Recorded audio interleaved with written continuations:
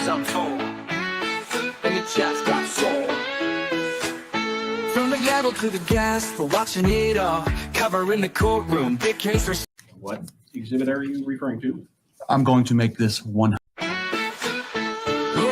yeah, where the stories unfold, and the chat's got soul.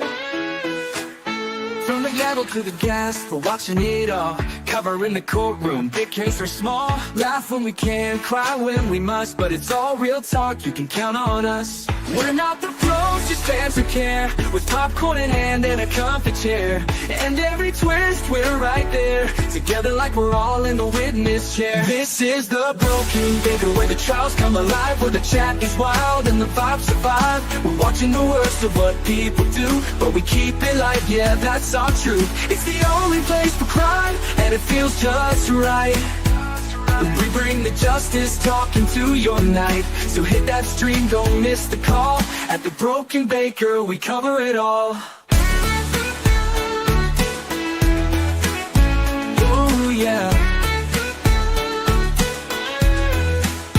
We're just flaming with the view, but we ask the things the world wants to. Digging through the facts, side by side. Even when it's dark, we bring the light. No clickbait, no fake feels, just truth and the highs and the reels. With the chat that roasts and rise, we're just here for the case and the vibes. This is the Broken Baker, where the stories unfold, with a smile in the heart, even when it's cold. Yeah, we cover the bad with a wink and a grin, where the real talk starts, come on, jump in. It's the only place to be, can't you see? For trials and truth, it's BBTV. The Broken Baker, where the trials come alive. Yeah, we'll be here, trial of the trial. Yeah.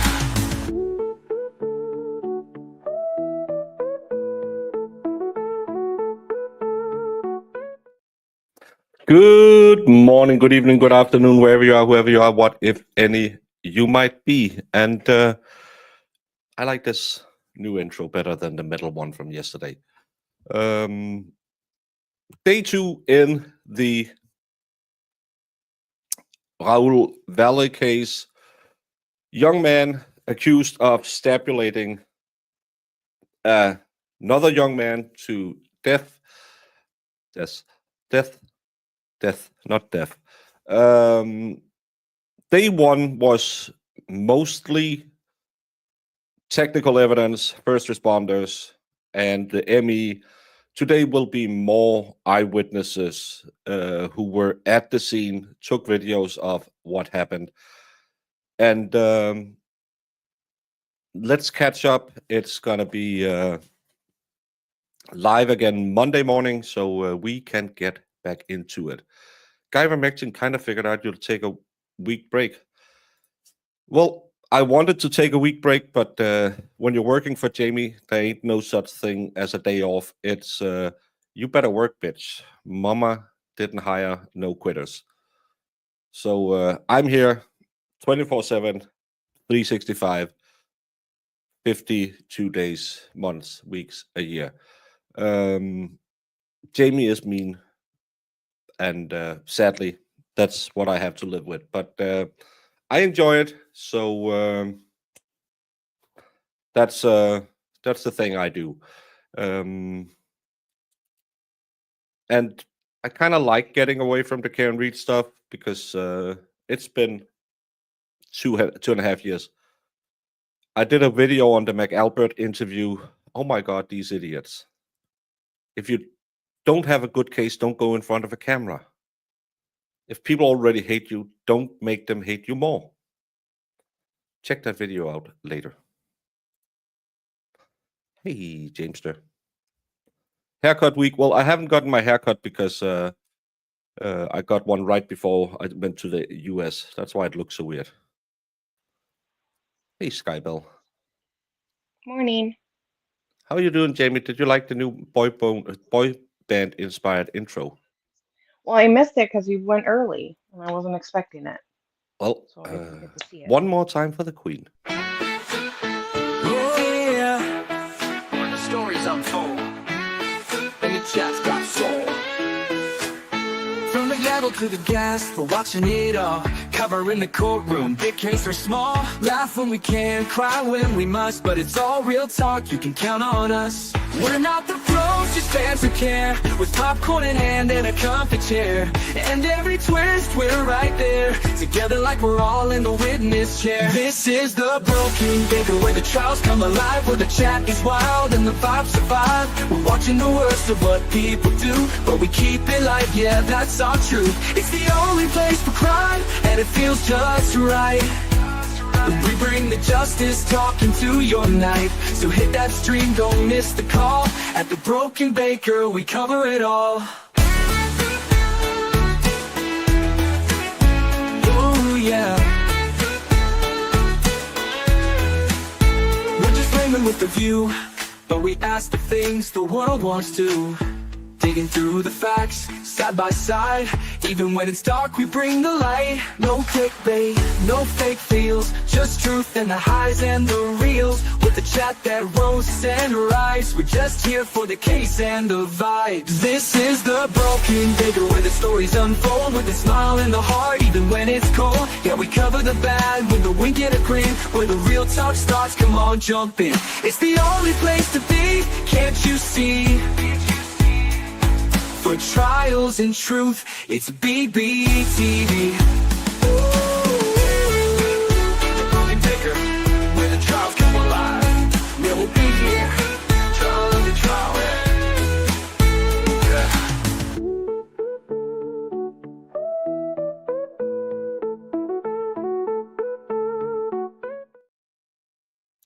Is that better, It Jamie? wasn't that fun. It's a little ditty. It wasn't that fun, or wasn't that fun? I said wasn't that fun. Oh, Good I little thought ditty. I thought you were complaining again, so I had to go back in the laboratory. No. No, but now you need like a dance version, like an aqua style song too, just to round it I all have up. I have my Danish aqua song. Do you? Jamie, I sing aqua for you. I know, but that's like, oh yeah, you do that as an intro. I was thinking that was more of an outro, but no, I got it. I gotcha. No, that's the old intro. It is the best one. Well, I'll write a Danish Euro dance for the next one. We're going to do this for a couple of weeks until Marissa gets mad at me and says, I hate it. I'm quitting. Yeah. Morning, No. everyone. It's not. That's why it's not marked as a Saturday stream. Yeah, Jamie, let's just get to it so we can get out of here and go enjoy our Saturdays. Hmm. How long is today? 6 inches. Into the witness box. Watch your step as you enter the witness box. Please remain standing. Madam Clerk is going to take your oath, okay? Thank you. Please raise your right hand. Do you solemnly swear or solemnly and sincerely affirm, as the case may be, that the evidence you shall give concerning this case? What the hell is this? It's the hairstyle. I don't know. I'm telling you. It's like, it's the pompadour in the back. Even the bailiff is looking at him thinking, son, you need a comb. Shall be the truth, the whole truth, and nothing but the truth. So help you God. No, it's not a minor. Looks like he has a mushroom on his head. Last name, Oh, mushroom top. Joseph Marcinzik, MARCINCZYK, please state your address. 43 Pine Street. La la la la la I think la la you la. may be seated. May I inquire? You may. Oh, Thank they you. can put their address up. Good morning. Morning. How are you? I'm good. How are you? Griffin, can you tell the ladies and gentlemen of the jury how old you are at this moment? I'm 19. And do you work? I do. What do you do for a living? I do sales at Ion Solar Pros. At Iron what? Ion Solar Pros. Okay. Just keep your voice up, okay? You're soft spoken. And how long have you been working where you work? About 7 months. 7 months. And are you nervous? Yes. And prior to today's testimony, have you and I met? Yes, And why did we meet? because of this instance. And I want to direct your attention to May 14th of 2022. Okay. How old were you back then? I was 16. And were you in school? I was. Where were you in school? I was a sophomore at Shelton High School. And did you play any sports? I played football and lacrosse. Now, I want to direct your attention to around 6 p.m. on May 14th of 2022. Can you tell the ladies and gentlemen of the jury what you were doing around that time? I was getting ready and headed over to one of my friend's houses. And what friend's house were you going to? My friend Natalia. And did you go there with anybody? I went with my buddy Ryan Hines. And how do you know Ryan Hines? He moved to Shelton in 7th or 8th grade. We played football together ever since then. And when you got to Natalia's house, did you stay long? Decently, not terribly. We were there for a few hours. A few hours. And when you got to Natalia's house, what kind of things were you doing there? There was a small group of us. We were just hanging out. Had a drink or two. It was really just kind of sitting around, hanging out. And when you said you had a drink or two, what kind of things were you drinking? Beers. Beers. And you said you had two beers? Yeah. Okay. And at some point in time, did you come to leave Natalia's house at some point in time? Yeah. And why did you leave Natalia's house? So me and Hines were a little bit bored, and we had known that our buddy Austin Leifer was throwing a party, and I'd grown up with him, so I gave him a text. And I was like, hey, do you mind if me and Hines came? He told us, yeah, feel free, come on over. So we had basically my cousin Tanner pick us up, and he dropped us off there. Now you say Austin Leifer. How do you know Austin Leifer?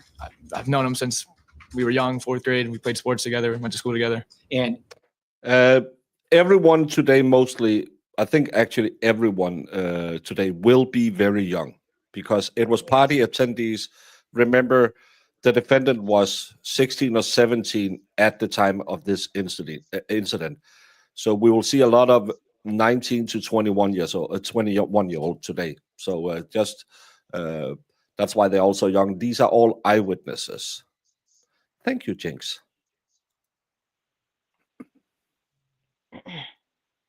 They were having a party at their house? Yeah. And where does Austin live, if you can recall?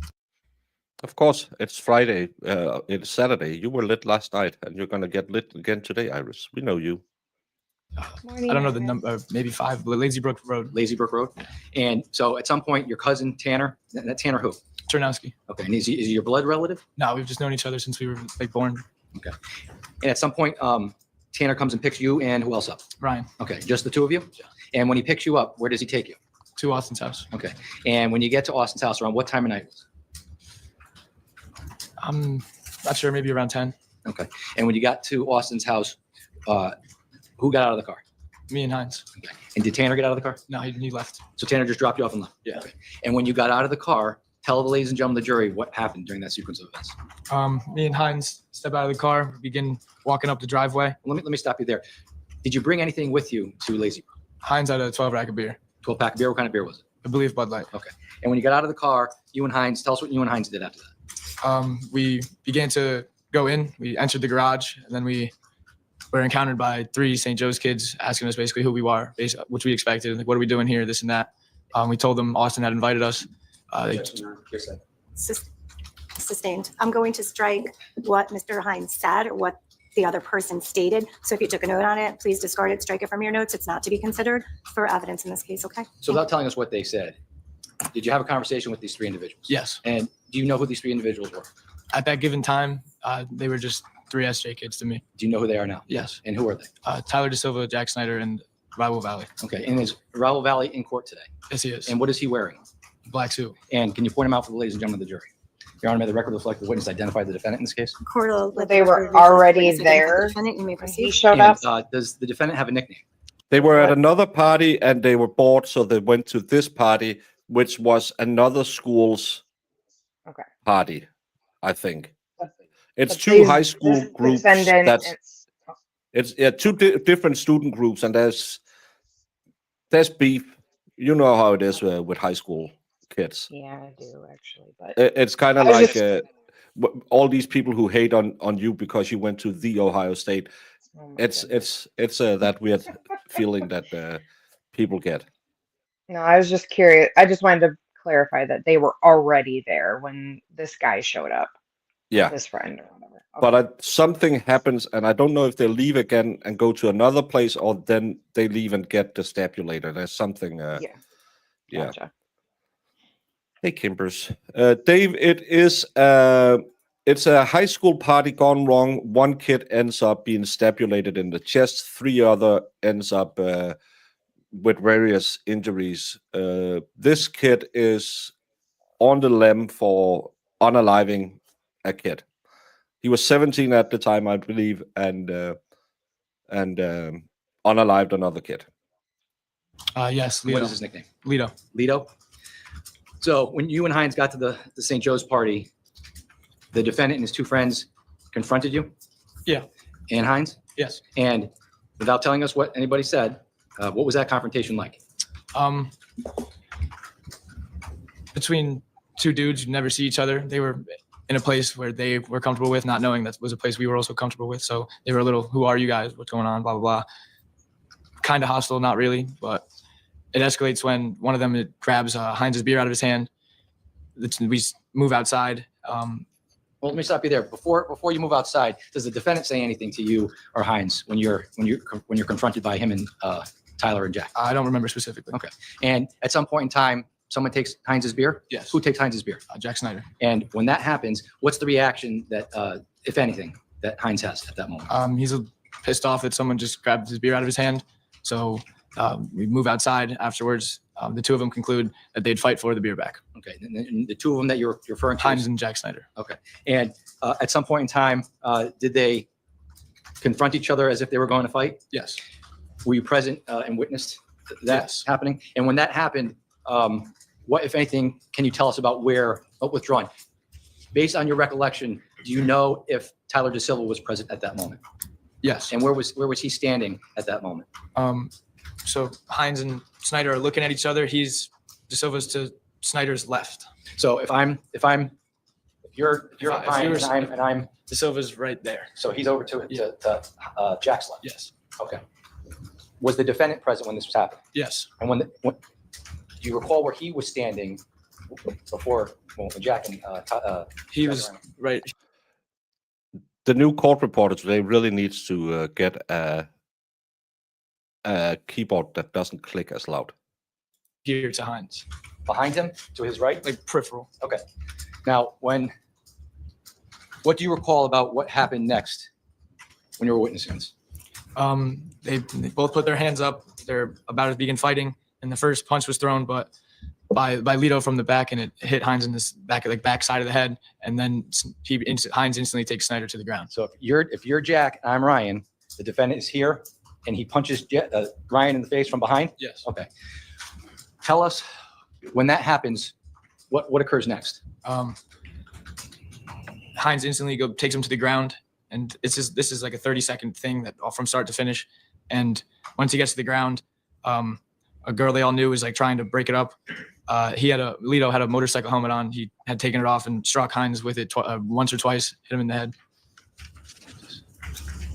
Now, when the fight starts after the defendant punches Ryan from behind, does anybody else jump in the fight? Once they get to the ground, Lito hits him with the helmet. So Have you met Valhalla? Valhalla would do that.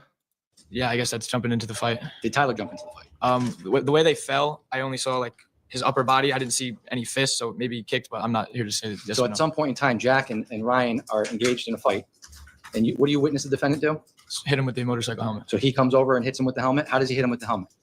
Takes it off and strikes him down on it twice, I believe. Do you recall what Tyler De Silva was wearing that night?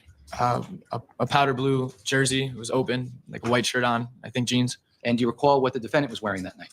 Also a powder blue shirt with black, I think, sweatpants. And do you recall what Jack Snyder was wearing that night? A red hoodie and black sweatpants. Your Honor. Yes. Yeah, but if you wanted his, you would have to go into the Thunderdome. 53 for identification purposes. Do you recognize 53? Yes. And what is 53? A picture of Jack Snyder and the defendant. And is this, did you take this picture? I haven't No. seen the videos. Now, is this how you remember what the defendant was wearing on the night in question? Yes. And is this a picture accurately reflect what Jack was wearing? Yes. Or unless there's an objection, I would offer at this moment. No objection, Your Honor. All right, court will accept into evidence states 53.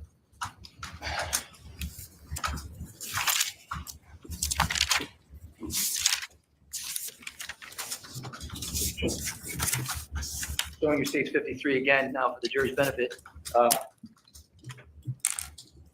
Is that the defendant to the right there? Yes. And that's Jack Snyder to the left? Yes. And is that the motorcycle helmet that the defendant has on that you saw the defendant use during the fight with Ryan Hines? I believe so. Yes. Now,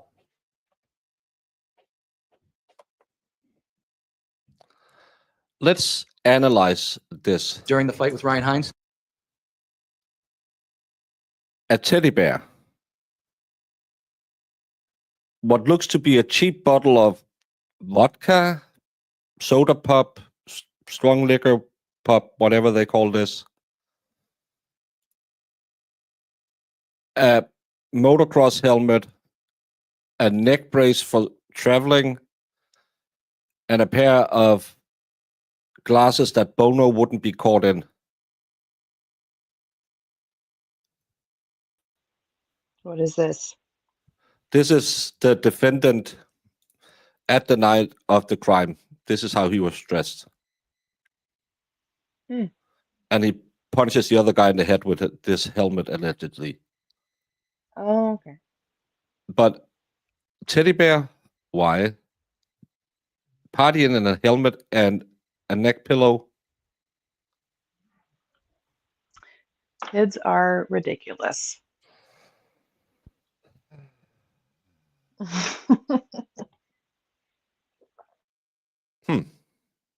Looks like a Smirnoff bottle. Yeah, kind of looks like Smirnoff bottle that they put some, probably some blue Gatorade or something. I believe so. Yes. I Now- don't know. You indicated that after the fight, it lasted about 30 seconds. Maybe 40. When the fight eventually ended, what, if anything, did you and or Ryan do next? The mom comes out, Lifer's mom comes out running or yelling. Like obviously there's a fight in her driveway. Kind of just get up, gather his things, tries to find some of his beers they had spilt. I think he grabbed a couple of them. We headed down the driveway. We met a group of girls who had just witnessed that as well. And we had offered or asked them to bring us back to our friend's house, and they said yes. They brought us back to our friend Natalia's house. And then When you went back to Natalia's house, let me ask you this. Between the time you were at 5 Lazy Brook to the time you went back to Natalia's house, were you drinking any alcohol? no, When you got back to Natalia's house, how long would you say you were at Natalia's house for when the girls dropped you off? maybe around like 10, 15 minutes. And when you were at Natalia's house, were you drinking alcohol at that point? No. Did you observe Ryan Hines drinking alcohol at that point? No. Now, at some point in time between leaving Lazy Brook Road and getting to Natalia's house, was there any communication between you or anybody else over any type of messaging? Not at that point. No. Okay. Can you tell the ladies and gentlemen of the jury what, if anything, occurred between the time you left Natalia's house, well, withdrawn? At some point in time, you were there for how long? I have pictures from music festivals where I have weird sunglasses on, but I have never been in a neck pillow and a motocross helmet. I have to say that. And I never carried around a teddy bear.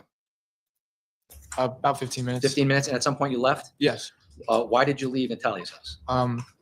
Close friend of mine, Charlie Connery, had given me a call, had heard about what happens with Hines, and he said he was coming to grab us. Without telling us what he said. Sustained. Okay, you can't tell us what he said. Did Charlie Connery call you? Yes. Did you have a conversation with Charlie Connery? Yes. And did you tell him what you observed at 5 Lazy Brook Road? Yes. Okay. And at some point in time, did somebody pick you up at Natalia's house? Yes. And who picked you up? Charlie. And when he picked you up, where did you go? To Tyler Rich's house. Okay. Now, between the time you left Natalia's house to the time you got to Tyler Rich's house, were there any communications between, we'll call it you and your Shelton friends and the St. Joe's kids? Yeah, some had begun. Okay. Can you please describe to the ladies and gentlemen of the jury what that was without telling us what people said? We were in a Yes. basketball group chat. What does that mean, basketball group chat? It means that prior to this incident, it was an existing group chat. There was 2 other St. Joe's kids in it that we hung out with.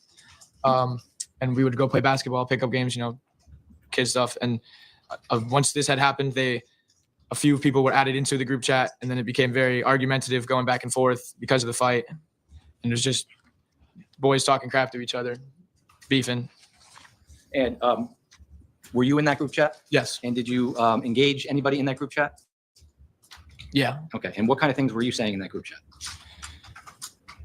We were talking crap back and forth. At one point, it was said within the group chat on their behalf Well, of. we can't tell us what they said, unless you know something that the defendant said. We just need to know the tone of it. It was hostile, argumentative. We were both going back and forth. We were hot. Our boy had been jumped by 3 kids, so we were acting out of emotions. Being like boys, just like talking shit back and forth. Okay. I'm going to show you what's been marked as State's Exhibit 5. It's full exhibit. Do you recognize State's 5? Yes. And what is State's 5? The Rich's house. That's Tyler Rich's house? Yes. How do you know Tyler Rich? From the same town. We've always just kind of been around each other since we were younger. You grew up with him? Yeah. And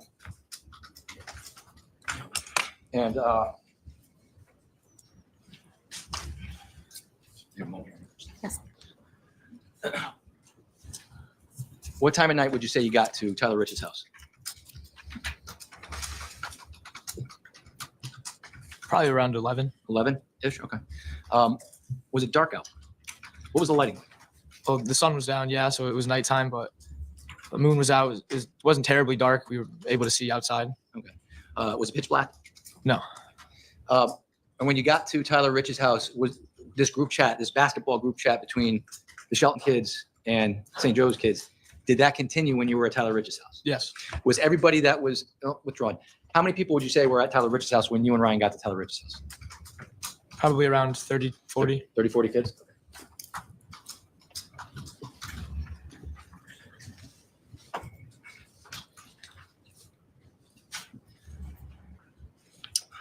May I approach, Your Honor? Yes. A picture of Faison Teal. And how do you know Faison Teal? I played football with him in high school. And does this picture accurately reflect what Faison Teal looked like on or about 5/14 of 2022? Yes. Showing you State's Exhibit 55 for identification purposes, do you recognize State's 55? Yes. And how do you recognize State's 55? It's Tommy Connery. It's Charlie's older brother. I've known their family for some time. And how do you know? You've known him for some time? Yeah. And are you friends with Tommy or Charlie Moore? How does that? I was friends with Charlie because he's a year older than me, so that made me be friends with Tommy as well. And does this State's 55 accurately reflect what Tommy looked like on or around May 14th of 2022? Yes. Showing you State's Exhibit 56, you recognize 56. Yes. And what is State's 56? Photo of Ryan Hines. And how do you know Ryan Hines? Once he moved to Shelton, we were kind of just boys from sports. What kind of sports? Football. And does this picture accurately reflect what Ryan Hines looked like on May 15th of 2022? Yes. And finally, I'm going to show you State's 57. You recognize State's 57. I do. And how do you recognize State's 57? I believe Tyler is the name of the kid who passed away. Yes. One stab right around the nipple, went through the ribs and straight in and caught the low part of his heart, and he bled out really fast. It's a picture of my friend Jimmy McGrath. How do you know Jimmy McGrath? When I first switched over to public schools in 3rd grade, I met him on the bus. And does this picture accurately reflect Jimmy McGrath on May 14th of 2022? Yeah. What he appeared like on May 14th of 2022? Yeah. Without objection, I would offer these full exhibits. All right, without objection, court will go ahead and take into evidence dates 54, 55, 56, 57.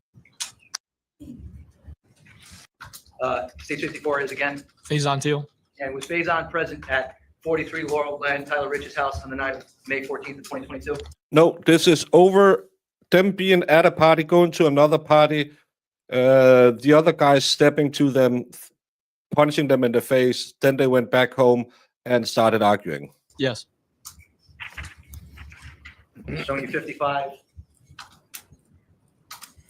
What's 55 a picture of again? A picture of Tommy Connery. And was Tommy Connery present at Tyler Rich's house on May 14th of 2022? Yes, he was. Showing you 56. What is 56 again? Picture of who? Ryan Hines. It was Ryan Hines. Is that the same Ryan Hines you mentioned that was with you at Lazy Brook earlier in the night and went with you to Tyler Rich's house? Yes. Finally, 57. Can you tell the ladies and gentlemen of the jury who 57 is? Jimmy McGrath. It was Jimmy McGrath at 43 Laurel Glen, Tyler Rich's house when you went there that night. Yes. I'm going to show you stage 12. Do you recognize stage 12? Yes. And how do you recognize stage 12? It's Jimmy McGrath.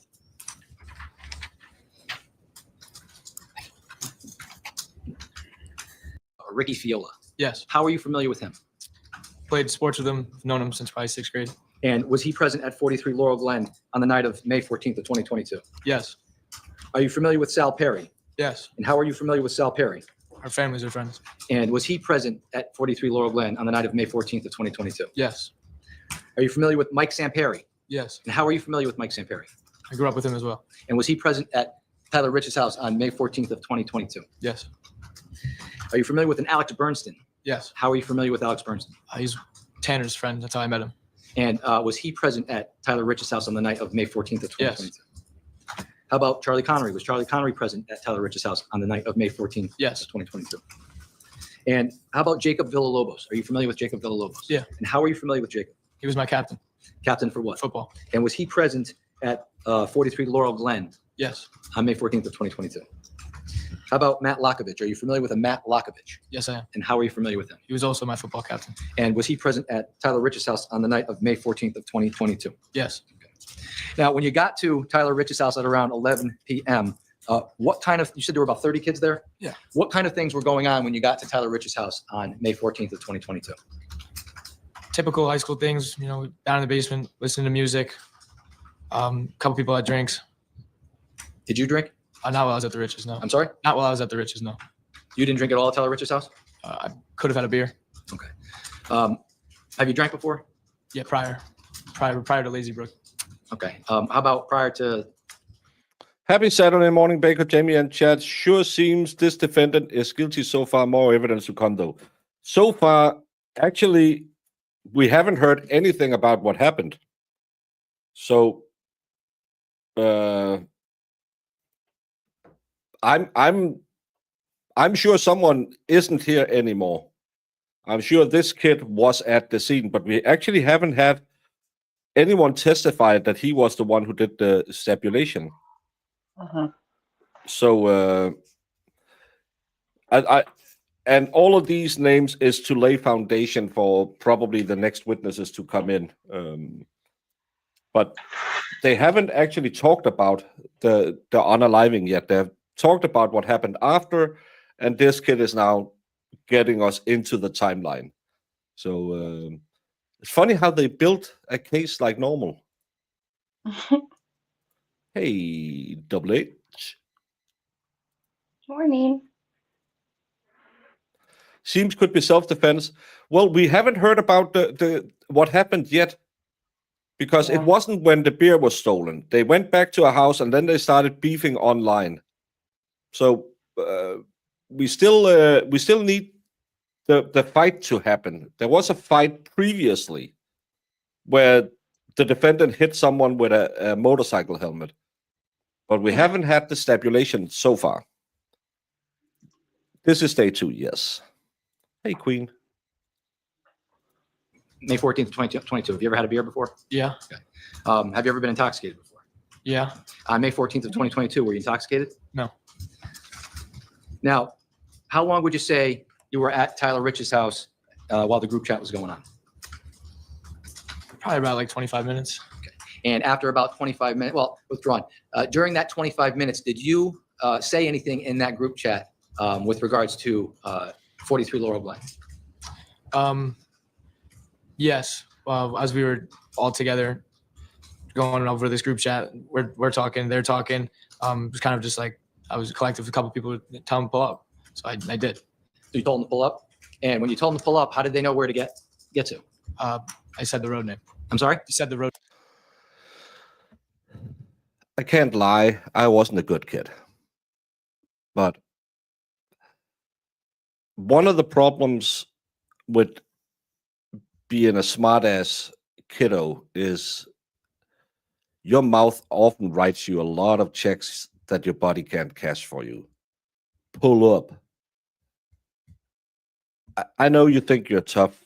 You were with your boys. You were all talking about how you were going to beat those asses and how it'll got to be epic, and these assholes should get what they paid, what they wanted, and what you owe them.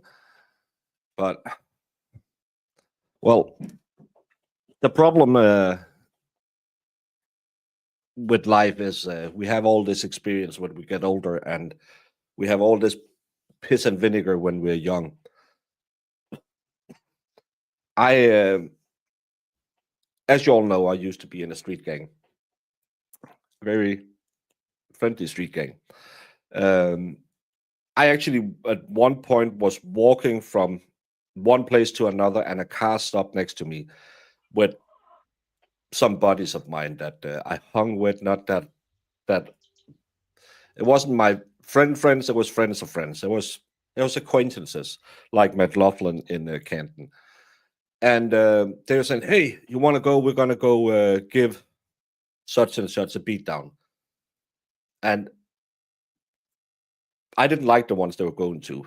But looking at the people who were in the car, I instantly thought, no, you're not, because this will go way bad. This is one of those beatings that'll go from we're just going to punch each other a few times and then one side will win to something really bad.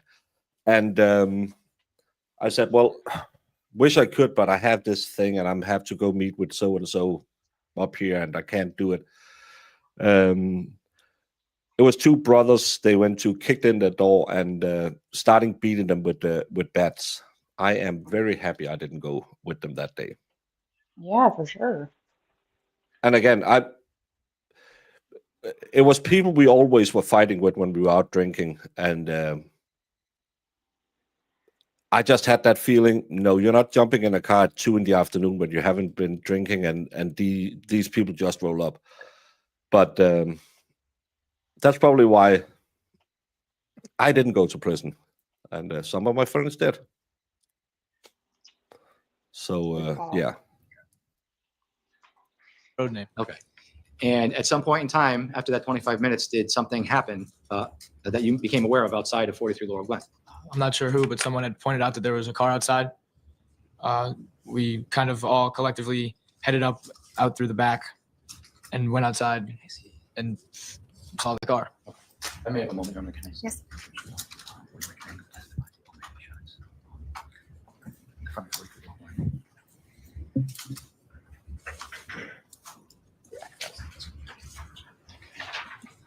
Showing you what's been marked as State's Exhibit 49. You recognize 49? Yes, Okay. And this is a overhead shot of what? the Rich's household. Okay, and that would be this house here to the left of 49, kind of covered by some trees with the 3 pickup trucks in the driveway. Yeah. That's Tyler Rich's house? Yeah. It was East End Posse, but because we were doing attack and one of my guys couldn't spell East, so we kind of became the East End Posse. And we were curry yellow do-rags, and we were cool. The record Yeah. pointing to the house with the black, blue, and white truck parked in. Jamie, why are your dogs food? Did you kill your dogs? It was supposed to be good. It must have autocorrected for it.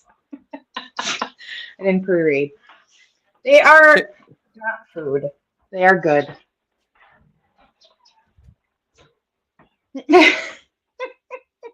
No, I wasn't kidding. We had some guy. I used to skateboard a lot and listen to hip hop music, and then there was some guys in the west side of the city who wanted to do the west side and wanted to be a gang, and then we, for the fun of it, we just called us East End Posse and made fun of them whenever they, hey, pull up, we need to fight over this town, and we were like, why? We don't care. But later, because we were skaters or hip hoppers, as it was called in Denmark, and we wore baggy clothes, a lot of people wanted to fight us, so we kind of all just stuck together.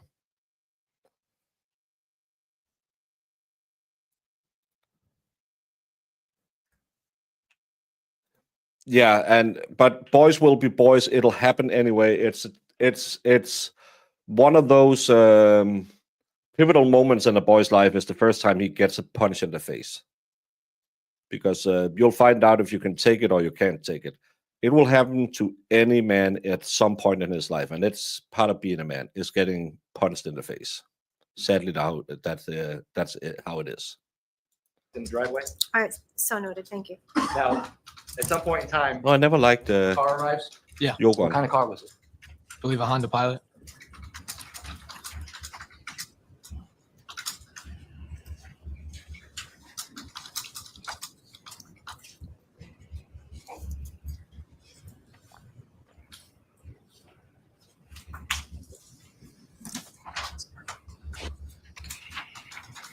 Showing your state's 30.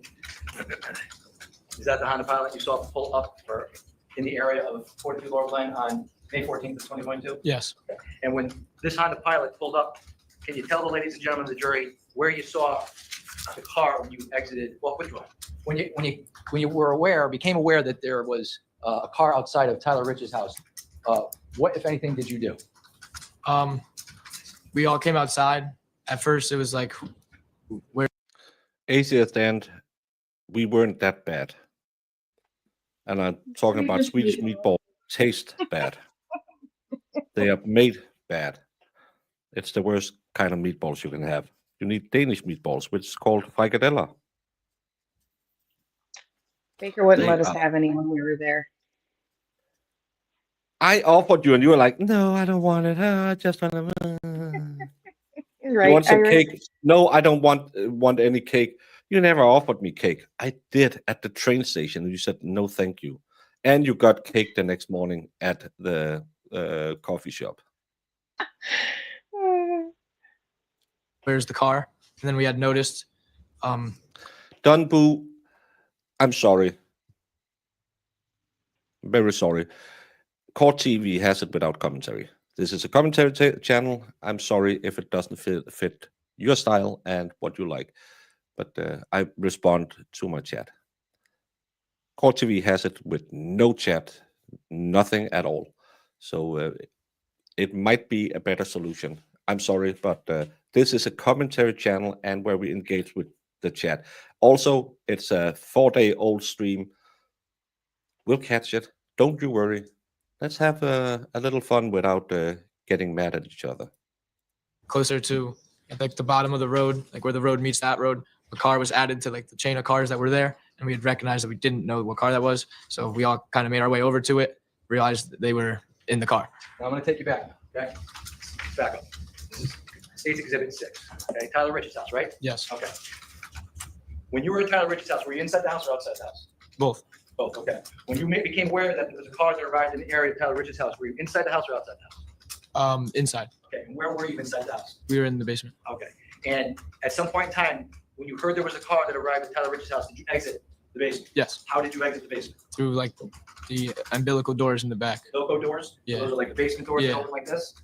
And what side of the house are the Bilco doors in? I'm showing you State 6. Can you show us where? It's kind of blurry, Can you but step down and point, Your Honor? Certainly, that's fine. If he feels comfortable doing that. Certainly, of course.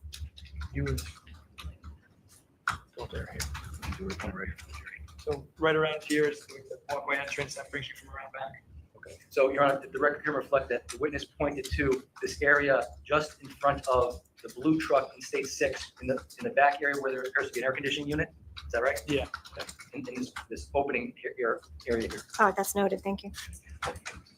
And when you came out of the Bilco doors, are you able to describe to the ladies and gentlemen of the jury in State's Exhibit 49 did you observe the car when you walked right out the Bilco doors at first? no, you came around the house. So you came around the house. Did you come around the house? And for the jury and the record's benefit, did you come out this way where this patch of grass is just to the left of the blue truck? Yeah.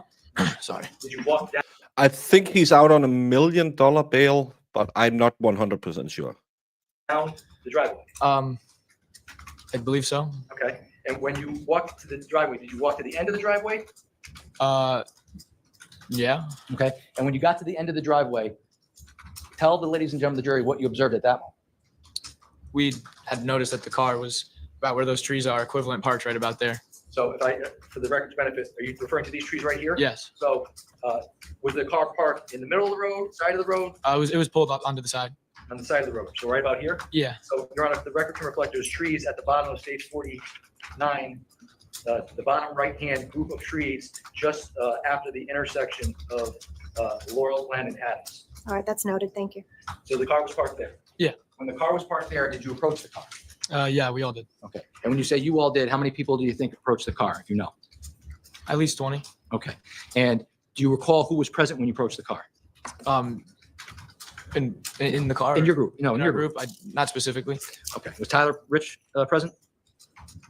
If you recall. I don't recall exactly who was outside. So there was about 20 kids? Yeah. Okay. And when you approached the car, was the car facing It was facing towards Adams or away from Adams? away down the Away. road. So if we're looking at. Let me approach your arms. Okay. This is stage 1. So when the car is parked, it's parked this way, facing towards Farmhouse Road? Yes. And you approached the car? The Yeah. court And reporter. did you recognize anybody in the car? Yes. Who did you recognize in the car? De Silva, Snyder, and Lito from prior at the lifers. So you noticed the defendant was in the car? Jack Snyder and Tyler De Silva? Did you notice if there was anybody else in the car? I think so, but I'm not sure who. At that moment, you weren't sure who else was in the car? Now, can you please describe to the ladies and gentlemen of the jury what happened when your Shelton friends went out to the car? They start talking, start going back and forth. We're saying stuff to them. They're saying stuff to us. Was it a civil discussion? Was it argumentative? Argumentative. Okay. Did you say anything? No, I was in the front. I wasn't at any windows. You were in the front? Yeah. What do you mean you were in the front? Like where I was standing, I was kind of looking through the windshield. So if if the car's parked here on the right side in stage 49, you were somewhere up here in front of the car? Yeah. Now, if this is the car here, are you directly in front of the car? Are you? beside the car? I'm more towards the passenger side. Yeah. So you're closer to the curb than you are to the center of the road? Yeah. Okay. But still in front of the car? Yeah. And how long would you say the interaction went on between your friends and the St. Joe's group? A few minutes. Okay. Do you recall who was driving the Pilot that night? Jack Snyder. And do you recall, if you can, who was in the front passenger seat? I don't recall. I just saw the powder blue in the front and back. Okay. And you said about 5 minutes that interaction went on? Yeah. A few. And at some point in time, did something happen between your group of friends and the Snyder vehicle group of friends? Yeah, they're talking back and forth, and then collectively people start like holding onto the roof racks and shaking it back and forth. So your group started shaking the car? Okay. And what else, excuse me, what else happened during that? The car was on, so once that started happening, they put it in drive, drove forward, and had to like hop out of the way a little bit, and they sped down the road. So you had to hop out of the way when the car drove down the road? Yeah. How was it being operated, if you recall? Speeding. I Okay. guess. And when you say it went down the road, it took off towards Farmhouse? Farmhouse, yes. Okay. And when it took off down the road towards Farmhouse, what, if anything, did you observe at that point? What happens after they drive away is they continue to drive back and forth from the Rich's house, like up and down the road. So they're driving State 49 up and back down Laurel Glen? Yeah, I'm not exactly positive if they hit a U-turn or if you see it's like a square. So I don't really remember if they drove the square or if they just busted a U-turn and came back and forth. But they came Yeah, back they, and forth. They crossed the house multiple times. Okay. And when they crossed the house multiple times, what, if anything, did you observe people from the car doing? They were throwing things at us. We were throwing things at them. What kind of things were they throwing at you? I believe there was a WD-40 can, like a water jug of some sort. And when those things were thrown at you guys, what, if anything, did you observe your group of friends do? Throw it back. You threw it back at them. Okay. Did you witness anybody throw anything and hit the car? I don't recall if anyone hit the car. Are you aware if the car was hit with anything? I'm not sure. No. Okay. And at some point in time, did they stop driving back and forth in front of Tyler? Yeah. Again, this is kind of like the Mew case. The ones who were attacked weren't 100% good guys either. Mm-hmm. I'm sorry, Dunbo, if I got a little heated.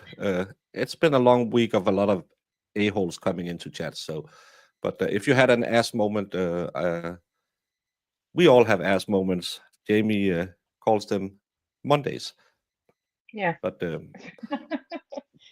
but happens. this sounds, again, sounds like fuck around and find out right now.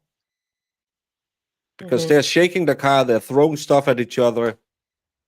Don't bring weapons to a fist fight. But again, don't start a fist fight. Yeah, I mean, yeah, don't you know what's going to happen? Like, Yeah. it's not like you were just there minding your own business and then all of a sudden you got attacked. So Jamie calls them days that end in a Y. Exactly. that too, Edward. You are, you know. Yeah, it's like the Mew case all over again, where they were calling him a PDF file, and then he had a stabulator. Again, Yeah, and they were punching him. I still believe that, or at least some reasonable self-defense in his case. But he shouldn't have lied, and he should have run. he shouldn't have threw away the weapon and lied. Yeah, Yeah, he should what just have rolled said him to the down first river. officer, said, they punched me. I defended myself. He would probably have like involuntary or something and have been out faster. Rich's house. Yes. Okay. And when they He would've stopped beat doing the that, what, charges if anything, did you why. observe as to where the car went?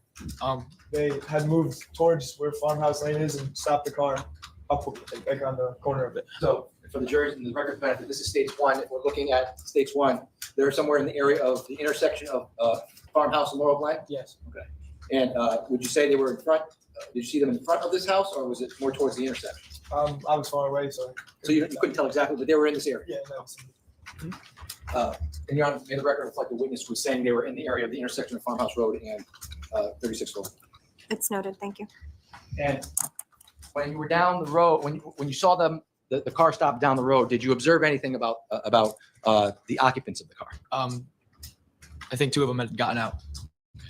And could you see who got out of the car? No, I could not see specifically. Okay. And when you noticed those individuals get out of the car, what if anything did you observe next? 2 of my friends, maybe more, but Ricky and Tyler began walking down to go speak with them. And when you say Ricky, you mean Ricky Fiola? Yes. And when you say Tyler, you mean Tyler Rich? Yes. Okay. And they went down the road. Did you see them go down all the way down the road? I saw them when they got pretty close, and then I had headed back inside. Did you observe Tyler Rich or Ricky Fiola do anything when they were going down the road? No. Did you hear anything as to not what people said, but did you hear anything, any argument or anything down the road from where you were? No. And you say that at some point in time you went back into the house? Yeah. And when you went back into the house, how did you enter Tyler's house? Same way I left, through the Okay. basement door. So you walked. Before you get back into the house, can you show me on stage 49 where you were standing when the car finally went down the road? Yeah, kind of like around the mailbox, like poked out in the road a little bit. Just saw the boys walking down there. So my finger's pointed in the road here, just in front of the mailbox, 49. Is that about where you were standing? Yeah, in that general area. Okay. And when you went back, the record can reflect my finger's pointing to the front of the mailbox, just about maybe 5 feet into the road. Court will note it. Thank you. And when you went back into Tyler Rich's house, did you walk up the driveway and go inside the Vilco doors, or did you go in the house a different way? I took the same route. And when you were back in the house, when you were back in Tyler Rich's house, how long would you say you were in Tyler Rich's house for at that time? A few minutes. A few minutes. And when you were back in Tyler Rich's house, were you consuming any alcohol? No. And how many people would you say were inside the house when you went back inside the house at that moment? Almost all of us. Okay. And at some point in time, did you come back outside the house? Yes. And why did you go back outside the house? Because they had came back. When you say they had come back, who came back? Well, when we got outside, Lito and De Silva were out of their car. Okay. Now,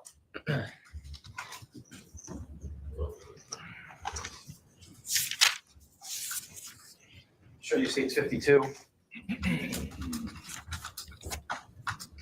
Okay. Now, when you came out of the house, what route did you take? The same route I had been taken. We veered a little left because they were approaching towards the yard.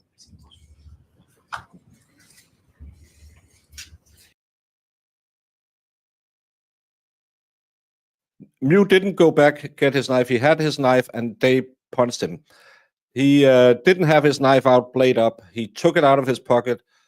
A lot of mistakes have been said about that case, but they punched him, pushed him under the water. He came up with his knife in hand to protect himself.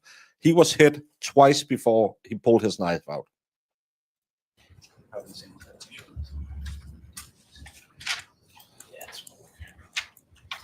I think he had every right to do what he did, but his actions afterwards were tough. Yeah, it's him running away from the scene and lying to the police officers didn't help him.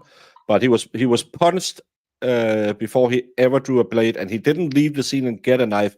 He left, walked down the river, and the kids started to harass him again. Close review. When you came out of Tyler Rich's house, you Haven't came heard out anything. This side of the house where the Bilko doors were? Yeah. And I'm pointing to the area just in front of, there's an opening between some trees and the house just in front of the blue truck here, right? Yep. Okay. And when you came out of the house, what route did you take? Kind of, Describe it. kind of like exactly where that blue truck is, and then went cut towards the grass. So did you come down to the left side of the blue truck and go out to the right this way over to the cement block area? Or did you go out of the side of the house and take a right in front of the blue truck, past the black truck, and come down the, we'll call it the driver's side of the black truck? I mean, the blue truck wasn't there at the Right, time, so we this kind of just walked down like exactly where it is, and then like bended into the grass. So. I may have a moment.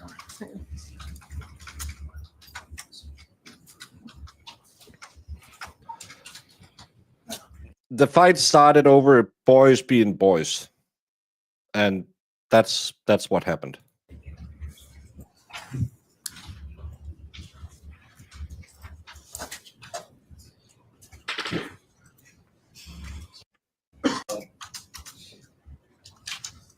When you came out of the Bilko doors, right where this air conditioning unit is in front of the opening where this blue truck is, did you come down the left side of this blue truck and through the middle of the, between the blue truck and the white Jeep? Or did you come down the passenger side of this blue truck towards this area?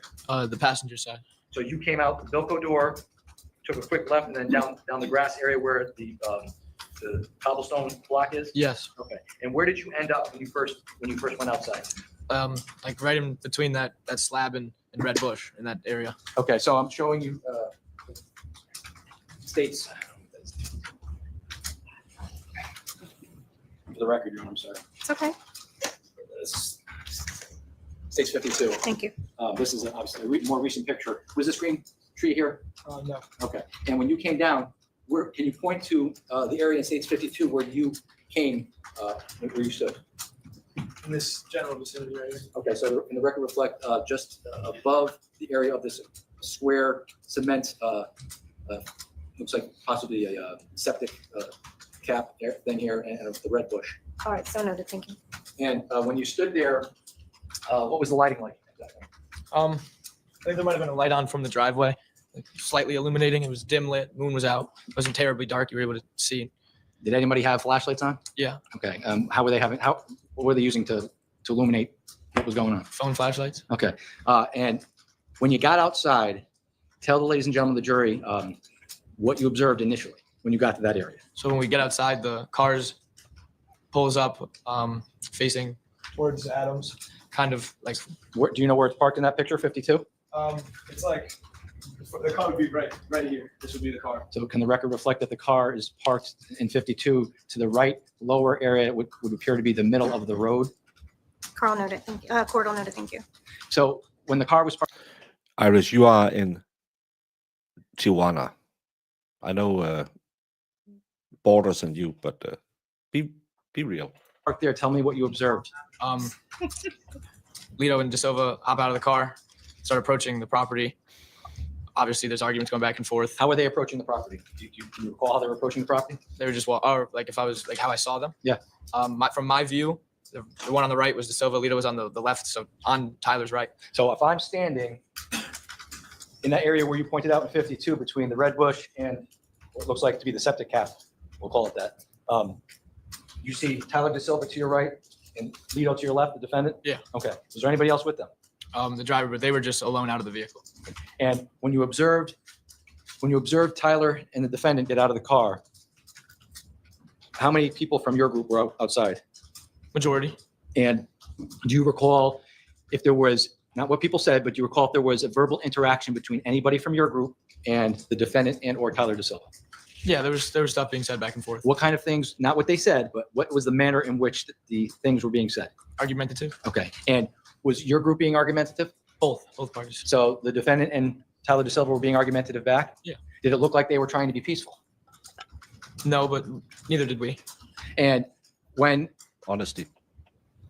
so can you tell on stage 52 where approximately you observed Tyler DeSilva was as opposed to where the defendant was? This would be probably about De Silva. Lito would be about right here. And when there was an interaction between your group and the defendant and Mr. DeSilva, where did that interaction, that verbal interaction take place? As they were walking up, a little bit on the grass as well. A little bit on the grass just past the curb area? Okay. And who was talking to, not what was said, who was talking to Tyler DeSilva or arguing with Tyler DeSilva at that moment? Do you recall? Couple of people. Rich was arguing with him. He was also said some words towards both of them. Everyone was kind of talking. So Tyler Rich was talking to Tyler DeSilva? Yeah, at one point. Do you recall anybody else from your friend group talking to Tyler DeSilva? Not specifically. Do you recall whether or not anybody was withdrawn? How far apart were Tyler DeSilva and the defendant? They weren't terribly far apart. Maybe a couple feet, 5 to 8. Okay. And do you recall who out of your group of friends was was anybody having a discussion or near the defendant at this moment? Hines was near the area. Ryan Hines was near the defendant? My buddy Ty Wood was confronting him. How do you know Ty Wood? Known him my whole life. My sister and his brother were friends. We played sports together. And obviously he was at the party that night as well. Who else, if anybody, do you recall being near the defendant at that moment? I'm not sure of anyone else. But you're from what you recall Ty Wood and Ryan Hines. Yes. Okay. And how was the defendant's demeanor with regards to your friends Ryan Hines and Ty Wood? They were both ready. I'm just like ready to fight. Okay. And how long would you say there was this verbal altercation going on back and forth on May 14th of 2022? Not very long. When you say not very long, Minute or two. okay. And after a minute or two, did something happen? Yes. Okay. Can you please describe to the ladies and gentlemen of the jury what you observed happen? Ty and Lito had been arguing. It looked like Lito was about to swing on Ty, so Rich stepped in front and struck Lito. So Tyler Rich punched the defendant in the face? Yes. Okay. And when Tyler Rich punched the defendant in the face, what happened next? Well, the fight begins, and his whole interactions, or Lito's whole interactions, kind of get out of my view from the crowd of people that are all just in front of me. So I can't really see him. But then I see De Silva, and he starts getting into it. And then him and Rich actually end up in like a wrestling match, basically in the lawn. And who do you recall being in the area of Tyler Rich and Tyler DeSilva's fight? Like Locke, Villalobos, Alex Bernstein was in the area. When you say Locke, you mean Matt Locke? Lockovich, yeah. And Tyler Rich? Yeah. And Jacob Villalobos? Who else? Do you recall anybody else? Not specifically, no. And when you were observing the fight between Tyler DeSilva and Tyler Rich, did you have an idea? Were you aware of what was going on with the defendant? No. Okay. I knew he was in a fight. I could see it, but I couldn't see specifics. Do you recall how many people he was in a fight with? No. Okay. And when the fight's going on, withdrawn, did you have any weapons on you that night? No. Did you see Tyler Rich with any weapons on him that night? He keeps withdrawing his own questions. It's a weird thing. No. Did you see Ty Wood with any weapons on him that night? No. Did you see Ryan Hines with any weapons on him that night? No. Did you see Jacob Villalobos with any weapons on him that night? No. Did you see Matt Lockovich with any weapons on him that night? No. Did you see Sal Perry with any weapons on him that night? How about Mike Sampieri? Did he have any weapons on him that night? Not to my knowledge. How about Charlie Connery? Did he have any weapons on him that night? How about Tommy Connery? Did he have any weapons on him that night? No. How about Faison Teal? Did you see any weapons on him? No. Did you see Jimmy during the fight? Not during the fight. Not No. during the fight. Do you know if he had any weapons on him? He did not.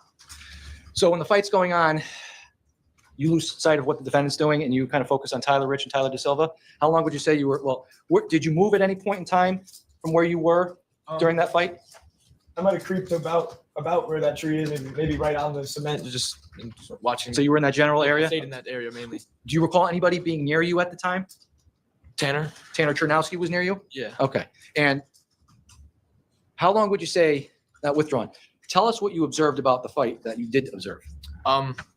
It was quick. They were on the ground. I remember like they were wrestling, grabbing at each other. I saw like De Silva's whole back out because his shirt was like pulled up a little bit. They were just kind of wrestling, and then it wasn't very long, not a very long interaction. A couple of the dudes pick him up onto his feet, push him out into the street, and tell him to get lost, basically. And when that occurs, at any point in time, did you observe the defendant do anything?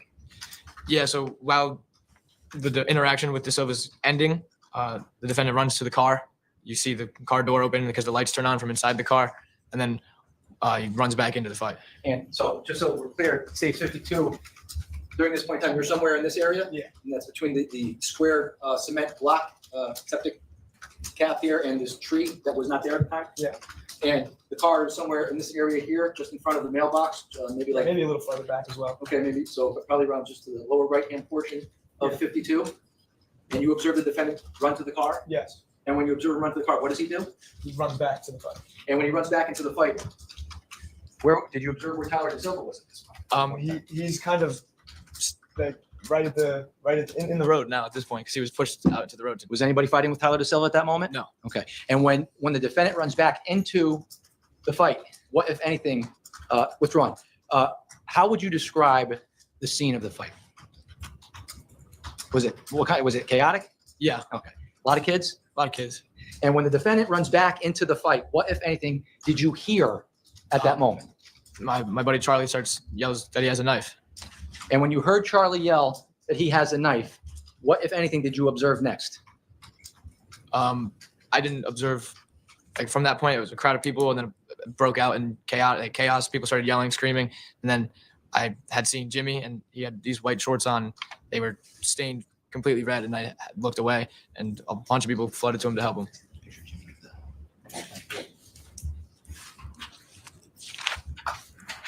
They just gotten into that there was a pre-fight, and then they got back to this place where they had went to another place, gotten into a fight with the defendant. Then the defendant came to the place they were at and gotten into the fight.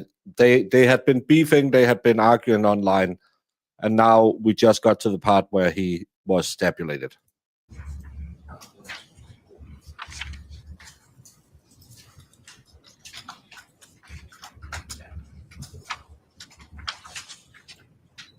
Stage 57.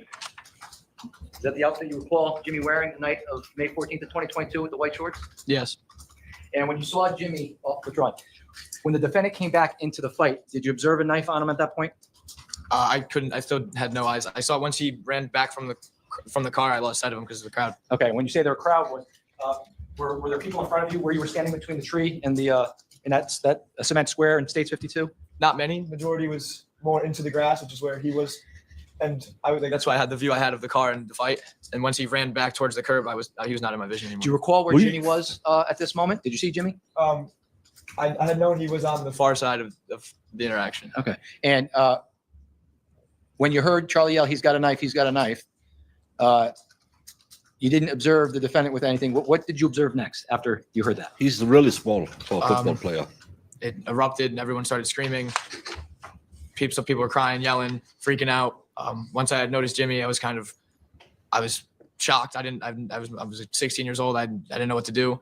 And then I had noticed Charlie was freaking out because his brother Tommy had been stabbed, and Charlie was like my best friend at the time. So I had taken my hoodie off, gave it to him, was like, put it on his leg. All right, let's stop there. So what did you observe first about Jimmy? You saw Jimmy first? I noticed the red on his shorts. That was what I noticed. Did you hear him say anything? I did not. Did he do anything? Did you see him do anything? He fell to the ground. So you saw red on the shorts and he fell to the ground. When you saw that happen, what did you do next? I was moving towards him, and then like a couple people instantly grabbed onto him and were catering to him, and then I noticed Tommy, interacted with Charlie, gave him my hoodie. Do you recall where Tommy was at that moment? If you don't, it's He was okay. like in the middle of the yard. Okay. And did you go up to Tommy? I did. And what did you observe about Tommy? That he had been stabbed in the leg. You recall if he had been stabbed more than once? Yeah, I believe 3 or 4 times. And when you saw that he was stabbed, what, if anything, did you do? I had taken my hoodie off to give. I gave it to Charlie first to give to, and told him to give it to Tommy. And wrap when, his leg. and when that happened, what did you do next? I ran back inside to look for anything, towels, water. While I was like searching for things, I believe I was with Tanner. We had noticed Hines was sitting, and I was like, "What are you doing, dude?" And he said he was catching his breath, and he was hunched over with his hand on his left side, holding it. And then he moved his hand, and we had noticed that he was bleeding. and we took him out. We were, dude, like, come on, you got to get in the ambulance. You got to go. And then it kind of just all, once everyone started getting treated, it was all just like a blur. Where was Ryan stabbed? He was stabbed once, like right beneath his armpit, and like the lower. They were in high school at the time. There's two high schools beefing. I don't know if it was graduation or something like that, but they had been drinking, got into a scuffle, then they went online and started beefing with each other, and then someone told them to pull up. Someone's ringing on my door. I don't even know what this area is, your lower side, and then right above his butt. Okay. And do you recall where Tommy was stabbed? right in in the his thigh. pull up. Do you recall if anybody else had been stabbed that night? Faison had been caught in the arm, and obviously Jimmy. Now, when you went inside to help Ryan, at some point in time, did you come back outside with towels and I didn't find anything, but I just kept using my clothing. So, did you or anybody call 911? Yeah, multiple people did. How long would you say, withdrawn? After, when you saw Jimmy fall, did you see the defendant and Tyler De Silva do anything? The last I saw them was them run to their car and drive off, and then they weren't in my mind anymore. And where did they drive? Did they drive towards Adams or towards farmhouse? Towards Adams. Okay. And when 911 was called, how long would you say it was between the time the fight, the end of the fight took place and the time the first responders arrived? You recall? I don't recall specifically. I remember it taking a decent amount of time because a lot of people were complaining that the ambulance wasn't there fast enough. And while we were there. when you were waiting for the first responders to arrive to the scene, did you, were you doing anything at that moment? Were you rendering aid to anybody? Not at that point. Once they came, they made us all back up. They took over, obviously, took care of everything. And at that point, I finally answered my mom because throughout the whole interaction, she was blowing up my phone from hearing the sirens all driving by. And I finally, answered her, talked to her. Okay. And at some point in time, did your parents arrive at 43 Little Glen? I don't recall if they picked me up or not. Did you, at some point in time, first responders arrived, police, paramedics? Do you recall whether or not you talked to any police officers that night? I believe I did. And after that night, do you recall whether or not you met with police officers again in connection to this case? I did. They may have a moment. Your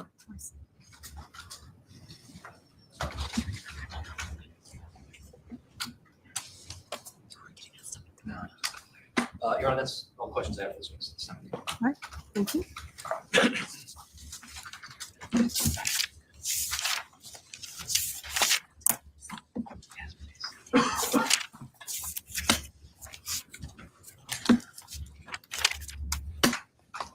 Morning, Mr. Marcense. Morning. So you were telling us a little bit about your relationship to some of these folks, as well as what you witnessed on the 14th into the morning of the 15th, right? And you were telling us that the evening began, you were getting ready over to go over to Ms. Ridzik's house, correct? That was about 6 o'clock? Maybe a little later. Okay. And that involved some drinking as far as getting ready to go over there? While we were there, yeah. While you were at Ridzik's house? Yeah, the initial time. Okay. What about beforehand when you were getting ready to go over there? Did that involve any drinking? No. Okay. Any other substance use? No.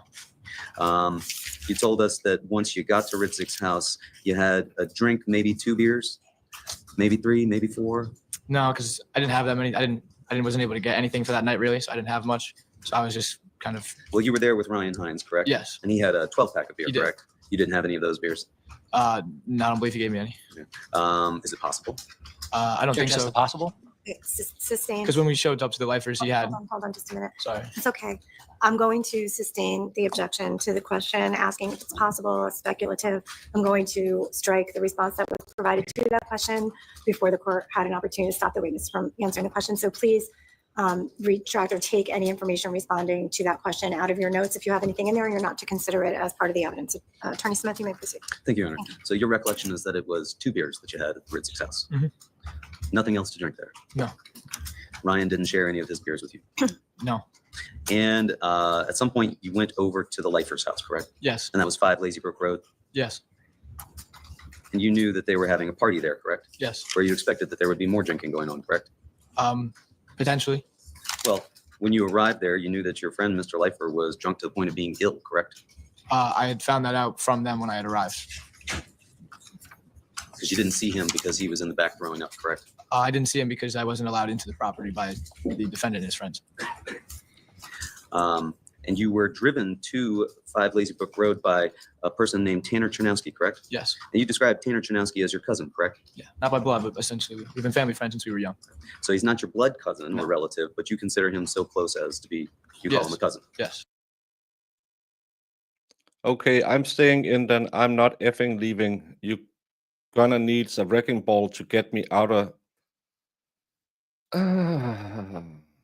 2 appropriate comments and 1 nearly flawless grammar. No, not 2 appropriate comments in 1, Brandon. Mm-mm. Even Jamie would say that's a little much. It's too far, And- Brandon. And she's a Ohio State alumni. You know about them.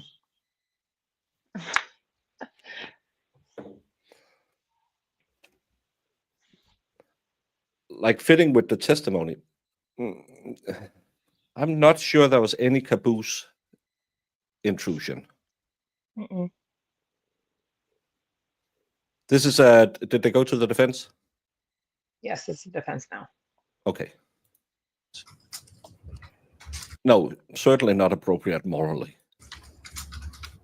And it's not live. We're catching up. No, but when you got there, you mentioned that there were some kids from St. Joe's at that party, correct? Yeah, it was a St. Joe's party. It Often was a St. attended Joe's St. party. Jamie, stop leading Brandon on.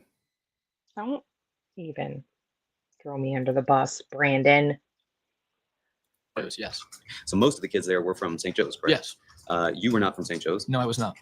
nor was Ryan Hines, correct? No. Nor was Tanner Chernowski. No.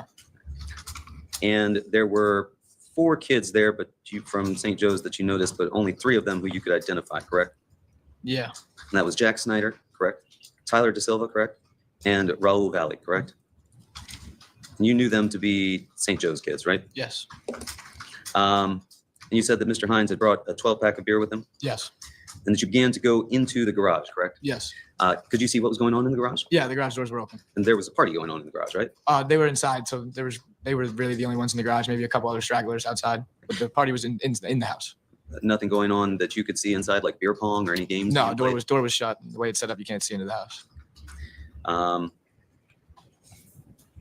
you didn't know at that time who Jack Snyder, Tyler DeSilva, or Raul Valle were. Is that correct?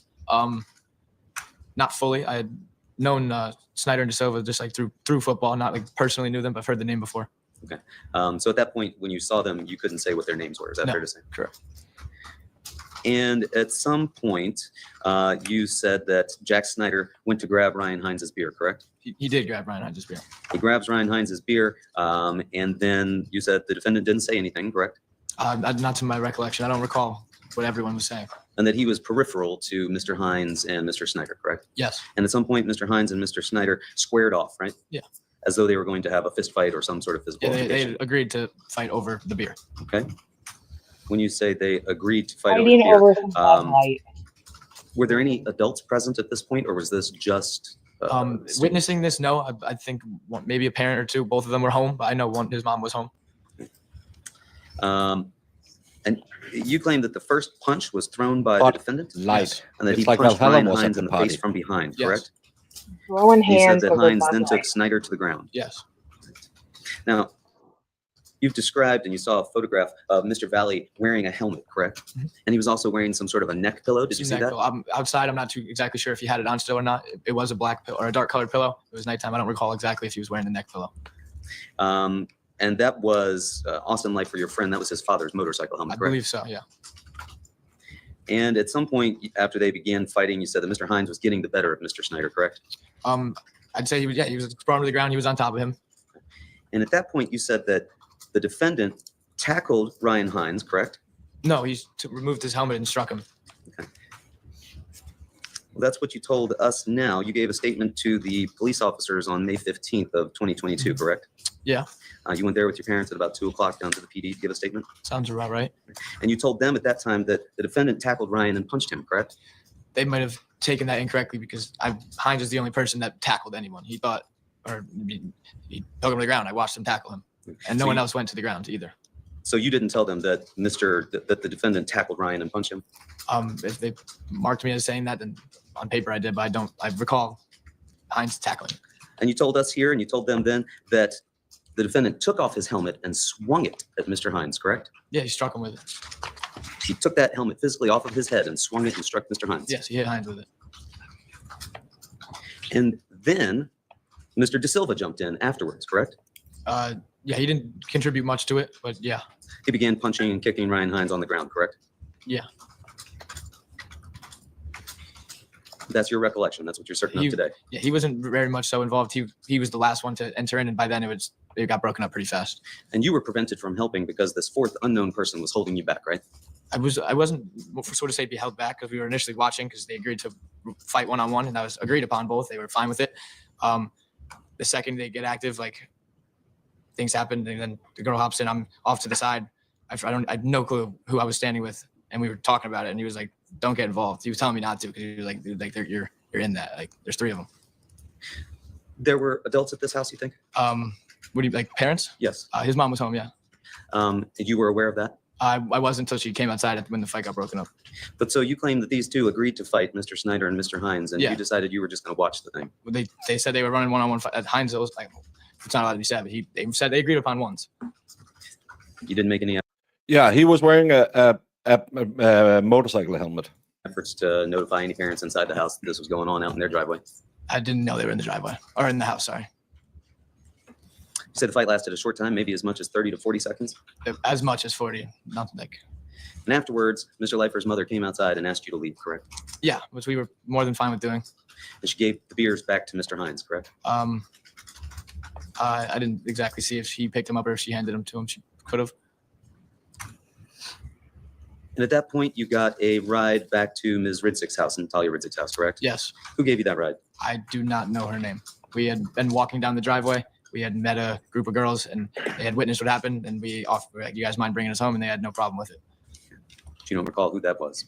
I do not recall their names. You told us that you weren't doing any drinking on the way back to Ms. Ridsick's house, correct? No, I didn't have anything. Once I had gotten to Austin's, I had no alcohol. You didn't have any of Mr. Hines's beers that he had No. just gotten back? No, he lost majority of them in that yard, so he was not in the mood to be giving them out. And you immediately called your friends, Thomas and Charlie Connery, right? No, I believe Charlie called me. And you told them about what had occurred there at the 5 Lazyburg house, right? Yeah. And everybody on your side, and this is the Shelton High kids at this point that we're Yeah. talking about, right? Yeah. Those are your friends, are mainly Shelton High kids. Yeah. And you let them know about the fight that had just happened at 5 Lazyburg Road. Yep. You were upset, right? Yeah. Me and Hines were a little pissed off. We were like, "What the hell? That was bull." A little pissed off? Yeah. We weren't, fuming, acting out of rage, doing anything stupid, but we were like, that was stupid. Like we were just pissed. Okay. And you told us that there was a basketball group chat that some of the kids started, correct? Yeah, I was in it prior. It was started because we played pickup basketball, hence the name of the group chat. And we had 2 SJ kids in there that we were friends with. We'd hoop with them. And then after it all had happened, I don't remember who specifically, but they were all added, or at least 4 people. I didn't have any of the numbers, so they were all just random numbers. When you say they were all added, you mean Mr. Valle, Mr. De Silva, I and Mr. found that Snyder out were after, added, but in the correct? given moment, I didn't know. Yes. But that's who was added, right? Yes. And that's who you started texting about 43 Laurel Glen Drive, correct? Yes. Giving them the address, correct? Yeah. In fact, taking a photo of the address and texting that, correct? Yeah. That wasn't just some of the kids, right? That was you. Yeah. My phone number is the number they sent it. Yes. You've talked about things as having happened collectively, but when we're talking about the address being sent, Yeah. that I was sent you the address. individually, not collectively. I mean, if you put it into retrospect, yeah, my finger hit the button, I think, but I was a sophomore at a senior's house. I wasn't just gonna have some kids show up that my first time hanging out there. I wouldn't just invite them. So I was told by people, I don't exactly remember who, but we had been talking about what just happened. Because they started off with come to Trumbull High. So we were like, we're not going to Trumbull High, and said what we said. So you're saying somebody forced you to text? No, nobody the forced me address. to text anything. No. And then you described ultimately getting over to 43 Laurel Glen Drive. You told us maybe 30 to 40 kids were there? Yeah. Could it have been more? I don't think so. By more, if it's not touching 50, maybe a number in the 40s possibly, but I don't think so. And you didn't have anything to drink once you got there, except maybe I think you conceded you could have had 1 beer. Yeah, I could have been given one. I don't remember drinking, but I'm not going to rule it out. Was there beer at the party at 43 Laurel Glen Drive? Not for like the taking, but people had their own supplies. Was there liquor at the party at 43 Laurel Glen Drive? I didn't see. He could have had a bottle at his house prior. I'm not sure. And when you arrived there, you described it as being dark, correct? Where? 43 Laurel Glen Drive now. You're referring about outside? Yes. It's dim lit. Like it wasn't terribly dark. We were able to see the people in front of us. Flashlights are out too. There's the light in the driveway. It's not like you can't see. It was misty that night? I don't recall it being misty. You don't recall it being misty or rainy? No. You don't recall the grass being wet? I do not. You don't recall any sort of precipitation whatsoever? I don't recall, but I don't recall mist specifically. And you said you were in the house in the basement, correct? Yeah. And that it was a typical high school party, typical high school things were going on, right? Yeah. What were those typical high school things that were going on at that party? Listening to music. People having a couple drinks together. Might have had a pong table. I'm not sure, but just people hanging out, listening to music, having a good time, hanging out. You said might have had a pong table. What's a pong table? 50 Shades, don't use big words in my chat. I can do $1 word, I can do $1.50 words, but $5 What words, does that mean? yeah. I read it too, and I was like, wow, that's a fancy word. I think it means he is quite well spoken. He knows big words. And he should. They go to quite prestigious schools.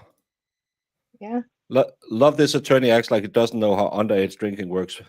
People protect their own booze because it's hard to get. Yeah. Yeah. Oh, affluent. Affluent. Oh. Yeah, like Pick you up a table would to- fight to for your Bud Play Light. beer pong. And what's beer pong?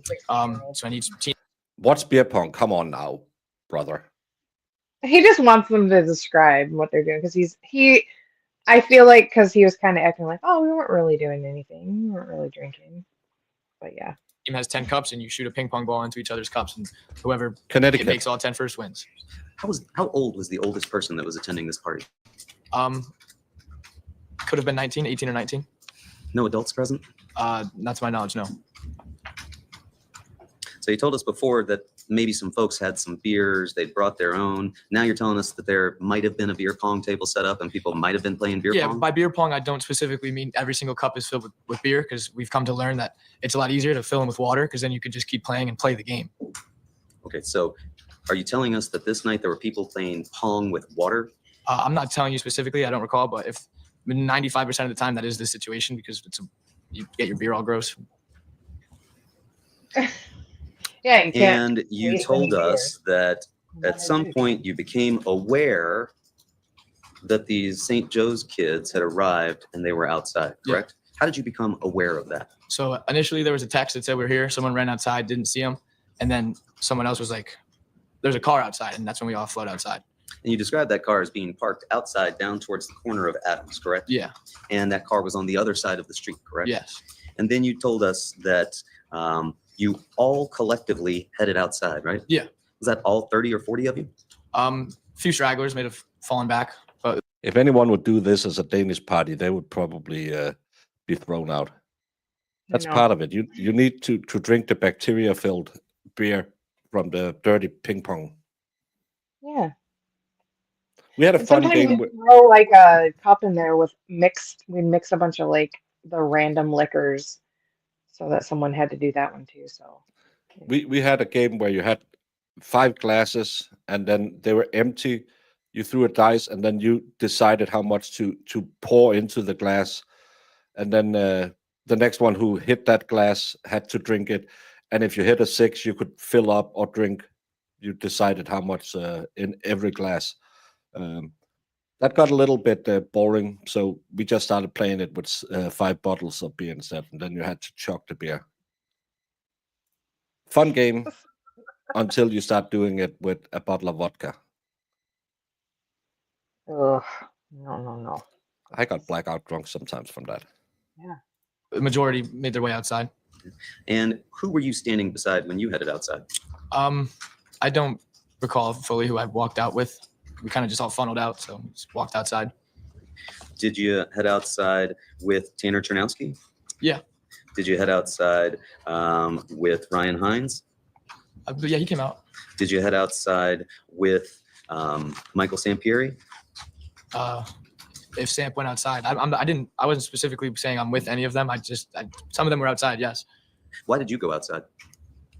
Because I went outside. They're in the group chat. They said they're here. Curiosity. Walk outside. Everyone else was going. You were just curious about what was going to happen after you told them to come Yeah, to I'm gonna 43 go- Laurel Glen I'm Drive gonna after go- the fight. Confront them. Yeah, I'm gonna go outside. But this was more of like me and Hines were like youngins to everyone there. We looked like we were little kids there, so they were kind of taking control. It was more like people. They were all known. The defendants and his friends have known some of the people that were at the Rich's house. Okay.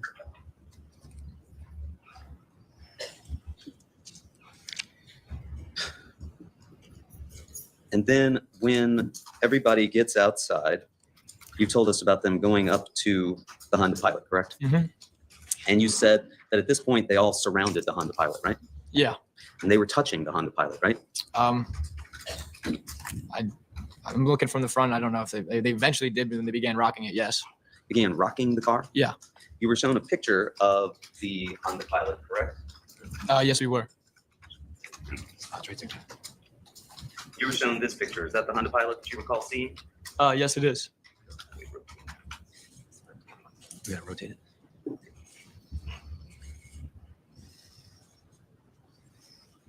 That looks like the Honda Pilot that you saw. Yeah.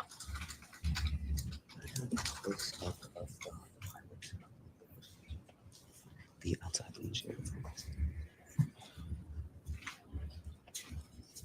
Just a moment, Mr. Marcinzik. I'm trying to get an exhibit. You agree that's the same vehicle? Yeah.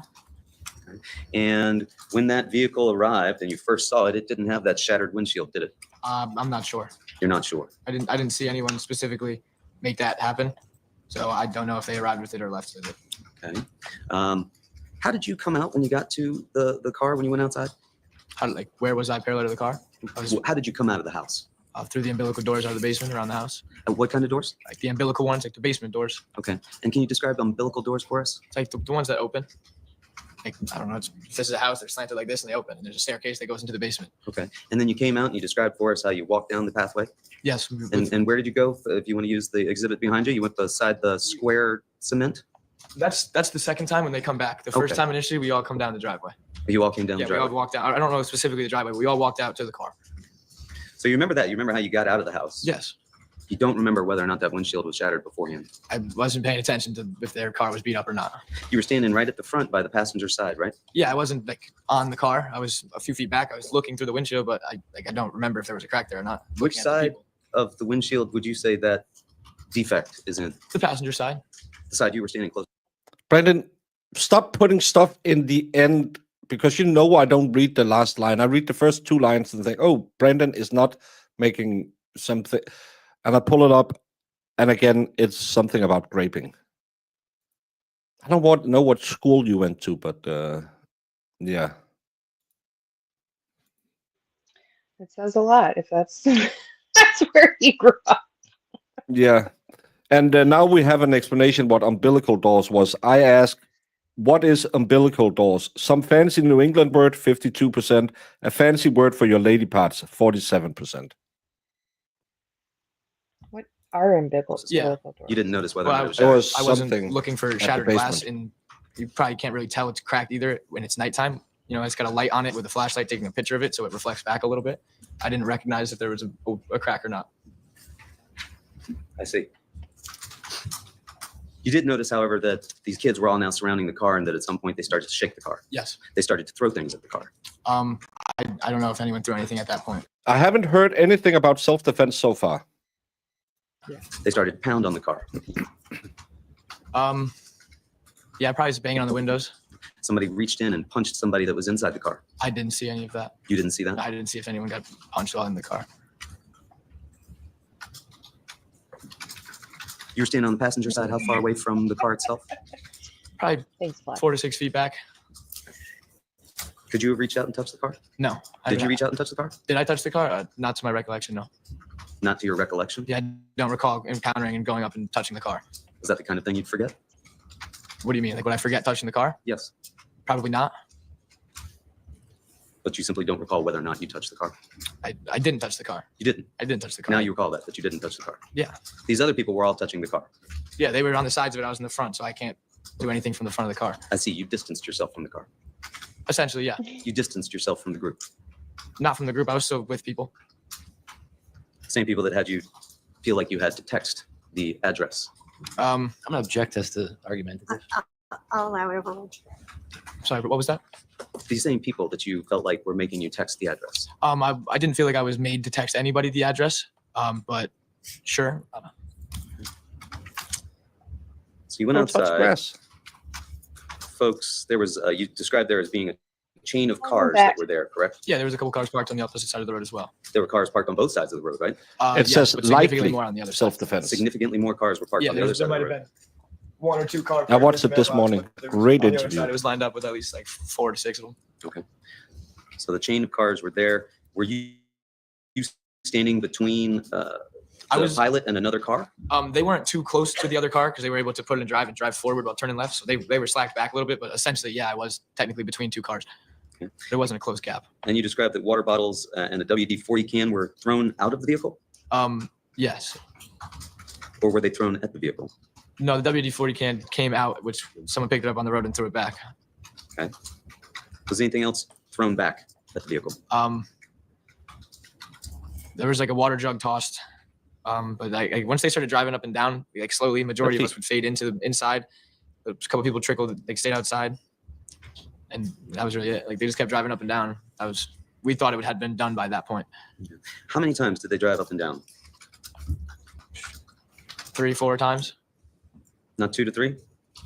Well, including their first speed down, and they come down and back up again. So it's at least 3. Could you see how many people were inside the vehicle? I know there was more. I didn't see specifically how many. There could have just been 4 of them. I don't think it was full. Now, when you were part of the Haven't group that seen any- collectively surrounded this, So far, you have Runkel's interview from last night with Janetti and Alessi. Must watch TV. You have Paula Prado, who has been talking, and the foreman just did an interview with the Gazette. And the salt mining and copium that is being tossed all over the twit. I might need to do another salt mining stream tomorrow. this car, you Yeah. wanted them to exit the vehicle, right? At that point in time, we didn't really have a game plan or an approach. We just went So you're going to have 1/3 of a great summer vacation. and we're going to talk with them, which obviously was a little bit hostile, but we didn't know what was going to happen or what would happen. You didn't want to get paid back for the Lazy Brook Road? Sure, it was in thoughts, but at that point in time, they're all sitting in a car. You can't do anything. So Can't do anything except lay hands on it, start rocking it, throw things at it, smash the windshield. yeah, sure. We rocked it and threw things at it because things were thrown. Like I had said before, I don't recall anyone doing anything to the windshield. I'm not saying it wasn't us or it was, but I didn't see any of that. You collectively attacked the vehicle, fair to say? Objection is the characterization. I'll overrule it. You can answer it. I wouldn't say attacked. We had a mass of people. I wouldn't say necessarily attacked. No, you wouldn't. And you also can't tell us who laid hands on the vehicle, can you? No, there's a lot of people. Yes, you told us who was there. Enrico Fiola was present. Yeah. Sal Perry was present. Mhm. Mike Samperi was present. Mhm. Alex Burnson was present. Mhm. Tanner was present. Mhm. Yes. Yes. Jacob Villalobos was present. And you knew all these guys very well, correct? Yeah. You played sports with all of them, correct? You grew up with all these kids, I correct? did. But you can't tell us who it was that started shaking the vehicle. It's not that I couldn't tell you who. It's that I didn't specifically look around and remember who was who. On Saturdays, we do shoulders, because if you want her to stop messing with those Grinches and like a blizzard, give her 9 inches. Your shoulders should be effing swole. Exactly. Oh my I need to lord. get back and lift weight. I've been sick. DiPetro did an interview with an alternate who probably pooped on all his hopes and dreams. I read his interview that he mysteriously took down again. Someone had screenshotted it. Everything he was trying to get confirmed was denied. They said, shitty case, didn't have the evidence. We didn't like the way Bev handled the room. We didn't like hanky-panky. We didn't like the witnesses. Some people believe that DiPietro just wrote all of it himself, but all of it was totally against what he was trying to get out of them, and it disappeared. The witness, Paula Pedro, she is massively funny on the Twit. She's a lawyer from Argentina. She's the one that DiPietro claimed was an illegal, and that was it Wendy Murphy or Kathy Daffy wanted her to be looked at by ICE. She's funny to follow on Twitter. I wish she had her DMs open. I would go fishing for an interview because I think she could be fun to have on. She's going on. I know who all my friends. Sorry? I said I think she's going on Turtle Boy on Sunday. Just FYI. Oh, she's going on Turtle Boy on Sunday. Then I have to see that. No, I can't. It's 3 a.m. my time. Turtle Boy should really be nicer to me and start streaming at 8 in the morning his time. Yeah, Slew the Goosey has that receipt. Of course she has. Jamie, it's Saturday. Jamie, it's Saturday. Why are you wasting it with this fat Viking who is dumb in 6 languages? You should be outside hiking the great expanse of your driveway and looking for more crickets for my jokes. It's actually Turtle. storming and raining today, so it's a perfect day to just chill. Well, apparently we're going to get a really hot day tomorrow. We might even get into the 70s, Jamie. You know how that feels. Ooh. 70s is my favorite. That's hot for you guys? Oh, that's funny. I don't know your numbers. It's going to be, Well, 70s some say Fahrenheit, 25 to 30 right? degrees. Or are you saying 70 Celsius? 25 to 30 degrees is, that's everything over 25 degrees. I don't like it. Oh, you don't like the 70s? It's supposed to be 90s for the next couple days. Ugh. Her Twitch sweat is EU Paula Prado. At EU Paula Prado. She's worth following. Brazilian, not Argentina, but they said Argentina in the tweets yesterday. From Put what on I a saw, it raincoat, was Jamie. Brazil. Conquer that driveway. No. Yeah, thank well. you. Hey, Virgil. That's not Buddy. true. I have gotten anything that has to do with Denmark correct. Are obviously yes, but I don't know where their positions are. I don't know their experiences. I was paying attention to myself and looking at the car. I wasn't watching everyone else's doings. Yeah, and that Alan Jackson is praying to dark magic, and that's why they do the devil horns or something like that. Mm-hmm. Another one, well, let me give you a preview of the salt mining for tomorrow. Someone is putting out there that Alan Jackson is getting divorced because Turtle Boy caught him and Karen Reed smacking it up, and then Turtle Boy called his wife. Yes, this is the level of copium we are getting to now.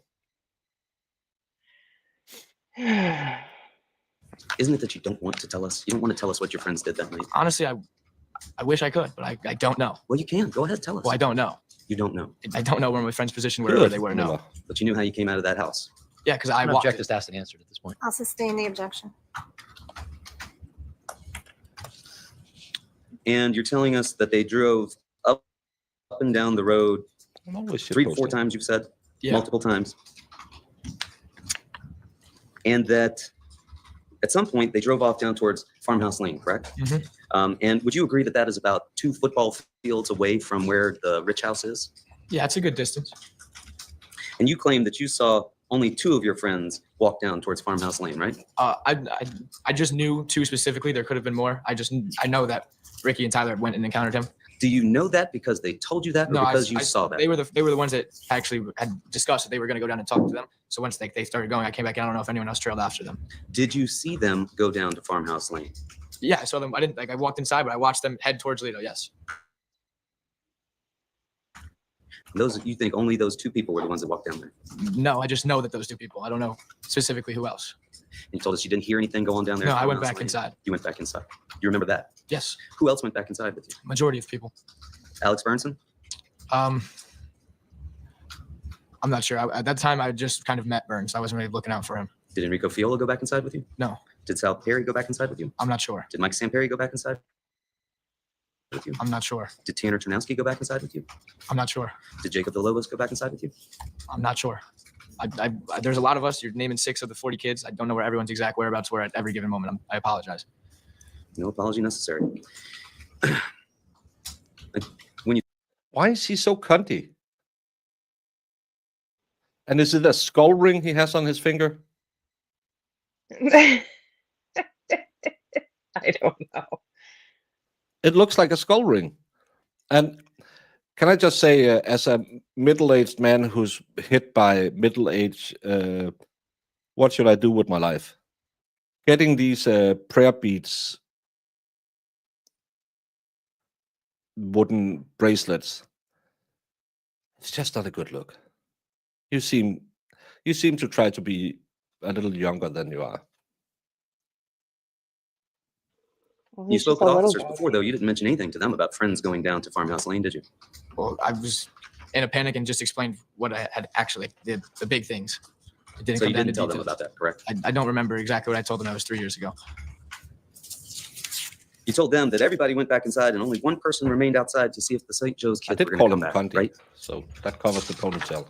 No, I didn't specifically say that. I just know that somebody, I don't know how many people, but majority had funneled in and someone had mentioned that they were back. And that one kid just stayed outside to see if the St. Joe's kids were going to come back, right? Yeah, someone actually was outside. I don't remember who it was, and they were looking, but it wasn't like, Well, did one kid stay outside or did 2 kids go down to Farmhouse Lane? those are 2 separate events. They went down and spoke to them. Then when they were down at the, I don't know anything that happened in that conversation, what they saw, what they said, anything about it, but I watched them walk down the road towards them. And then at separate times, we all funneled back inside. Someone was outside still. I don't know if they were looking for them, but someone was still outside, and then they had mentioned that they had came back. Who was that? It was someone just yelled like they're back, and everyone was like, "What?" and all funneled out the back doors.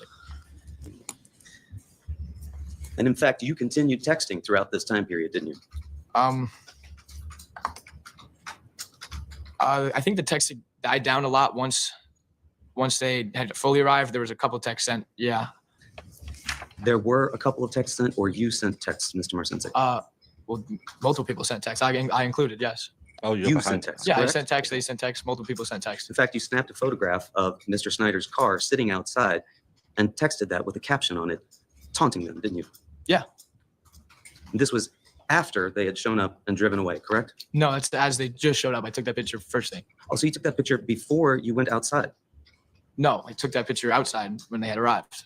And you said, sitting ducks, ODE, very scared, right? Yes. And then you asked, how's your car, pussy? Full. That's crazy, right? Mhm. And that was after you'd gotten out? It's after they had driven up and down, I believe. That's after they'd driven up and Or down the driven street. up. You're continuing to text them at that point, right? I believe so. Are you still feeling pressure to do that from other people? I never felt any pressure in the first place to be texting them. Oh, okay. You didn't feel pressure before when you sent the LGD 43 LGD address? No, there wasn't pressure to do that. It was dudes being dudes talking. Just dudes talking? I mean, yeah, we were expecting to fight, not any of this. You were expecting to fight. Once we had told them to come, yeah, I don't think we're gonna have them come and like there'd be no point in having them come. Yeah. Did you say 43 Laurel Glen Drive, 30 to 40 dudes here? I don't exactly recall, but if I did, then yeah. You didn't mention those texts, however, when you were talking with the police, right? I don't recall. I don't think so. I don't know that it wasn't asked. Once I was asked about them, I told them about them. Yeah. Oh, once you were asked about them, you told them that they Okay, existed. But before that, you didn't think that was important to share with them? Not really. It was argumentative. It's a lot of just hearsay nonsense back and forth between the two of us. Yes, I told them where to go, but that doesn't invite anything that happened on that night. Mr. Marcinsic, you didn't tell the cops about that because you thought it might get you in trouble, didn't you? I don't know exactly what my thoughts were when I was 16. I could have been scared. I'm not sure. You didn't think maybe you'd get in trouble for luring somebody over and then getting into a fight? I mean, you said it yourself. I said the address with how many people. I wouldn't necessarily call that luring. They knew what they were getting themselves into. Sir, what I said was you texted them the address, but you didn't say 30 to 40 dudes here, did you? That's what you said. That's not what I said, sir. Is Well, that I had a what you misconception. said? I need to be looking at the same text you're looking at. I don't remember text I sent 3 years ago. Let's see. It was what you said, not the kid. You said At 30 some to point, 40. you described there was a second encounter when the car came back, correct? Yeah. And you were inside when the car returned? Yeah. When I had gotten outside, the car was already parked in the street. I'm talking. Yeah, there's no double D's here. We are at least G's. G like in G's. Talking about the second encounter when the car comes back, as you described, and the fight occurs out on the lawn. Okay. Yes, like the fight. Yes, when everyone gets outside, the car's already parked, and the two of them are making their way towards the yard. How did you know that the car was already outside? There was a bunch of us there. They had said that the car had returned. Did you see the car outside? Did I see it return? Yes. Like, did I watch it come to a complete stop and return? No, I did not. Where were you when the car I returned? was inside. You were inside the house. Yes. And so you came to learn that the car had returned because somebody. It was just we were all together. It was known. Yes. Did you just see people start to funnel outside, or did you hear somebody say, "Hey, the car's here"? Both. Both of those things Yeah. occurred. The car's here. We funneled outside. And you didn't think, guys, we should stay inside right now. There's really no need to go outside the house if the car's back. No, obviously not. I should have. It's a more mature way to look at it. Yeah, but I was 16 and immature and walked outside to go watch a fight. Go watch a fight. Yeah, because at that point, no one was really involved. Like, the people arguing were the people arguing now. So at some point, you get back outside into the yard. You see Tyler De Silva out there. Yes. You see Valle out there. Yes. And you see Jack Snyder out there. Jack Snyder was driving. Jack Snyder was driving is what you told us here today. But when you spoke with the cops, you said all three of them got out of the vehicle. Did you not? I don't recall if I said that back then. Like, I might have misconstrued it a little bit. All three of them were there, but Jack remained in the vehicle. And you did tell the officers that all three of the parties were out of the vehicle with the doors open, correct? This verbose erudite youth is sesquipedalic. Thank you for 15 months, What? Zach. Zach I think he English. fell on his keyboard or something. must have. I mean, at one point, all doors were open on the vehicle. You said everyone exited the house and approached the three parties on the lawn, correct? Yeah. Three parties. Yeah. Snyder, De Silva, and Valle, correct? Yeah, I'd said that in the moment. I don't know why I said that, honestly, but probably didn't assume two dudes would hop out and fight everyone. I thought maybe he was out of the car. I didn't see him somewhere, but then I noticed him in the car once they got in and instantly drove off. And in fact, when you got out, you saw Tyler Rich and Tyler De Silva talking, correct? Yeah, there were words. Were they fighting at that point? No. And to your knowledge, did Mr. De Silva and Mr. Rich know each other? I can't speak. I want to say they did, but I'm not sure. And you said that they began exchanging words, correct? Yeah. And at this point, how many people from the party, the Shelton kids, were out there in the lawn? Thank you, Miss. Majority of us, 30 to 40? probably 30. Not all kids were outside, and I know kids that stayed inside. I know what the Sisyphean task is, because that's Sisyphus who has an impossible task. Who were you standing beside? What was that? Sorry. Who were you standing beside? I was kind of near the vicinity of Tanner. I wasn't really like up with everyone, or with anybody specifically. Like, I was just kind of observing. What was Tanner doing? At the time, Tanner was observing, and then he pulled out his phone and eventually recorded. Tanner was filming this? Eventually, once the fight broke out, yeah, he took a video. Was he the only person filming? I'm not sure, but at least to my knowledge, yes. You were standing over by where Mr. De Silva was on the ground being attacked, correct? Yeah, well, him and Rich were wrestling on the ground, yes. It wasn't just Mr. De Silva and Mr. Rich that were going at it by themselves, was it? Honestly, they were like, them two were the main ones. They were on the ground with each other. It's not like no one else was with Tyler on the ground, or Tyler Rich I'm referring to. Like, no one else was helping him on the ground. But it was mainly just them two kind of going back and forth on the ground. Just the two of them. Everybody was standing back to the side, letting them go at it. I'm not going to speak of for people, but or specifics. Or like I'm sure he caught a shot or two from somebody else, but like it was mainly like I remember seeing him on the ground. Rich had his shirt pulled up. Silva's whole back was out. I remember seeing it. Like Rich was on the ground. Silva was on top of him, but Rich kind of had him in like a chokehold kind of thing, but like not really. Like just like holding him down so he couldn't like get on top of him. And you had such a good view of that because somebody was using their phone to live stream that, and the flashlight was on, wasn't it? There was flashlights on, yeah. And somebody was live streaming that whole thing, weren't they? Live streaming? Yes, sir. Sisyphus is forced to push a boulder up a hill, and as soon as he reaches the top, it rolls down the other side, and then he has to push it back up. That's why it's a Sisyphean. Well, we call it Sisyphus. We don't call it Sisyphus. But he's forced to push a boulder up the hill. That sounds I terrible. don't think anybody was live streaming this. You don't think anybody was I live have no streaming? This? I have He was a 16-year-old kid, and he wanted to play tough. Yes. no knowledge of anyone live streaming this You think event. somebody just pulled out their phone and turned on the flashlight and was holding it up to show the fight going on? Are you confusing a video for a live stream? Because a live stream is lively streamed, and a video is not live streamed. It's a. Like, do you understand what I'm saying? I appreciate the distinction, sir. I'm not confused. So you are asking about a live stream? No, I don't. Nope. To my knowledge, no one recorded a live stream. No. Not to your knowledge. Yeah, I don't know anything. I've never heard once of a live stream. But you would agree that somebody had their phone out, it was open, and at least it had the flashlight on, correct? Yeah. And that was shining on Mr. De Silva and the fight that was going on there, correct? Yes. You saw that. Yes. You were close to that. Yeah.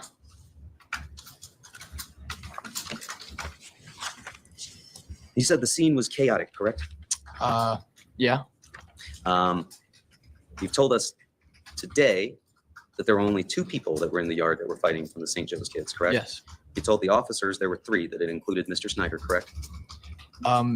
There were 3 involved. I could have said it like that. He wasn't literally involved in the fight, but he was their driver.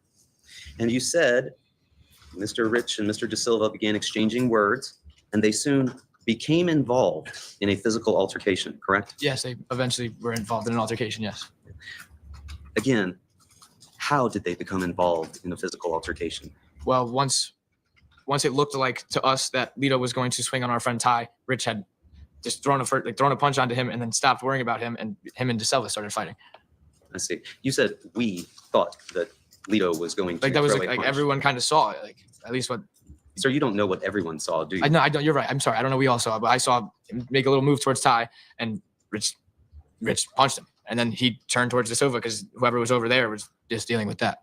You saw Mr. Valle Yeah, that's what started the fight, and then make once a movement of some sort? yeah, like they were squared Describe up to that each movement. other, just like he was like it was. He didn't make a big enough movement, but he twitched like in the wrong way that looked like it could have been aggressive, and obviously Rich is going to defend his boy.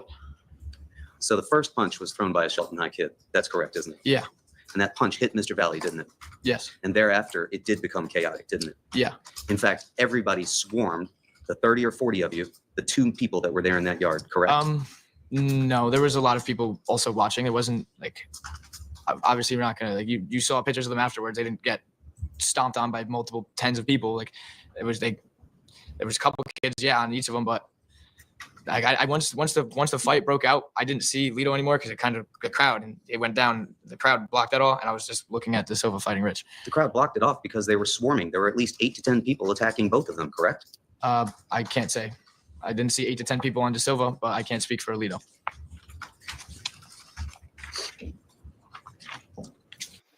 "12 months when BK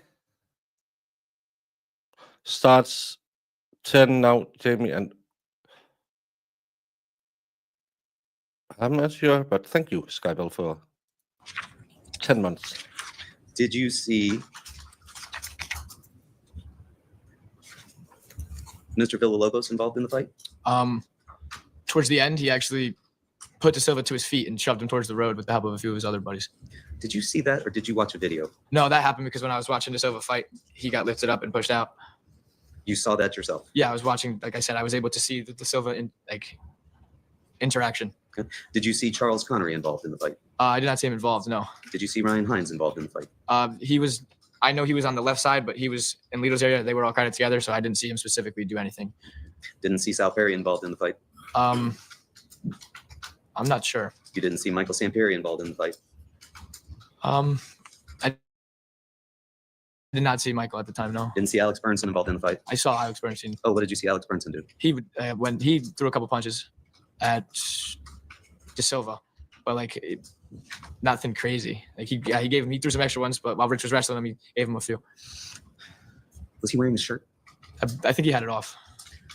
It's hard to tell because there were a couple of folks that took off their shirts for this, right? I'm not sure. Burns a big dude, so he stood out. And I'm pretty sure he had his shirt off. Did you see Mr. McGrath involved in the fight? I did not. He was on the other side. Did you see Tyler Rich involved in the fight? Yes, Did you see Faison Teal involved in the fight? I did not. He was on the other side as well. Did you see Michael Lokovich involved in the fight? I don't recall if he was involved, but he was in my general area of like De Silva. Did you see Tommy Connery involved in the fight? He was also on the farther side, so I'm not sure if he was in there or not. In fact, it was hard to see what was going on the other side because that side had encircled and descended upon Mr. Valle, correct? Objection, he said he didn't see. Sustained. Did you say that you didn't see or that it was hard to see? I didn't see. Like, once the people came in front of me, I said it. I didn't see at first and followed it up by saying it was hard to see, but I meant for both. I couldn't see. People were swarming. Yes, I didn't see it, but I didn't specifically see anyone go to the ground on him. Multiple people, so I can't speak on that. People swarmed him, correct? Objection, just testified he couldn't see. Sir, overruled. You can answer that if you know. Like, obviously, people huddled around, but I didn't. Like, I saw more people standing than doing anything.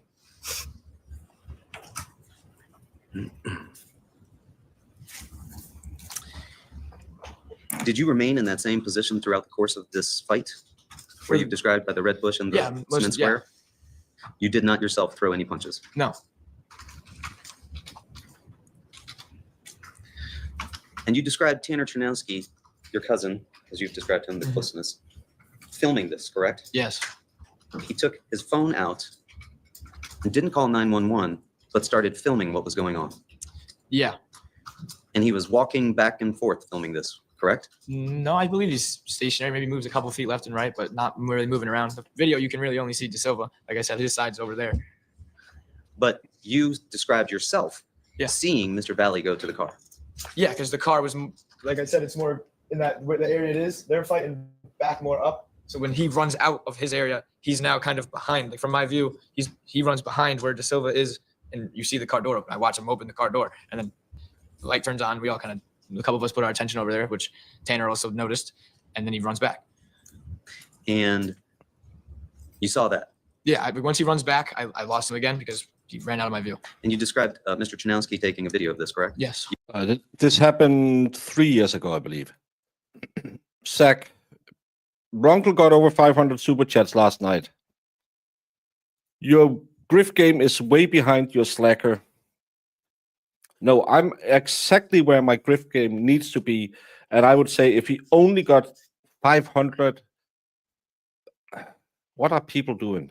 They should be, he should have had 550 because he did a great interview. And I like that he kept the focus on his guest and did the super chats later, even though some people might get a little hurto el pato over that. But I really liked what he did yesterday. I liked how normal Yannetti and Alessi seemed. I liked that they were so complimentary of each other, recognizing each other's strength. And I loved what Alessi said about his wife. She seems like the true star of this show.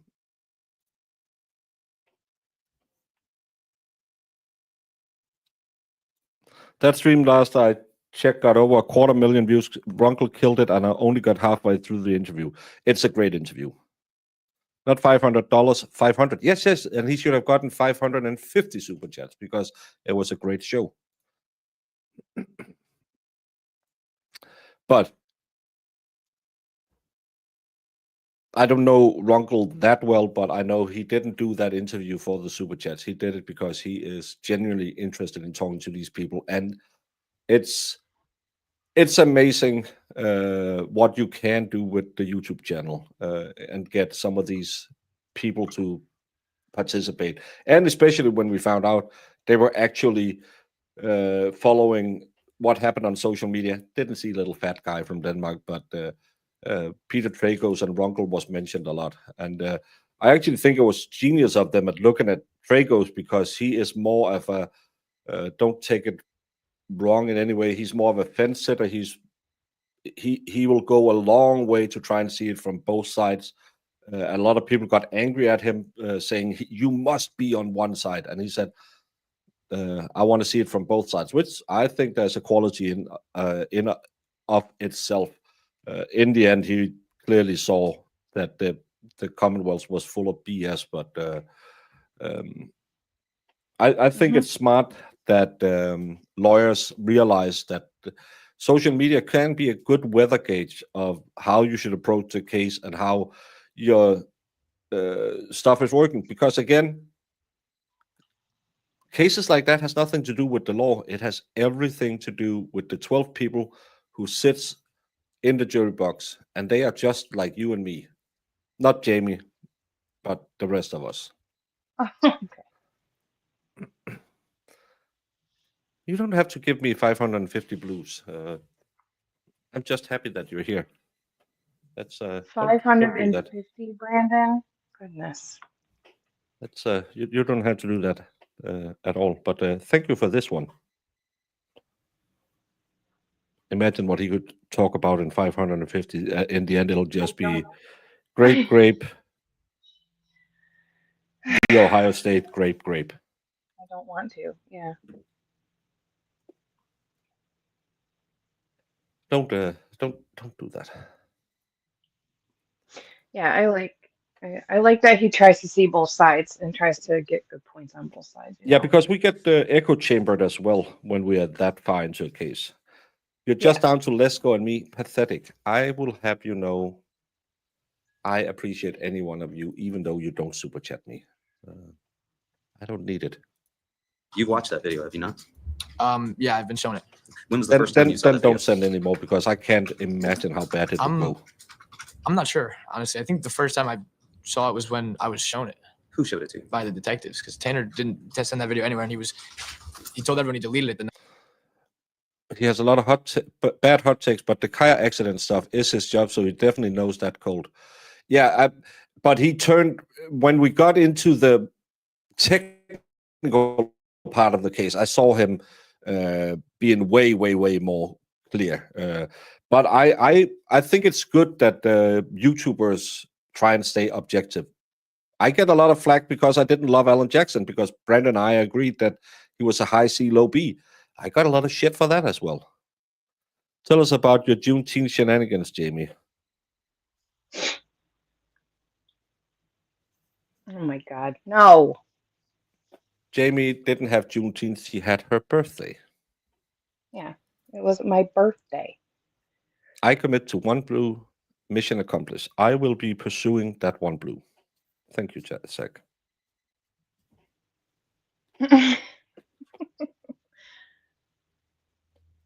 G 80s, how are you doing?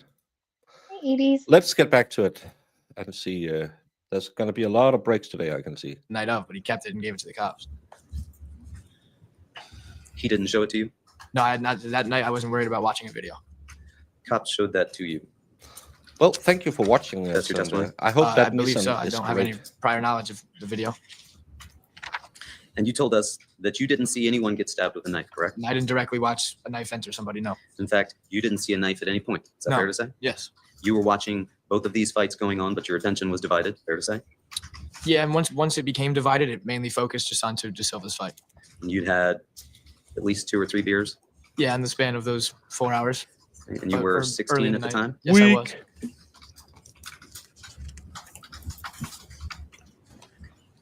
And you told the officers that Snyder, De Silva, and Valle hopped back into the Pilot and drove off towards Adams. Yeah, well, they were all into the car and they drove off. And you told us you'd been friends with Mr. McGrath, correct? Yeah, And that you'd known him since you were very young, correct? correct. Who flips out when I express support for the UF? What's the UF, Jamie? UF. UF. I don't know. University of Florida. No one. That's the Seminoles. And would Oh. you describe him as a cousin the same way you described Mr. Ternowski? No, because once we went to high school, obviously he went to prep. We grew apart a little bit, but it was still always love when we saw each other. You would describe him as somebody who was the tough. It's all It was love. still always love when we saw each other. Oh, the way I kids hate talk kids. nowadays. The University of Florida. Yeah, the Seminoles. Oh, it's the Gators. Go Gators. Florida State is the Seminoles. I don't know, Jamie. I still think that Ohio State has the Cornhuskers. I know, it's Buckeyes. Yeah, and I even painted you an Ohio State Buckeye, and you don't want it. You did. No, Did but you you know? never sent it to me. Yeah, on the field he was an Yeah, you animal. said you would burn it That he if I wouldn't back sent down it from to you. anyone, right? I did say I'd burn it. No, And that if he saw his friends getting into a fight, he would join that fight, right? Objection, calls for speculation. Doesn't, if not, if that's what he said, I'll overrule. The question continues to be, you've said. Is that correct, Attorney Smith? I beg your pardon, I'm sorry. Does the question continue to be that you've said these things? That he would describe him as that. Describe him as? Yes, sir. Okay. I'll allow it, overruled. I'm sorry. Repeat. You would describe him as somebody who, if he saw his friends being in a fight, he would go out and join it, correct? Depending on the situation. Oh, they are If he saw his boys Cornhuskers. winning, probably not. If he saw his boys winning, probably not. Yeah, he wouldn't just jump into a fight to fight. But if he saw someone punching his boys, he'd probably hop in. Objection is to probably. Sustained.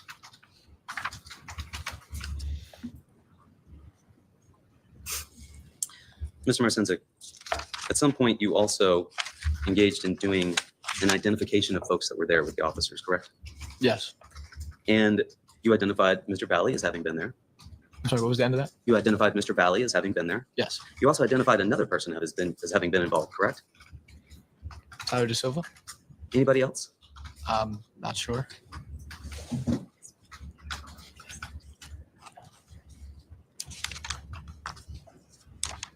When you were telling State's Attorney Durso about watching this fight go on in the yard, you described De Silva as being in a wrestling match, right? Yeah, like they were on the ground, like together, Rich and De Silva. So I would call that grappling with each other. Just Rich and De Silva involved in a wrestling match by themselves. Well, they were the main two on the ground. Like, yeah, you obviously caught a couple strays. There's plenty of people, but I don't know from who. What do you mean by caught a couple strays? Like, they're on the ground. Someone's gonna just throw a sneaky punch or throw a sneaky kick, like just exactly like what they did to Hines at Lazy Brook.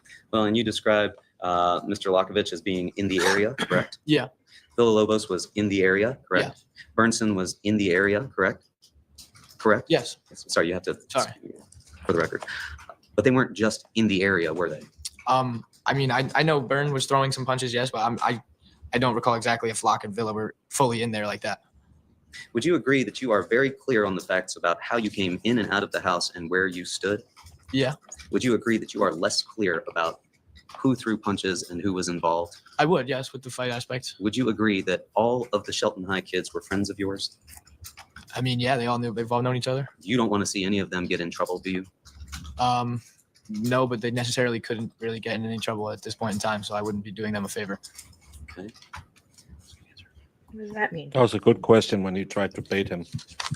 You continued to text even after the fight had ended, correct? I believe I had sent some text once because my phone was being nonstop lit up with calls, and I pulled out my phone to look at them, and I had noticed a text from them first. So I responded. I think I remember what they were as well. Oh, what were they? The final text was I received a text that said, "Let me know how surgery goes," and I responded out of childness. I was like, "Bro, look at your face. You'll probably never get a girl." Not really knowing the severity, just throwing something, but that's why I responded because I read that text. Bro, you probably never get a girl. You just lost a buddy, another one is getting surgery, and your reply is, "Bro, you're never getting a girl." I know, like two bits, 4 bits, 6 bits, $1. All bakers stand up and hello. I don't know what it is, but thank you, Brandon. And Diane G is having a great weekend. good for you, Diane. Get it, girl. Yeah, stop fighting. It's stupid. You responded to Mr. Snyder, correct? Yes. Mr. Snyder said something about surgery, correct? Yes. And you responded something about look at your face. I didn't know whose number that was, so I just it was a random number to me, so assumed it was maybe one of the people fighting. Since he's sitting, like, I don't know. I didn't know who it was at the time.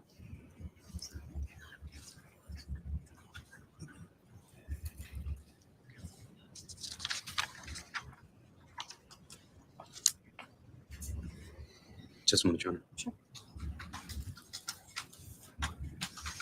You told us when the swarm occurred on Mr. Valle, you couldn't see Mr. Valle anymore at that point, correct? I couldn't really point anyone out in specific. You didn't see him again until you saw he him ran in the into the car, road. correct? And then when he came back onto the lawn again, you lost sight of him again at that point, correct? I had lost sight of him, and the only thing that I had heard was Charlie Connery scream twice that he had a knife.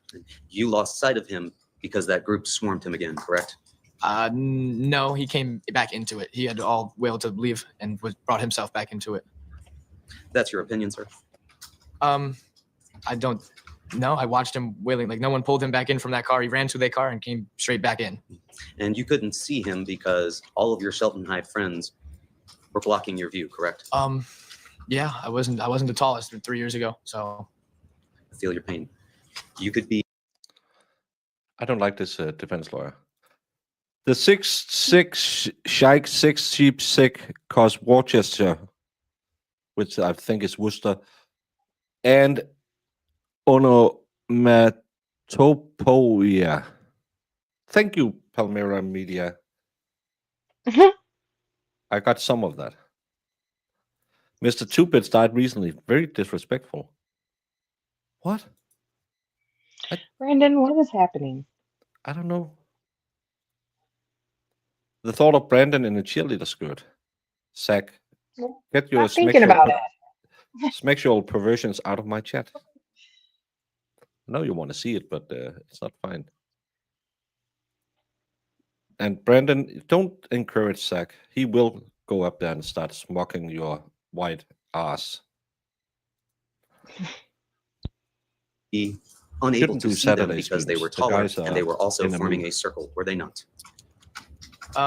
honestly, a circle probably would have made it easier for me to see him if they fully surrounded him, because majority of the people, it was like a wall, so I couldn't see him. Could you see Mr. McGrath at that point? No, I wasn't. I didn't. Maybe I saw him. I didn't notice it was Jimmy at the time. No. Could you see Happy Michael Gilmore coming Samperi? out. So was that Michael? Could you see Michael Samperi? I don't know exactly where Michael was. No. It's onomatopoeia, just how it's spelled. I don't think it's a word. Could you see Michael Lakovich? He was around me. Yeah. Could you see Jacob Villalobos? Yeah. He pushed Tyler into the road. I think Locke might have helped with that too. Could you see them at the time that you could no longer see Mr. Valle? Like once they split, was I able to see Locke and Lobos?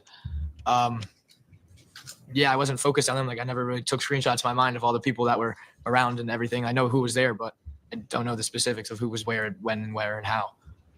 This was a chaotic scene, right? Yeah. You heard a lot of people screaming, right? Yes. In fact, before you heard Charlie Connery screaming about a knife, you heard other people screaming other things, right? Not necessarily, because Charlie yelling he has a knife was significantly louder, and like everyone heard Charlie yell that. You didn't hear anything being said when Tyler De Silva was being attacked? No. At least I don't recall. Like it was scuffling and shit talk. I don't remember exactly everything that was said. All right. Thank you. Nothing further. All right. I'm assuming there's going to be some redirect. Is that correct? All right. This is a good time to take our morning recess. So we are going to break for 15 minutes for the morning recess. We'll pick back up at 12:15. Morning recess.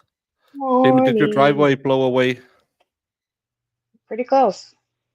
It was crazy this morning. Because Moni, aren't you in Michigan? Because it was storming. Like, Good afternoon. Thank you. And you have to teach me how to say onomatopoeia. what is that? I don't know. It's what he says.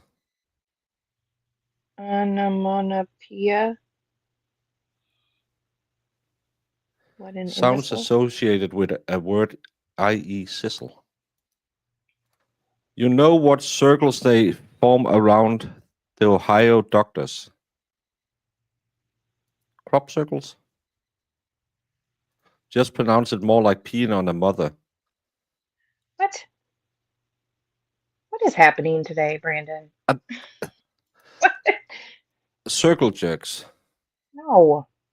Stay out of the circle jerks. Not good for your health. Jamie, we're going to stop streaming on Saturdays because it's turned into the wild, wild west out here. Yes. Omnomotapia. Hi, so good afternoon. I apologize for the delay. We had some technical difficulties, so. Continue to be. I just want to apologize for the delay. We can. I want to direct your attention to your testimony on cross-examination when counsel asked you about this group chat that was going on. Did you Early get on into in the group Bud Lights chat, yesterday? You had mentioned on cross that there was a comment about going to Trumbull High School. Was that sent by anybody from your group? No. Was that sent by somebody from the St. Joe's group? Yes.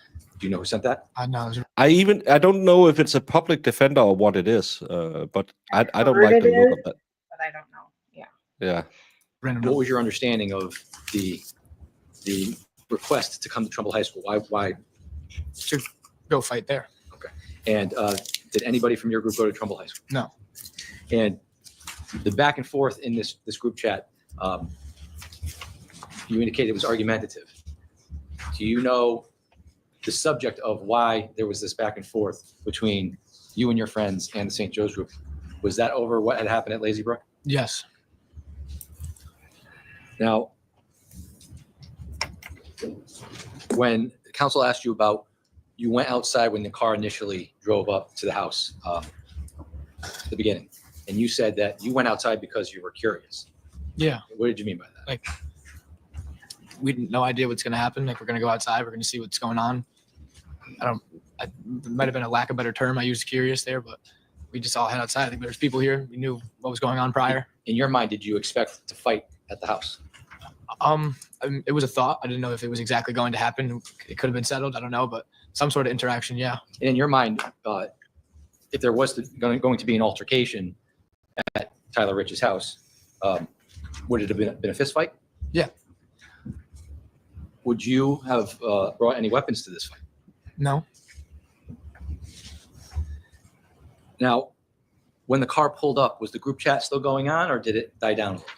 It's like once we were in-person interactions, they died down. There were still texts here and there, but it significantly died down once we were in the same vicinity. Now, when the car took off down the street, and I think your testimony was went up and down the street a few times, you indicated they threw things at you guys threw things back. Did the group chat continue at that point, do you recall? Yeah. And how did it continue? There was text on both parts. Let me ask you this. Did you say anything in the group chat when the car was driving back and forth or after? Yeah, it What was did you say? something along the lines of like, throw stuff at our cars, throw stuff at us, like, good one, like, get out of the car.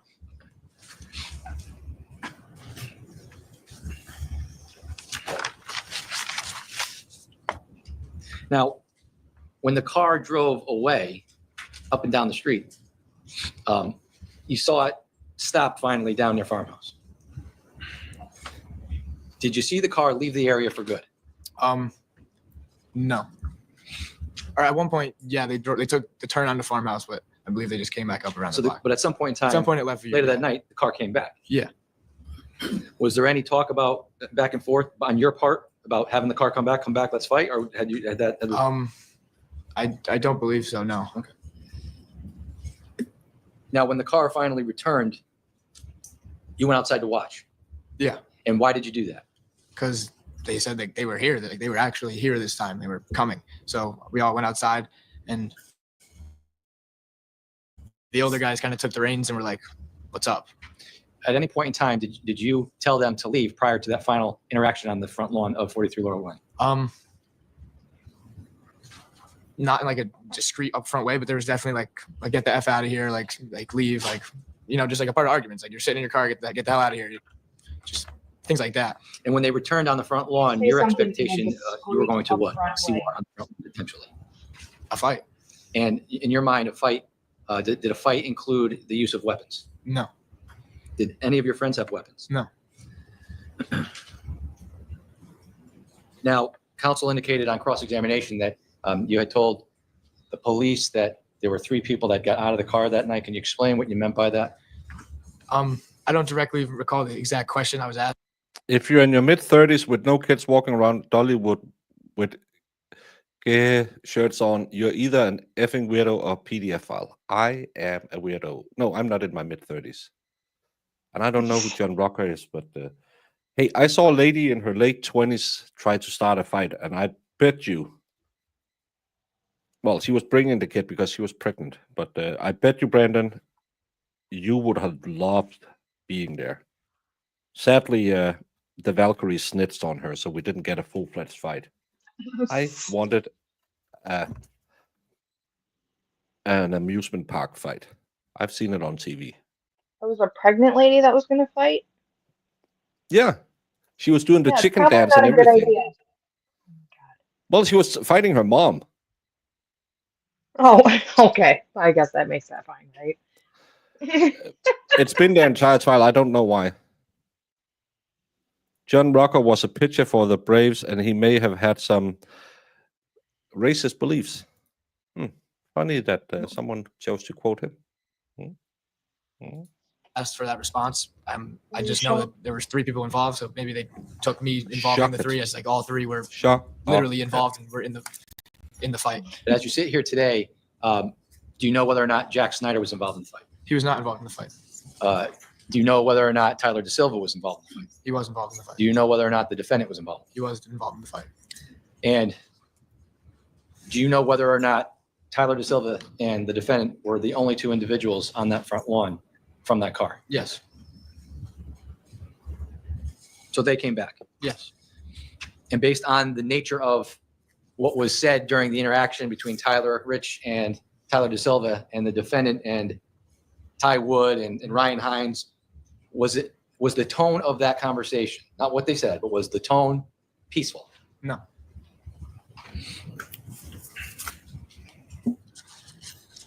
Now, you were asked about what you recall witnessing after the fight starts, and you indicated that you saw Tyler DeSilva on top of Tyler Rich. Yeah, at a point in time in the fight, and his head's kind of down to the side near Rich's head, and his back is exposed. His shirt is kind of. So he's on the ground. Yeah, Rich is on the ground, and he's DeSilva's on top of him, but Rich is kind of holding him down, like kind of curling him in a ball, I guess, on top of him. Okay, and so if I'm Tyler DeSilva, how is he on the ground?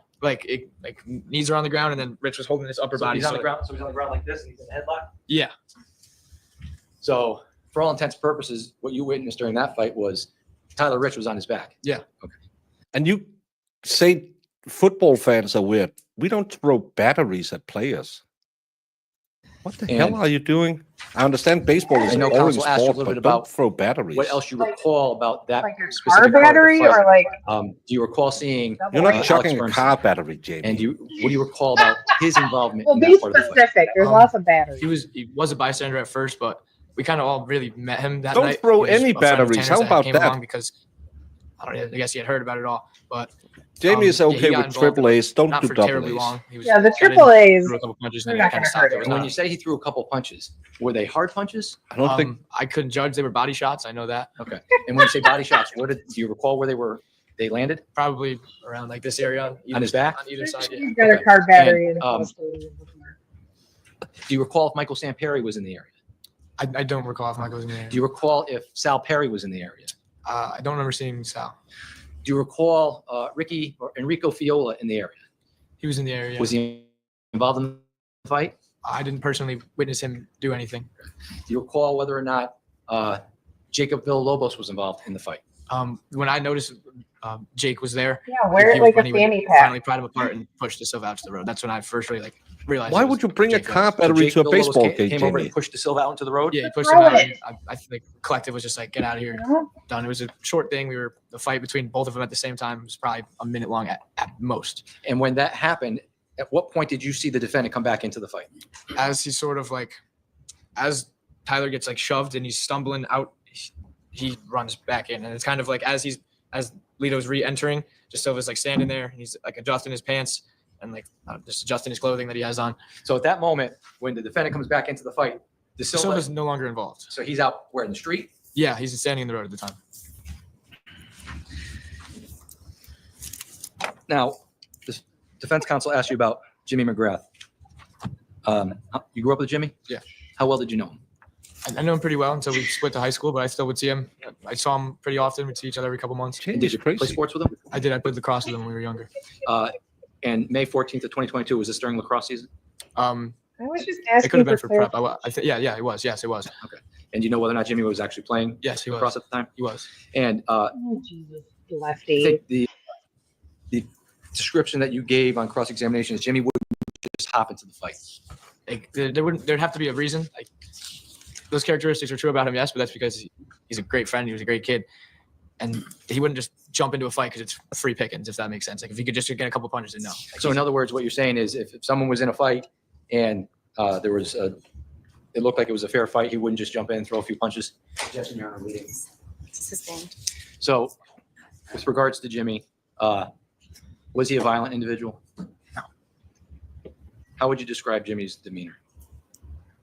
he was a funny kid, always looking to make a joke to cheer people up. He was had an amazing character. Like he's one of one. I don't know many people who were like Jimmy.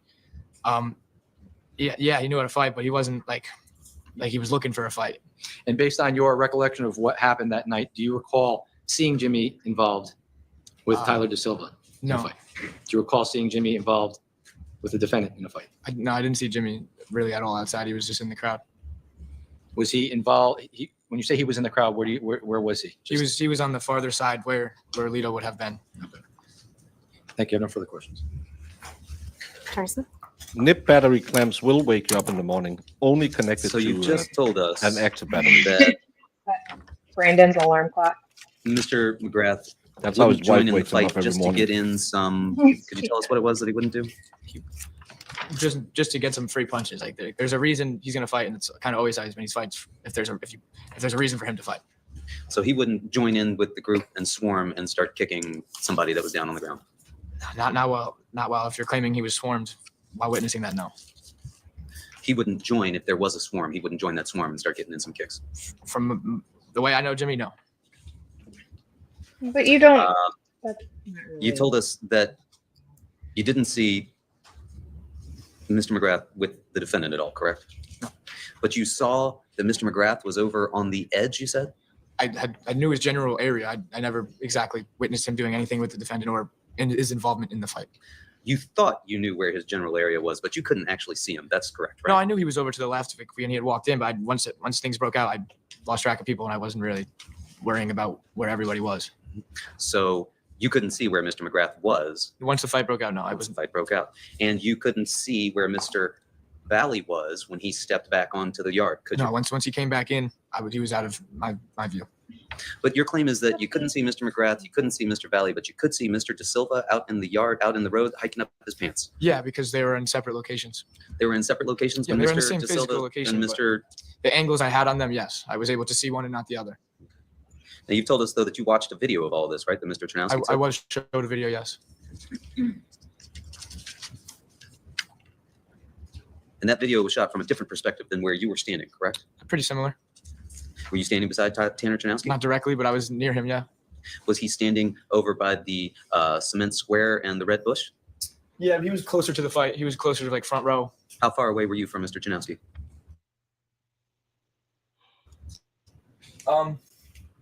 Tanner's probably at this picture to that right, which would be in front of the tree. And I'm, like I said, near the concrete in the bush. So a couple feet. It's not terrible. And you saw that video after you gave your original statement, correct? Yeah. How many times do you think you've watched that video? I think I've been shown it maybe 3 or 4 times. You've been shown it 3 or 4 times by somebody from the Yeah. state's attorney's office or the police? Maybe 2 or 3 times. I remember a while back and I was updated, and that's about it. You've never watched it on your own? I never had it, no. So you've only watched it when you've been shown it by somebody from the police department or the state's attorney's office? Yes, I believe When so. was the last time you watched that video? Our prior meeting, which I think was like 2 weeks ago, maybe a week and a half. week and a half ago or so, you saw that video. Yeah. Today, you would agree you've testified slightly differently than what you told the officers when you first spoke to them about what you witnessed. Yeah, maybe they wrote down some things they took a little bit differently. Sir, do you think that your recollection has in any way been affected by your viewing of that video? No, because I was actually asked to describe what had happened before I was shown the video. When I was with when I was shown the video, so they were pretty similar. They lined up. And it's your testimony then that you were able to see Mr. De Silva out in the road, but you could not see Mr. McGrath or Mr. Valle. Yeah, once he came back in, or Lito came back into involvement, I lost view of him. And you told us that Mr. Burnson showed up that night, and it was the first time that many of you had met him. I can't speak for all. I met him, like he was a new name to be brought around. Okay, and he showed up because he had heard about it all.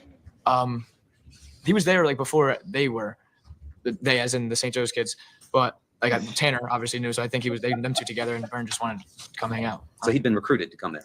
You're welcome. Not necessarily recruited. It's not like we needed any assistance like that or anything like that. You already had 30 or 40 people there. Yeah. You told us you didn't go to Trumbull High, right? No. Why not? Because I was in Shelton and I wasn't driving to a public high school to potentially fight somebody. You wanted to do that on your home turf?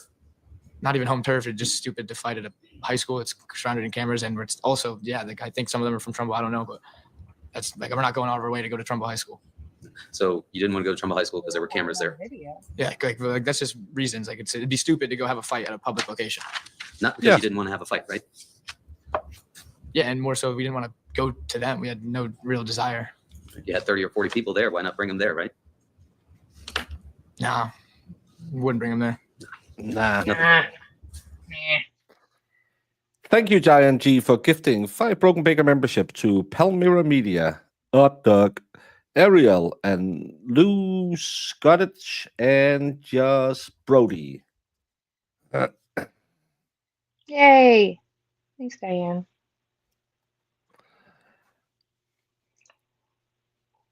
I don't do political commentary on this channel, Brandon.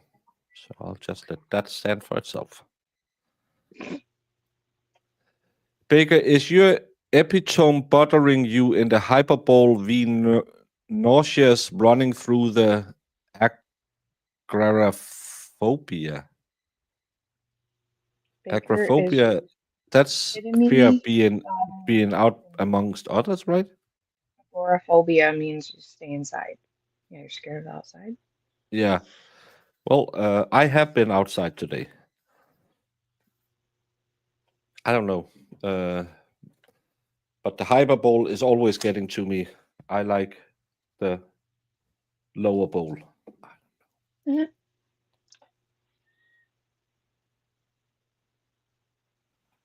Yeah, that's my thing. Agoraphobia. Jamie, we have a complaint. Who's complaining? Brandon, About what now?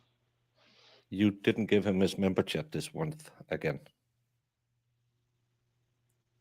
Take it up with HR on Monday.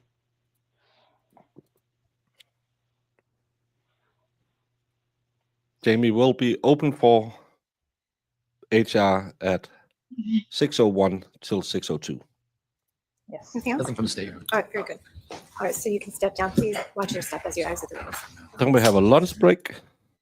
You state your full name, spelling your last name. Isabella Rose Molnar. It's Molnar. You state your address. old. Skip it. Okay, and do you go to school? Yes. Where do you go to school? I go to Lehigh University in Pennsylvania. And what are you currently studying? Marketing and business. And I'm sorry? Sorry, I said business. Like Okay. And are you working for the summer? yeah, I have Lehigh. a summer internship Go Where do you work? Dukes. in Ridgefield. And do you know why you're here today? Yes. And prior to today, have you and I met regarding this case? We know what she's open for the rest of the time. Giggity, giggity. What, Giggity. Brandon? Jesus. Yes. And are you nervous to be here today? A little bit. Okay. I don't think So I she's want to direct studying your attention to May poultry. 14th of 2022. Mhm. How old were you back then? Poultry. Sorry, say the year again. May 14th of 2022? 2022. I was 3 years ago, so 17. And were you in school? St. Joe's. Okay, and what year in school were you at St. Joe's? I was a junior in high school. And Good thing she's not studying math. She had are you problems familiar with an figuring that individual one by the out. name of Jack Snyder? Yes. And how are you familiar with Jack Snyder? We were classmates. At St. Joe's? Yeah. And I'll have are a you private familiar break. with an individual by the name of Tyler DeSilva? Yes. And how are you familiar with Tyler DeSilva? Same thing. We were classmates. And are you familiar with an individual by the name of Raul Valle? Yeah. And how are you familiar with Raul Valle? Classmates as well. And does Raul have a nickname? Lito. Lito? Mhm. And is Raul present in the courtroom today? Yes. And can you please describe what he's wearing? He's wearing a black jacket and a tie. And can you please point him out for the ladies and gentlemen of the jury? Oh, yeah. Your Honor, may the record reflect the witnesses identified the defendant in this case? Court will allow the record to so reflect. Now, I want to direct your attention to May 14th of 2022. Were you invited to a party on 5 Lazy Brook Road? Yes. And what was the circumstances surrounding you going to 5 Lazy Brook Road? I was invited. My lacrosse team was going there, and Maddie Lifer had invited us, and we all hung out there. And that was the initial. Initially, how many people were there? Initially, I maybe like 15. I'm not quite sure, to be honest. And this was a St. Joe's High School lacrosse party? Yeah, she just had her lacrosse team over and some of her friends. Okay. And at some point in time, did other people show up to the party? Yes. Who showed up to the party? Other people that went to our school, other friends of Maddie, and yeah, other kids just started showing up. I don't know exactly who Okay. was. Yeah. At some point in time, did the defendant show up to the party? Yes. Did Jack Snyder show up to the party? Yes. Did Tyler DeSilva show up to the party? Yes. Were they invited to the party? Objection, Your Honor. Hold on, just don't answer that basis. That's going to call for hearsay, opinion, and facts not in evidence. If she knows. All right, well, why don't we preface it with laying the right foundation then? So I will go ahead and sustain the objection. Do you recall who was invited to the party? Initially. Objection, Initially. Your Honor. It calls for the same thing. It does. I'll sustain the objection. Counsel, you may rephrase your question. So with regards to this party, Mhm. What was your understanding about who was attending the party? I know my lacrosse team was invited, and I know that she maybe had invited some other kids from our school. And when you say other kids being like who? What kind of kids were invited? Friends Objection, of Your Honor. She knows. I'll Maddie allow Lifer I'll from allow high it school. overruled. Hold on a minute. Hold on a minute. I know that you don't know this. Yeah. If there's an objection pending, I'm just going to ask you to wait until I make a ruling until you continue speaking. Okay, but you're okay. I know sorry. you've not done this before as far as I know. Yeah. So just let me ask you to do that for me, okay? Okay. Thank you so much. Mhm. All right, you may continue. So again, do you recall who initially was at the party? Yeah, my lacrosse team was, and some of her friends from St. Joe's were there. That's all I recall. Was it the girls lacrosse team? Girls lacrosse, yeah. Were there any males at the party? Friends of hers, yeah. And at some point, how many people would you say were at the party initially? Initially, maybe like 15 or 20, but I'm not exactly sure, to be honest. And do you recall whether or not at some point in time the party got bigger? I recall it getting bigger. I don't know how soon it was, but it did get bigger. And what time would you say you got to the Lifer's house? I'm not sure. I don't remember. And when you got there, what kind of things were going on at the party? We were all just gathered, all saying hi, talking. There was drinking. There was? Yeah. Now, when you say there was drinking, what kind of drinking was going on? I just know people were drinking, like casually, nothing too crazy. Okay. Do you know whether or not people brought their own stuff, or was it being provided by? I'm not sure. Okay. And at some point in time, did people who were not initially invited to the party show up? Yes. Objection, Your Honor. I'm going to call for hearsay. It's going to call for opinion. I'm not asking whether somebody else. All right. Not in evidence. Hold on. I am going to sustain the objection, counsel. The evidence is not in that she knows who was invited to the party. So I'll sustain the objection. Well, she testified, Your Honor, that the lacrosse team was invited to the party and some other friends. But she again, I'm sustaining the objection. Do you recall whether or not the other friends that were invited to the party included the defendant? I'm sorry, can you repeat that? The other friends that were invited to the party, did that include the defendant? Not that I'm aware of. And did that include Jack Snyder? Not that I'm aware And did of. that include Tyler DeSilva? Not that I'm aware of. Now, at some point in time, did the defendant show up to the party? Yeah. Okay. Do you recall what time that was? I'm not sure. When he got to the party, do you recall who he was with? I'm pretty sure he came with Jack and Tyler. And I'm going to show you what's been marked as State's Exhibit 53. Do you recognize State's 53? Yeah. And what is State's 53? Like, who are they? Yeah. Lito's on the right and Jack's on the left. And do you know where this picture was taken? In her basement? In the basement of the Lifer's house? Yes. Now, do you recall the defendant wearing a helmet that night? Yes. and the neck pillow as well? Yeah, At what point did the defendant come to the party like that? not that I recall, but I don't remember. At some point in time, well, withdrawn. How long were you at the party before the defendant and his friend showed up? It's hard to remember if I'm being honest. Maybe an hour, but I'm also not sure. And at some point in time, did the party get too big? Yeah. And do you have any knowledge as to whether or not people were asked to leave? Yes, people were asked to leave. Do you know in particular who was asked to leave? I think she just wanted everyone out. Okay. And at some point in time, do you recall whether or not two individuals that were not associated with St. Joe's High School showed up? I remember I heard about it, and yeah, I recall people showed up at the party. And when they showed up to the party, was there any type of altercation that you witnessed at the party? Yes. And what did you witness at the party? There was a fight that broke out outside. And do you know who was involved in that fight?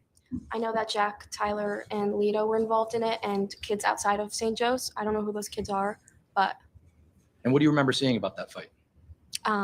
it was outside, and they were just fighting.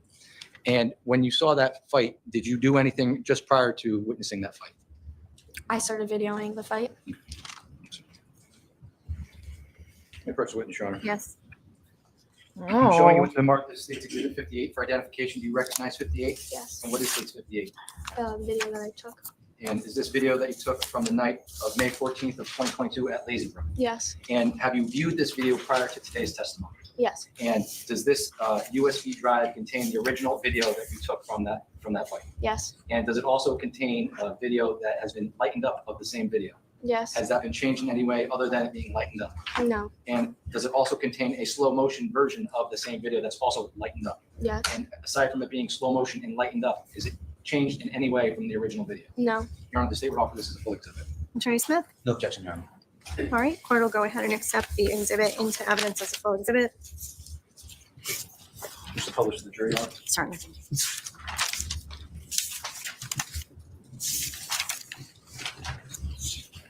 do we get a video? Really?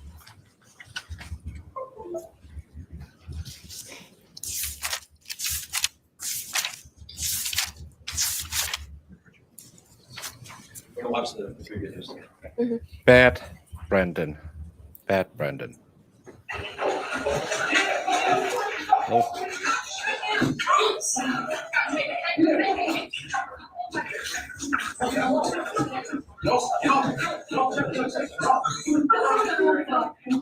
Now that first video, was that the original video you took of the fight that occurred at Lazy Brook Road? Yes.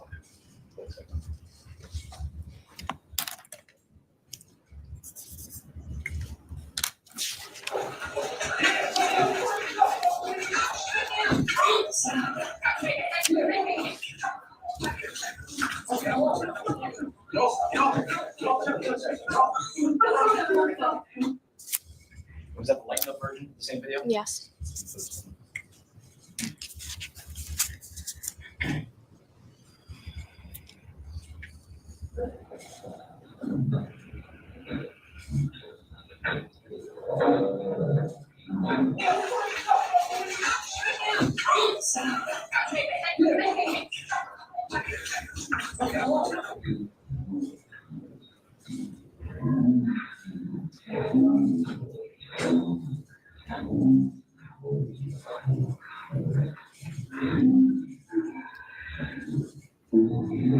Which one is the defendant?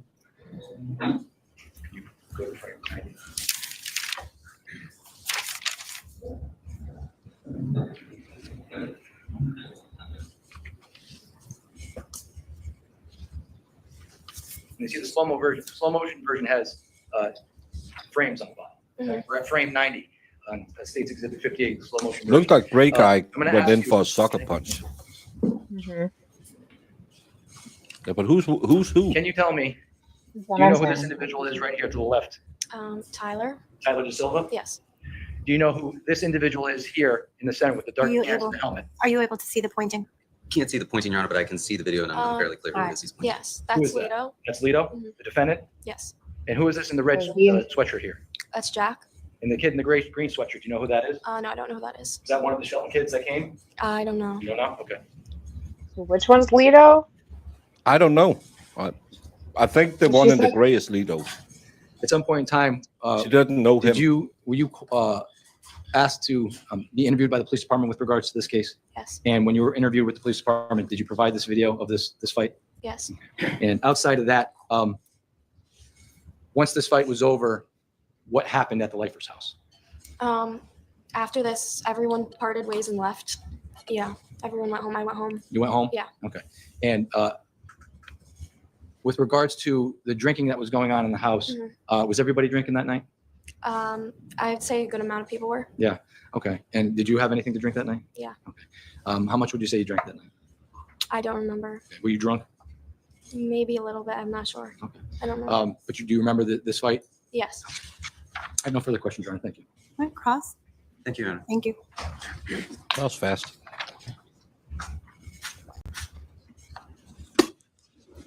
When I was a kid, everyone had my first name. I was one of the most popular in Denmark. That's why I never used my first name.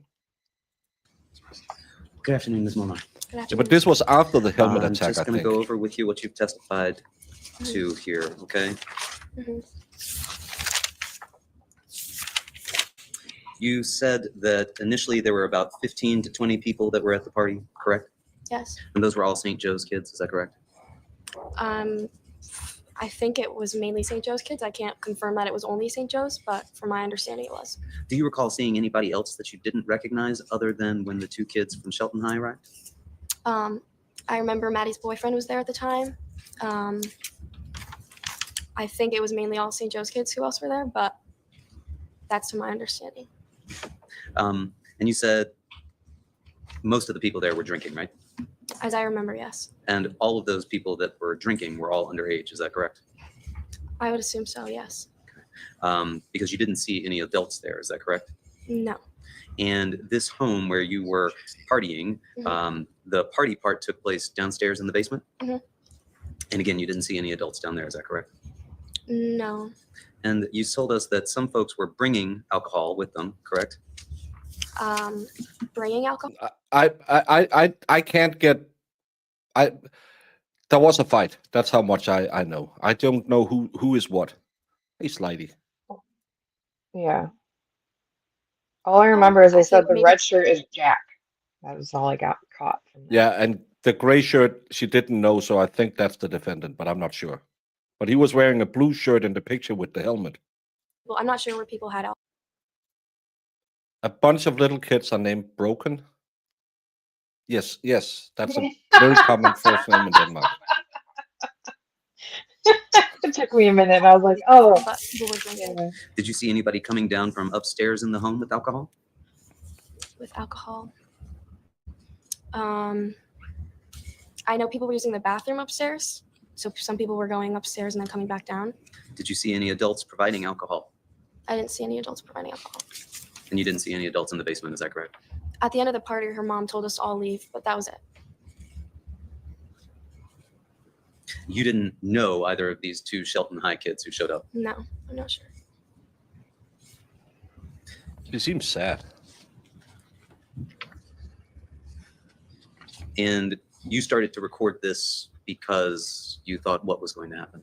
It was kind of just out of impulse, I think. Yeah, I think I just reacted. And you shared that video with the police when you talked to them on June 1st, correct? Mhm. But between May 14th and June 1st, you didn't share that with any police officers, did you? Not the ones other than the ones I showed. On June 1st. I'm pretty sure, yeah. And so you weren't recording it at that point to preserve it as evidence to show somebody, No. right? And you didn't know if Mr. De Silva was coming over to try and break it up or if he was part of the fight, right? No, it all just kind of happened really fast. And yeah, And at some point, they sort of collapsed onto the ground on the other side of a vehicle, right? Mhm. And you couldn't see what was going on at that point, could you? I think it looks at one point like Lito or somebody smacks someone with their fist, but I couldn't really see much other than the video. And you saw Mr. Valle was wearing a motorcycle helmet, correct? Yes. And you saw him in the picture there. He also had on a pillow, correct? Mhm. And they were playing some form of beer pong downstairs. Is that correct?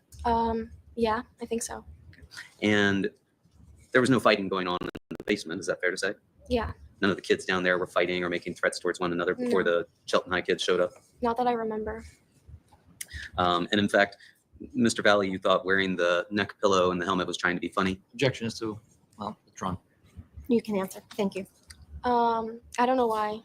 I'm not sure why he was wearing it. You told officers when they interviewed you that you thought he was trying to be funny, correct? Yeah, maybe. I mean, You didn't think that he was wearing that because he was looking to get into a fight, did you? I'm going to object based on what she thought he thought or what he was doing. That's He's asking what she thought, and what she thought he was doing. she already answered about a statement she made to the police attorney, Dursa, so I'll allow it. Thank you. I'm sorry about why he was wearing it. Right. You didn't think that he was doing that so that he was getting ready to go for a fight, did you? I don't think so. I don't remember.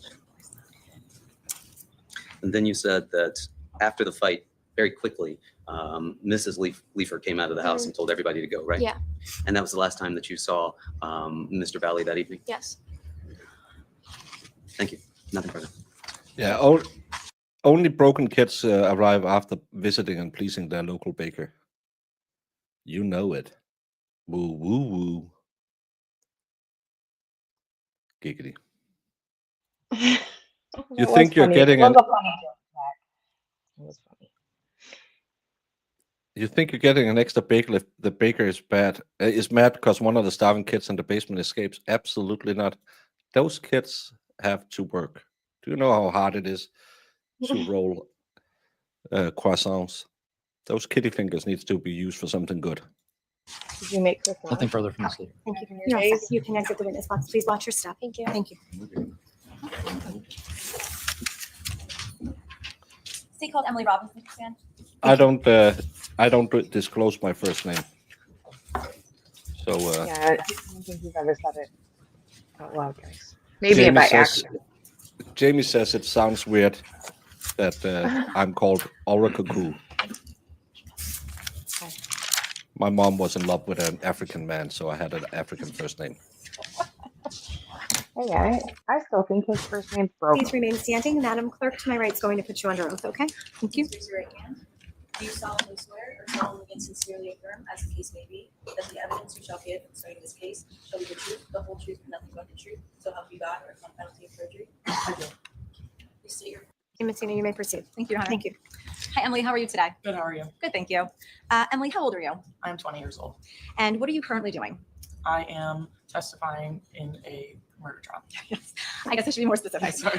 Currently, what are you doing? School, work? Oh, sorry. It's okay. I am Where's school located? Well, She asked her and she answered. I'm She testifying. straight up was literal. She was. in She took her at her word. Berlin, Oof. somewhere in Connecticut. Okay. I mean, a sports management internship. You a little nervous today? A little bit. Doesn't know where she's doing an internship. Okay. So, do you recall us meeting before today's date? Yes. Okay. And what was the purpose of that meeting? Was to talk about the trial. Okay.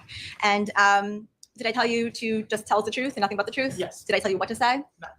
Emily, what high school did you attend? I went to St. Joseph High School. And I'm going to direct your attention to May of 2022. What year were you at St. Joe's? A junior. And did you play any sports at St. Joe's? Yes, I played girls soccer and girls lacrosse. And in May of 2022, were you on the girls lacrosse? She'll probably Yes. like. And I'm going to direct your attention specifically to Blox's May channel. 14th of 2022. Do you recall that day? Yes. And why do you specifically recall that day? There was a little get together for the girls lacrosse team. And when you say a little get together, do you mean a party or something more? Yes, it was a little party. And where was that party located? Lazy Brook in Shelton. Okay. And what was that Lazy Brook in Shelton? Whose residence was that? It was Madigan Leifer's house, a girl on the girls lacrosse team. Okay. Do you recall the address by any chance? 5 Lazy Brook Road, maybe? Okay. And do you recall how you got to that? Whoa! Hello, Brian Urlacher Jr. Brian Urlacher is a football player, Jamie. Yes, for the. He used to play for the Bears. Paris Stallions. Get together? Paris Stallion. And I'm going to direct your attention I don't know. to 5 Lazy Brook. What time did you arrive at that location? Probably played for I'm not too the sure. Packers. Sometime around. I remember him on the. And when you got to Bears. the party, what was going on? Nothing really. It was more just like everyone was hanging out in the basement. Approximately how many people were at this party? Don't say the Around Bears. 20-ish. At some point Let me as the see night it. progressed, did the party get bigger? Yes. And how large would you say it got? How many people were you say were there later on in the night? I can't really recall. Okay. In attendance at the party, was Oh. it just St. Joe's girls ESPN. lacrosse players, or Oh. were there other No. individuals there? There was more St. Joe's kids and some other kids from Shelton. Okay. And when you say some other kids from Shelton, how many other kids from Shelton were there? I'm not completely sure the exact number, but I do know that there was 2. Okay. In addition to, you said some of the girls lacrosse players, you indicated 2 Shelton High School students. Was there anyone else that was there that was not invited? Yes. Objection, Your Honor. Sustained. I'm going to strike the answer. Thank you. Just disregard it. It's not part of the evidence. Emily, are you familiar with Tyler De Silva? Yes. Are you also familiar with an individual by the name of Jack Snyder? Yes. And what about an individual by the name of Raul Valle? Yes. How are you familiar with those individuals? I was in their grade at school. I had classes with them, but that's pretty much where it ended. Did you hang out with their friends at group gatherings at all? No, not usually, no. Okay. If you were to see them, for instance, out, would you recognize them? Yes. Okay. From those 3 individuals, do you recognize any of those individuals here today in court? Yes. Okay. Who do you recognize? Lito. Okay. Raul. When you say Lito, does that person go by a different name? Yes. And what name does that person go by? Raul. Okay. So you know that person, Raul, as Lito as well? Yes. Okay. Can you please point him out and describe what he's wearing? A black suit with a black tie. Let the record reflect, Your Honor, that the witness did identify the defendant. The record should so reflect. Thank you. So Emily, as I refer to Lito or Raul, as you know him, I'm also going to refer to him as a defendant. It's the same person. Okay. So Emily, at some point, when you were at the party, did something occur between the St. Joe's 3 individuals that you just indicated, as well as the Shelton High School students? Yes. And what happened? There was a fight. Okay. And were you present when that fight took place? Yes. And when you say present, how close to the fight were you? I was very close. I was trying to break it up. Okay. Before we proceed, I am going to show you what's been marked as Exhibit number 53. May I approach the clerk, Your Honor? Yes, thank you.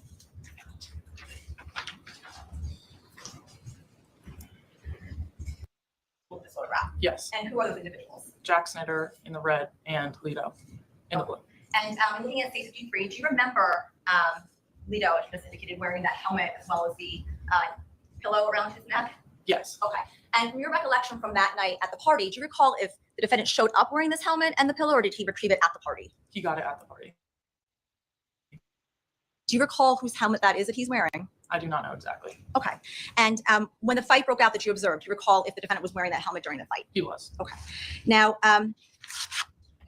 directing your attention back to the party that night, what was happening at the party? Was there drinking going on? Were there games being played? Explain. Yes, there was drinking going on, and there was some games being played like beer pong and other drinking games. Okay. What type of alcohol was being consumed, do you recall? Mostly beer and some alcoholic like seltzers. Had you been drinking? Yes. How many alcoholic beverages had you consumed? I don't remember. Were you, had you been drinking to the point where you were drunk, not able to stand, or? No, I was, no. Okay. And you indicated you had driven to the party that night? Yes. Now, did you observe Lito or Raul drinking that night? Yes. And looking at C53, do you see the blue liquid that the defendant is holding in his hand there? Yes. Do you recall what that is? Do you know what that is? Now, the individuals that arrived from Shelton High School, as you indicated, do you know the names of those individuals? I did not at the time, but I did later learn that it was Griffin and Ryan. Okay. And when you say later on, did you have interactions with them? Yes. After the fight, one of my friends drove them away. And is that when you learned their names? Yes. Yeah. In a car. Now, when, as you indicated, Ryan and Griffin arrived at 5 Lazy Brook, if you can recall, or if you observed, how did the defendant, Jack, and Tyler De Silva react? They did not want them there. Okay. And how do you know that? What were they doing? Without going into what they were saying, how were they observed? Trying to kick them out. Okay. Would you say it was a bit of a hostile interaction? Yeah. Now, at some point, you indicated a fight broke out. Do you recall what that fight was over? It was over like a little case of beer. Okay. When you say it was over a little case of beer, explain. The Lito and like the others had taken it from them and wanted them to leave, and Ryan wanted the beer back, and then he would leave. But so that's why they fought over the alcohol. Okay. Were you standing there when were you observing this? You were observing the beer being taken and then Ryan wanting that beer back? Yes. Okay. And to your knowledge, did the boys from St. Joe's give the beer back to Ryan at that point? No. Okay. And because the beer was not given back, what occurred? That's when the fight broke out. And when you say a fight broke out, you indicated you observed the fight? To your recollection, explain what you observed when the fight happened. I saw Lito punch Ryan from behind, and then that's when everyone started fighting. Okay. And when you say everyone, who else was fighting? Jack, Tyler, and Lito. Now, obviously from stage 53, you can see here, you indicated Jack is wearing the red sweatshirt, Lito is wearing the blue shirt. What was Tyler wearing that night, if you can recall? A light blue jersey. Now, you had said that you were saying certain things during the fight when it was going on? Yes. What were you saying? Trying to break it up. Okay. And were you successful in breaking up the fight? No, not really. In addition to, as you said, you observed Lito hit someone in the back of the head. Yes. Did you observe the defendant doing anything else during that fight? Near the end of the fight, he headbutted Ryan, who was on the ground with the helmet on. So when you say headbutted, explain to the members of the jury what you mean by that. He like took his head and like to the ground, like he like dive bombed with his head into Ryan, who was on the ground. Okay, let the record reflect, Your Honor, that the witness is motioning her head towards the front of her body to indicate what the defendant was doing. Or we'll let the record reflect the movement of the witness and the stand as such. Thank you. No, Emily, from your description, it sounds like the defendant had kept the helmet on as he was Yes. using it on Ryan. Is that accurate? Yes. But no, at any point did he take that helmet off when he was doing that? No, Okay. And did you observe him headbutt Ryan once or more than once? I only remember once. And withdrawn. May I approach the clerk, Your Honor? Yes.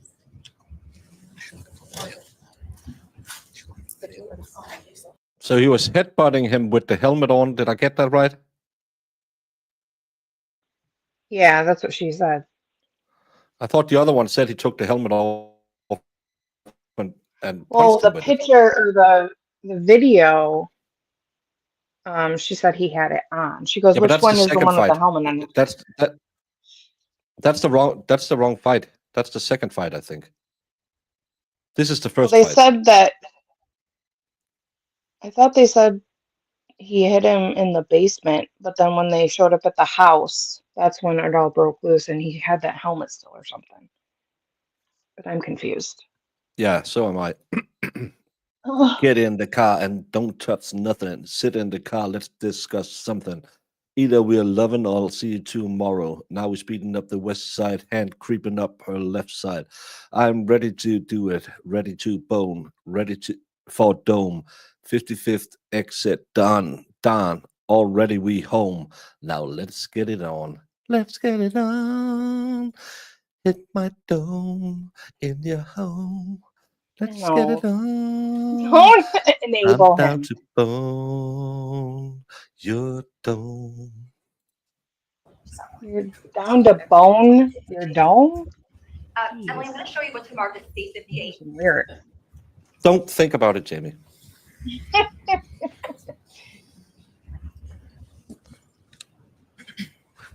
Yeah, this is the first fight, but I thought the first kid. No, it is here. Oh, he has the helmet on. Oh, you can see who he is now. Sorry. Let's see, and I'm gonna full screen it. You can see him with the helmet on. I missed it. He's this kid over here. You can see he has the helmet on. Okay.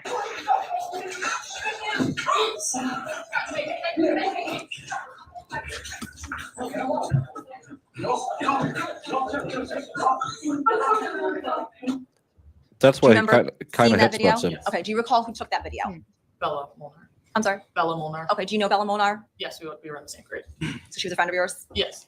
And if we could just have a play the slow down version, go to frame 90, please. Thank you. I'm going to show you a clip from one of the versions of that video.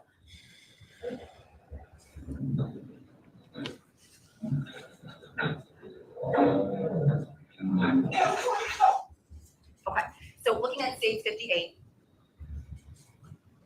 can you see on your screen there? Yes. Okay, if you can point out who was in the red sweatshirt there. That was Jack's. Okay, and over to the left-hand side of Jack there in the blue jersey, who is that? That was Tyler. And over to the right-hand side of Jack in the greenish colored sweatshirt, who is that? That was Ryan. Okay, and do you see yourself anywhere in this video at this point? Because they are 16 to 19-year-old kids filled with testosterone. There are women around, and they had some alcohol. That's why they do this. I'm on like the far right. I don't think you can Oh. see me yet. I thought you talked about why young men fight. Play it in slow-mo and not up and down all the time. You can just back it up. Rewind it. It's a bad fight. No one throws a proper You see punch. yourself here? Yeah, I'm in the white shirt. Okay, and so towards the back side of the video? Yes, not the far right, but just over from the person on the far right. If you can play that normally. She's this one.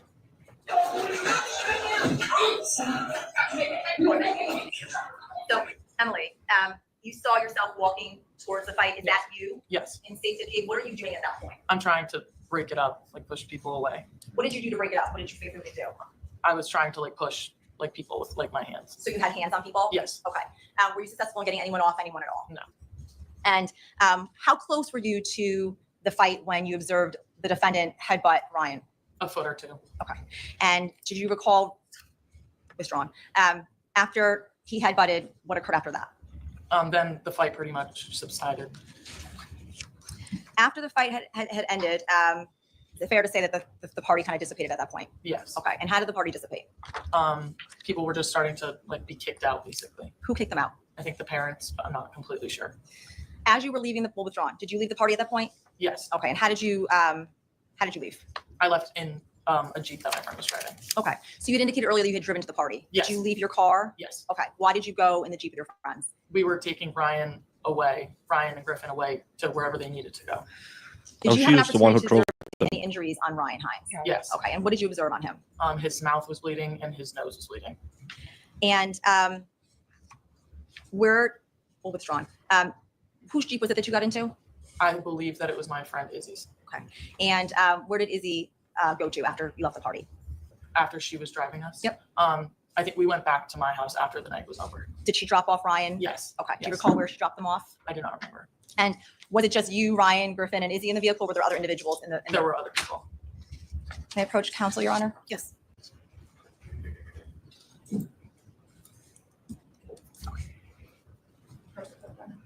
Thank you. Is 59? Yes. Okay, thank you. Any objection, Attorney Smith? Your Honor, I'd like to see the foundation Okay. laid. All right. Emily, I'm showing you what's marked as Jam on it, jam and jamoni, wiki, wiki, wiki. I don't know any of this either. state 59 for other purposes only. Do you recognize this photograph? Yes. Okay. What do you recognize that photograph as? It was a picture that we took on top of the Jeep. Okay. Do After you the recall fight. who took this photograph? It was me. It was you. And it was a selfie? Yes. Okay. And was this photograph taken after the fight had broken up and before you left the party? Yes. For Izzy to drive? This was still on Lazy Brook Street. Okay. Does this picture fairly and accurately depict how you all were situated as you were leaving the party that night?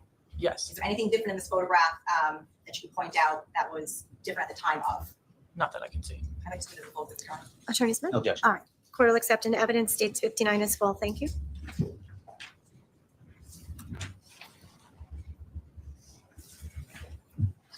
Emily, I'm showing you state 59, which is now a full exhibit.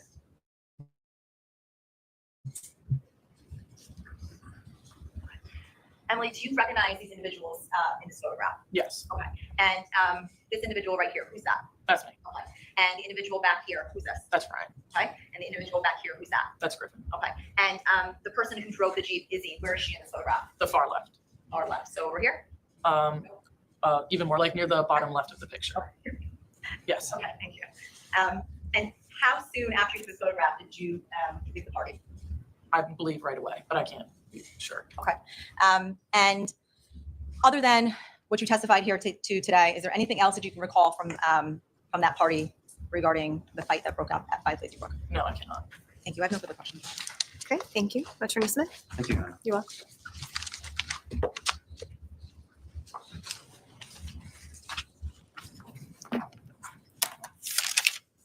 Good afternoon. How are you, Ms. Robinson? Good. How are you? Doing well. So just want to ask you a few questions, and let's start where we ended. Exhibit number 59. That turned around. Yeah. There we go. Okay. You have described yourself as being in the bottom right-hand corner, correct? Yes. And in your hand, is this one of those hard seltzers you described? Yes. Is that also seen in your hand when you are trying to break up the fight? Yes. And who is this person that is directly behind? I was thinking, was she pulling at her titlets? She was not. She was doing the peace signs. And you wear a green shirt and leave your tongue out. Maeve. Maeve? Yes. Does she go to St. Joseph? Where she Yes. did that? Yes. And you said behind Maeve is Ryan Hines, correct? Yes. And who is directly to Ryan Hines's right wearing a blue hat? Casey. Casey. Is that also a St. Joe's, or was that a St. Joe's? Yes. And Casey, is she holding a beer? Yes. And behind Casey, is that Griffin Marcinse? Yes. Did you know Griffin Marcinse prior to this? No. Did you know Ryan Hines prior to this? No. And right beside Casey, in a white top with longer hair, who is that? Katie. And directly in front of Katie and Casey, making face of some sort, who is that? Grace. Grace, also St. Joe's Yes. at that time. And then this person directly beside her, you described that as being the driver, correct? Yes. That's Izzy? Yes. And Izzy was also a student at St. Joe's at that time. Yes. Were all of those folks drinking during the course of the party? Not Izzy. Not Izzy. Because Izzy's driving. Yes. You at least didn't see Izzy drinking, is that fair to say? No, she did. Yeah, she was- her no, shorts she did looked not. like Okay. So They you didn't see were- her drink that night? Yes. Okay. And you described the fight that broke out. And you said that the defendant punched Ryan Hines from behind, correct? Yes. You watched that video with us there of the fight that Ms. Molnar recorded? And did that capture the initial breakout of the fight? Yes, that was the start of it. It didn't capture, however, Mr. Snyder and Mr. Hines having a discussion about fighting for the beer, right? Yes, it did not. Because there was a point where Mr. Snyder asked Ryan if he wanted to fight for the beer, right? Yes, But we don't see that on that video, is that fair to say? you do not. But we do see them squaring up, and then we see Mr. Hines backing up a little bit, right? Yes. And he backs up into Mr. Valle, right? I would say I can't tell from the video. You weren't paying attention to that when it happened? I guess not, no. What were you focused on when the fight broke out? I was just watching it all go down. You didn't know Mr. Hines at that point? No, I did not. Would you say you were more focused on the St. Joe's kids that you did know, or on the kids that you didn't know? I wasn't focused on one in particular. And you watched that video with us, and you tried to break it up, and you saw yourself in that video, correct? Yes. You're holding on to that seltzer that you've got in the picture later. Yes. And the fight sort of tumbles forward, right? Yes. Behind a vehicle that's there? Yes. That wasn't the Jeep that you've described as driving away in? No. Do you know whose vehicle that was? That was my car. That was your car that we see them go behind? Yes. Okay. Were you worried about your car getting damaged at all in the course of this fight? No. How close were they to your car? Were they bumping up against it? I can't remember. I don't think so. Okay. At some point, you said you got actually into the fight close enough that you were touching some of these people, correct? Yes. How many people were involved at that point? I can't remember exactly the exact amount. But Were you the only person that was trying to break it up? I believe so. There weren't any other people that were involved trying to break up the fight? I can't remember. You don't recall Mr. Valle taking off the helmet, correct? No, I do not.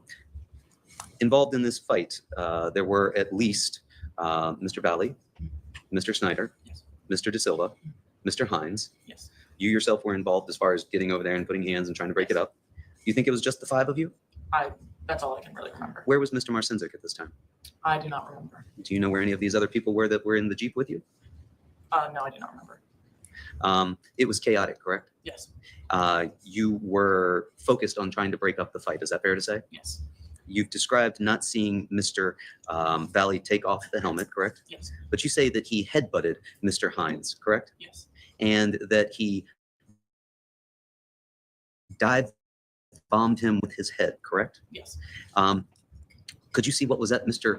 Valle's feet at that point? I do not remember. Could you tell whether or not he tripped? No, I do not remember. Could you see if anybody laid their hands on him and pulled him? No, I do not remember. You weren't focused on that, right? No. Whose hands, who were you touching with your hands when you were trying to pull somebody apart? I believe it was Tyler's. You ever been involved in a fight before? No. Was it scary? Yes. Was it dark? A little bit. There was lights from the garage. Was it as light as it appears in the video that's been lightened? I do not remember. To your recollection, which of those more accurately reflects what you recall? The lightened video or the darker video? I would say the light. The lightened video is more Yes. what you recall. Yeah.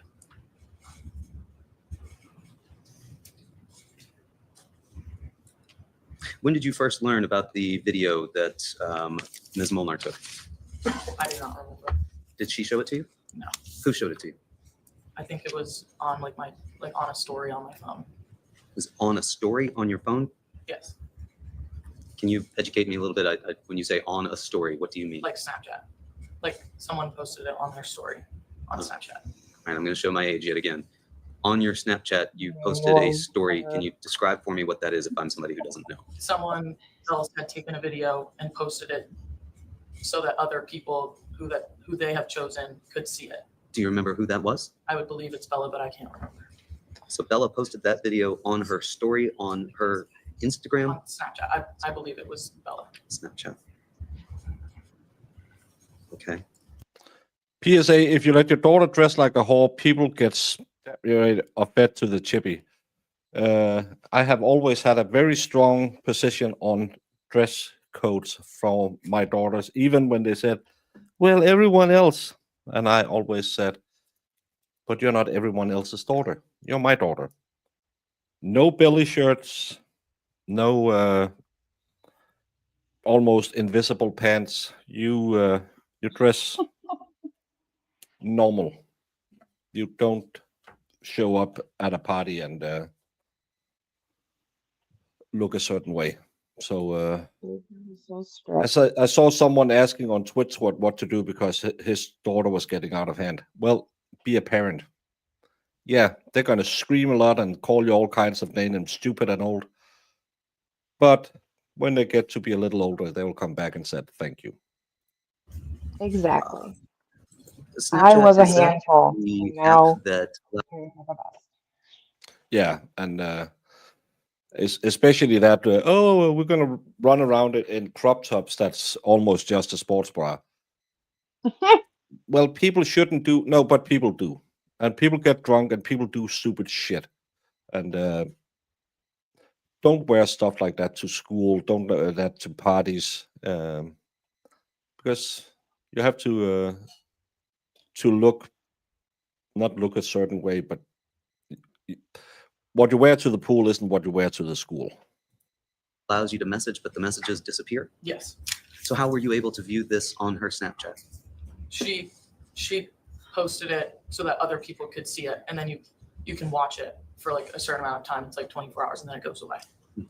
And how soon after the fight do you recall her posting that? I do not recall. Same day? I believe so, but I don't remember. So you had seen this video prior to speaking with officers on May 26th? Yes. Did you tell them about the existence of the video? I do not remember. I can tell you, I was taught to respect women. I've never touched anyone, but there's a lot of shitholes out there. There's a lot of drunk people. There's a lot of crazy stuff going on. There's a lot of, well, yeah, maybe. I once had a conversation with one of my daughters, and she said, "Do you think a skinny blonde pays for her drinks?" I said, "As long as you don't pay in another way, and as long as you don't pretend that you're going to give them anything for the drinks." Because women also have to learn that they should not act out in a certain way either. I know everyone, it's always the boy's fault if anything bad happens. But there's a lot of women out there too who might need a lesson from their mom. Not that they have to be dressed like they're going to Sunday school, but sometimes you should also tell your daughters to behave themselves, because I've seen a lot of really bad teenagers when I picked up my girls from parties where I'm thinking, oh my fucking God, I've seen whorehouses where they wore more clothes. Tough decision. Will you leave the driveway, Jamie? She won't even go into the driveway today. They have a heat warning. yeah, it was storming all day today, and then we're supposed to have a heat warning, so I'm not trying to go anywhere, let alone outside. You need to watch her boyfriends. Sadly, the idiot that lives with my daughter slipped through the net because she looked at me and said, well, I don't care. I'm choosing him. I have put down vetoes. I ask her every time we see each other when she's going to find a real boyfriend. She said, we bought a house and I have a kid. Yeah, but you could do better. Did you tell these officers about drinking that had been going on? Well, then you are listening with the part of your body you're sitting on. But if you're sending your daughter into the world in bra and panties to a party where she gets drunk, loses her inhibitions with another 15, 16, 17-year-olds who drinks and lose their inhibitions. Accidents happen. It doesn't have to be grape.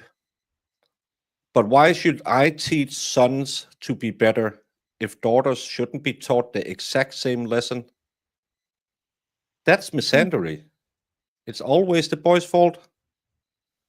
That's the opposite of what people always accuse me of. Everyone should be taught, men and women, to behave appropriately.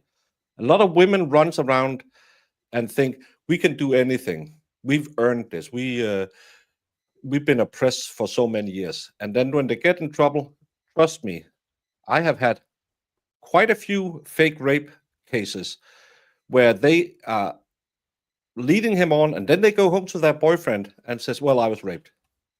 I had a kid who sat in prison for 1.5 years because this lady lied to her boyfriend. Men do better, women do better. No one gets a free pass. Everyone have to act like grown-ups, even if they're kids. Action has consequences. Yeah, but women can't. It's the men who do it. Well, so women should not have access to the same rooms, or that's a misandrist way of looking at life, that men are always the bad guy. That's wrong. Teach your sons as well as your daughters.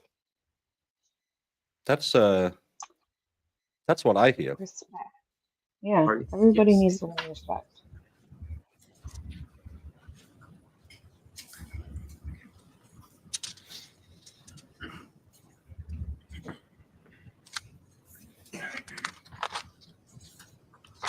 Nothing further. Thank you. Attorney Messina.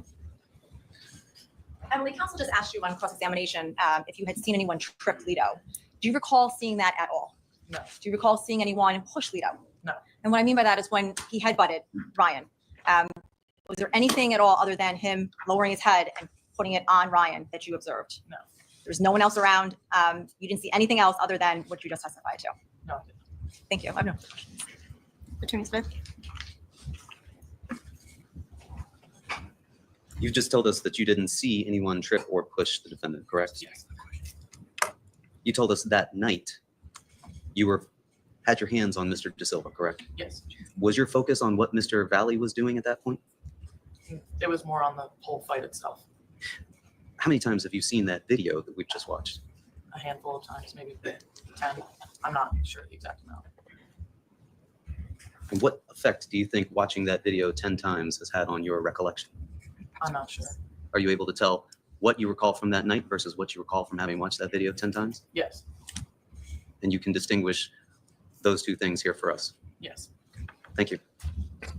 Anything correct? You may exit witness box. Thank you. Please watch your step.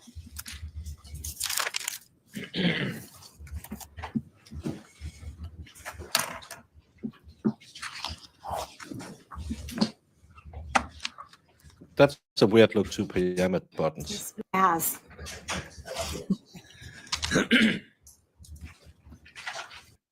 Do sincerely affirm, as the case may be, that the evidence you shall give concerning this case shall be the truth, the whole truth, and nothing but the truth. So help you God, or if I'm found to be perjured. Good afternoon, Tanner. Can you do me a favor? Keep your voice up. You're soft spoken, okay? Okay. Tanner, how old are you currently? I'm 21 years old. And are you currently in school? No, I'm not. Are you working? Yes. What do you do? I work at Extra Duty Solutions in Shelton. And how long have you been doing that for? Since last October, over a year now. And did you go to high school? Yes. Where did you go to high school? Shelton High School, And what year did you graduate? 2021. And prior to your testimony today, did you and I meet before? Yes. How many times did we meet? About 2 or 3. And what did we discuss? Just about the case, and I would have to come testify. And I want to direct your attention to May 14th of 2022. How old were you back then? I was 18 years old. And were you in school at that point? Nope, I just graduated. Did you graduate the year before in 21? Yes, the year before. And I want to direct your attention to later on that night. Okay. Can you tell the ladies and gentlemen of the jury what you were doing? I would rephrase it as earlier that night. So earlier that night, I was at my brother's house, and he was having a little bit of a get together. And then I received a call to give Ryan and Griffin a ride to another party in Shelton. So what time would you say you were at your brother's house? I do not recall exactly what time, but earlier in the night. And when you were at your brother's house, were you drinking any alcohol at that point? Not prior. And at some point, you say you left to go give Ryan and Griffin a ride? Yes. And where did you give them a ride? I gave them a ride to Lazy Brook, which I found out later was the Life's house. So Lazy Brook Road? Yes. And when you gave them a ride to Lazy Brook Road, where did you go pick them up first? From Natalia Ridzik's house. Natalia Ridzik. Yes. And you brought them from Natalia Ridzik's house to Lazy Brook. Yes. And when you got to Lazy Brook, what time of night would you say it was? A little later in the night, to relatively around 10-ish o'clock. Okay. And when you got to Lazy Brook, do you recall whether or not Griffin and or Ryan had anything with them at that moment? I do not. I didn't really examine them upon them getting in the car. Okay. And when they, at some point in time, you got to Lazy Brook, and did they get out of the car? Yes. And did you park the car and get out as well? No. What did you do? Once they got out of the car and shut the doors, I went back to my brother's house. And when you got back to your brother's house, what were you doing when you got back to your brother's house? Once I got back to my brother's house, I had a couple drinks. And what kind of drinks were you having? I do not recall exactly, but seltzers. How long would you say you were at your Don't brother's blame house? the beagle. Marissa is do not on her way with the new one. There come a time when you were at your brother's house where you were made aware of an incident that happened at Lazy Brook concerning Griffin and Ryan. Yes. And when you found that out, what, if anything, did you do with regards to withdrawing? Did you try to communicate or call Griffin or Ryan? So I answered Ryan's call, which he informed me of an incident that happened. Objection, Your Honor. Hearsay. Without telling us what he said. Hold on a minute. Let me just deal with the objection. Okay, I'm just going to stop you. So I'll sustain the objection to the extent it was hearsay. I will go ahead and everything from after, yes, I received a call, to what Ryan said will be stricken from the evidence. I'm instructing the jury to disregard it. You'll get a final instruction at the end of this case during your jury charge to further explain stricken evidence and how that applies to your deliberations. Okay, so I'll allow you to continue. Thank you, Your Honor. Thank you. Yes. May the witness just be reminded to keep his voice up. It's hard to hear here with the fan. Yes, certainly. Okay. So I am going to ask you, the microphone does Yep. not such a great job in terms of amplifying, but if you can speak into it and just remember to try to keep your voice up and also direct your answers to the jury. Thank you so much.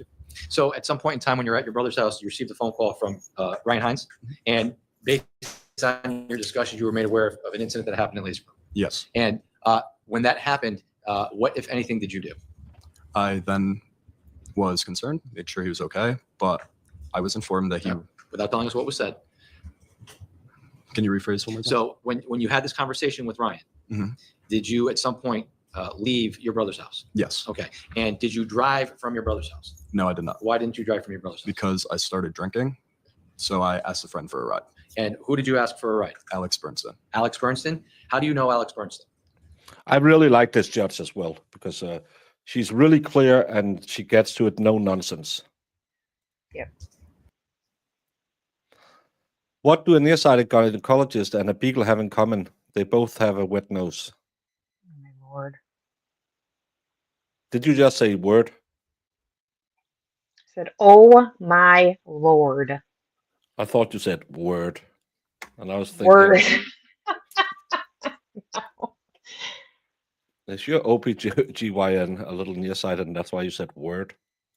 Yeah, I mean, We met through mutual friends, but we have grew close over the years. And when Alex Bernstein picked you up, where did he take you? To Tyler Rich's house. And first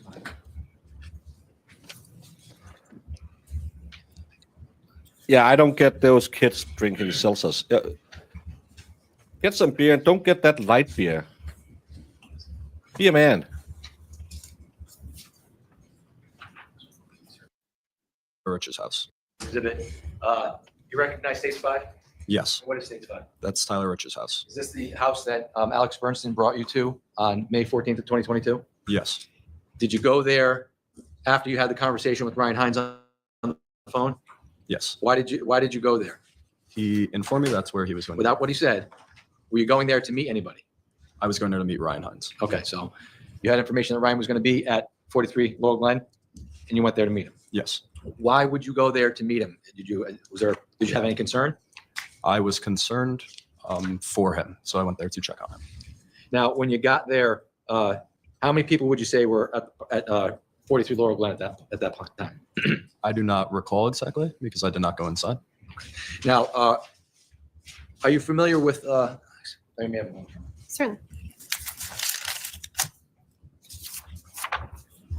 Jamie, can you read this one? No. It's to you. I don't care. Read it. Read it to me. I can't read. I'm illiterate. Hey, Jamie, who cooks in a lesbian relationship? Who? Nobody. Nobody. They both eat out. Mm, That's a No. cunnilingus joke, Jamie, if you didn't Yeah. understand that. Oh, I didn't. I'm gonna have to Google it. I'm not Yeah, sure what a Google lesbian is. Google cunnilingus. Lesbian cunnilingus. I can tell you there's a lot of videos on that online. Yeah. Good to Yeah, know. she's gross.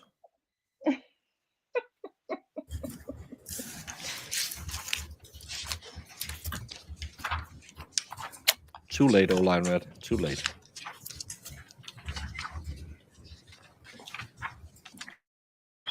Who is that person? It's Faison. Faison Teal? Yes. How do you know Faison Teal? We grew up together going to the Boys and Girls Club. Do you recall whether or not Faison Teal was at Tyler Rich's house on May 14th of 2022? Yes. Showing you State's Exhibit 55. You recognize 55? Yes. And who is that in the picture? It's Thomas Connery. Sorry. Tommy Connery? Yep. How do you know Tommy Connery? We grew up together as well. We were on the same sports teams in the same grade growing up. Do you know whether or not Tommy Connery was at Tyler Rich's house on May 14th of 2022? Yes, he was. Showing you State's 56. You recognize 56? Yes. And who is this picture of 56? Ryan Hines. And you just indicated Ryan Hines was at Tyler Rich's house? Yes. You went there to meet him. Yes. Finally, State's 57. You recognize State's 57? Yes. And who is that a picture of? It's Jimmy McGrath. And how do you know Jimmy McGrath? We have a lot of mutual friends. And was he present at Tyler Rich's house that night? Yes. Now, you say when you got to Tyler Rich's house at that point in time, what time do you think he got there, if you could recall? I do not recall exactly. It was starting to get a little later in the night. Now, I'm going to ask you, are you familiar with an individual by the name of Enrico Fiola? Yes. Does he also go by a different name? He goes by Ricky. Goes by Ricky. How do you know Ricky Fiola? We are good friends. And do you know whether or not he was present at Tyler Rich's house that night? He was. And are you familiar with Sal Perry? Yes. How are you familiar with Sal Perry? We're friends as well. And do you know whether or not Mr. Perry was at Tyler Rich's house that night? Yes, he was. And how about Mike Sampieri? Yep. How do you know Mike Sampieri? We are friends. And was he present at Tyler Rich's house that night? Yes, he was. And Alex Bernstein was with you? Yes. And how about Charlie Connery? Do you know Charlie Connery? Yes. How do you know Charlie? I grew up with his brother Tommy playing sports, so I was always around him growing up. Do you know whether or not Charlie was at Tyler Rich's house that Yes, night? he was. How about Jacob Villalobos? Yes. How do you know Jacob Villalobos? He was on the same football team as me growing up. And do you know whether or not Jake Villalobos was at Tyler Rich's house that night? Yes, he was. And how do you know Tyler Rich? We're in the same friend group. And how about Matt Lockovich? You know Matt Lockovich? Yes. How do you know him? We are also in the same friend group. And was Matt Lockovich at Tyler Rich's house that night? Yes, he was. Now, when you got to 43 Laurel Glen, tell us how long you were there for, just about. I would say around 20 minutes.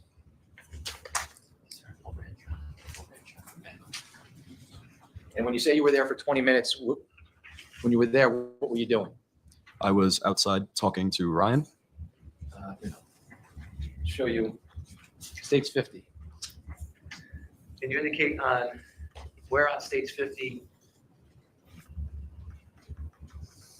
Well, let me ask you, you recognize States 50? Yes. What is States 50? That's Tyler Rich's house. And when you got to Tyler Rich's house, do you know whether or not this is a more recent picture? Mhm. Right? Yes. Remember that? Do you know where you were when you first got to Tyler Rich's house? If you can point us out in this picture. I was on the right side towards where the picture cuts off. Okay, so maybe near this red bush here? Yep, relatively right by the red bush. Okay, so may the record reflect, I'm pointing to the red bush to the right side of this exhibit, Your Honor. All right, so court will note for the record, you're pointing to the red bush to the furthest right of the photo. Thank you. And when you got On Saturdays, we do arms because if you want to give a girl an angry raccoon, while she's passed out in your room, your arms better be effing swole. What the hell is an angry raccoon? Jamie? No, I don't know what these things are. I feel like should be. raining. I don't Google anything that you say, Brendan. I've learned from my mistakes. Yeah. I Got remember there that people- night. What time was it about? I do not recall exactly, but it was later in the night. And what was the lighting conditions out when you got there? It was relatively dark, but not pitch black outside. Were you able to recognize people that you knew there? Yes. Could you see in front of you? Yes. Was there any light from the house being admitted in the front yard in any way? I do not recall. Okay. And when you got there, who did you meet? Tom, I was watching Ronkel's interview last night, and David Giannetti was talking about how bad a golfer he was.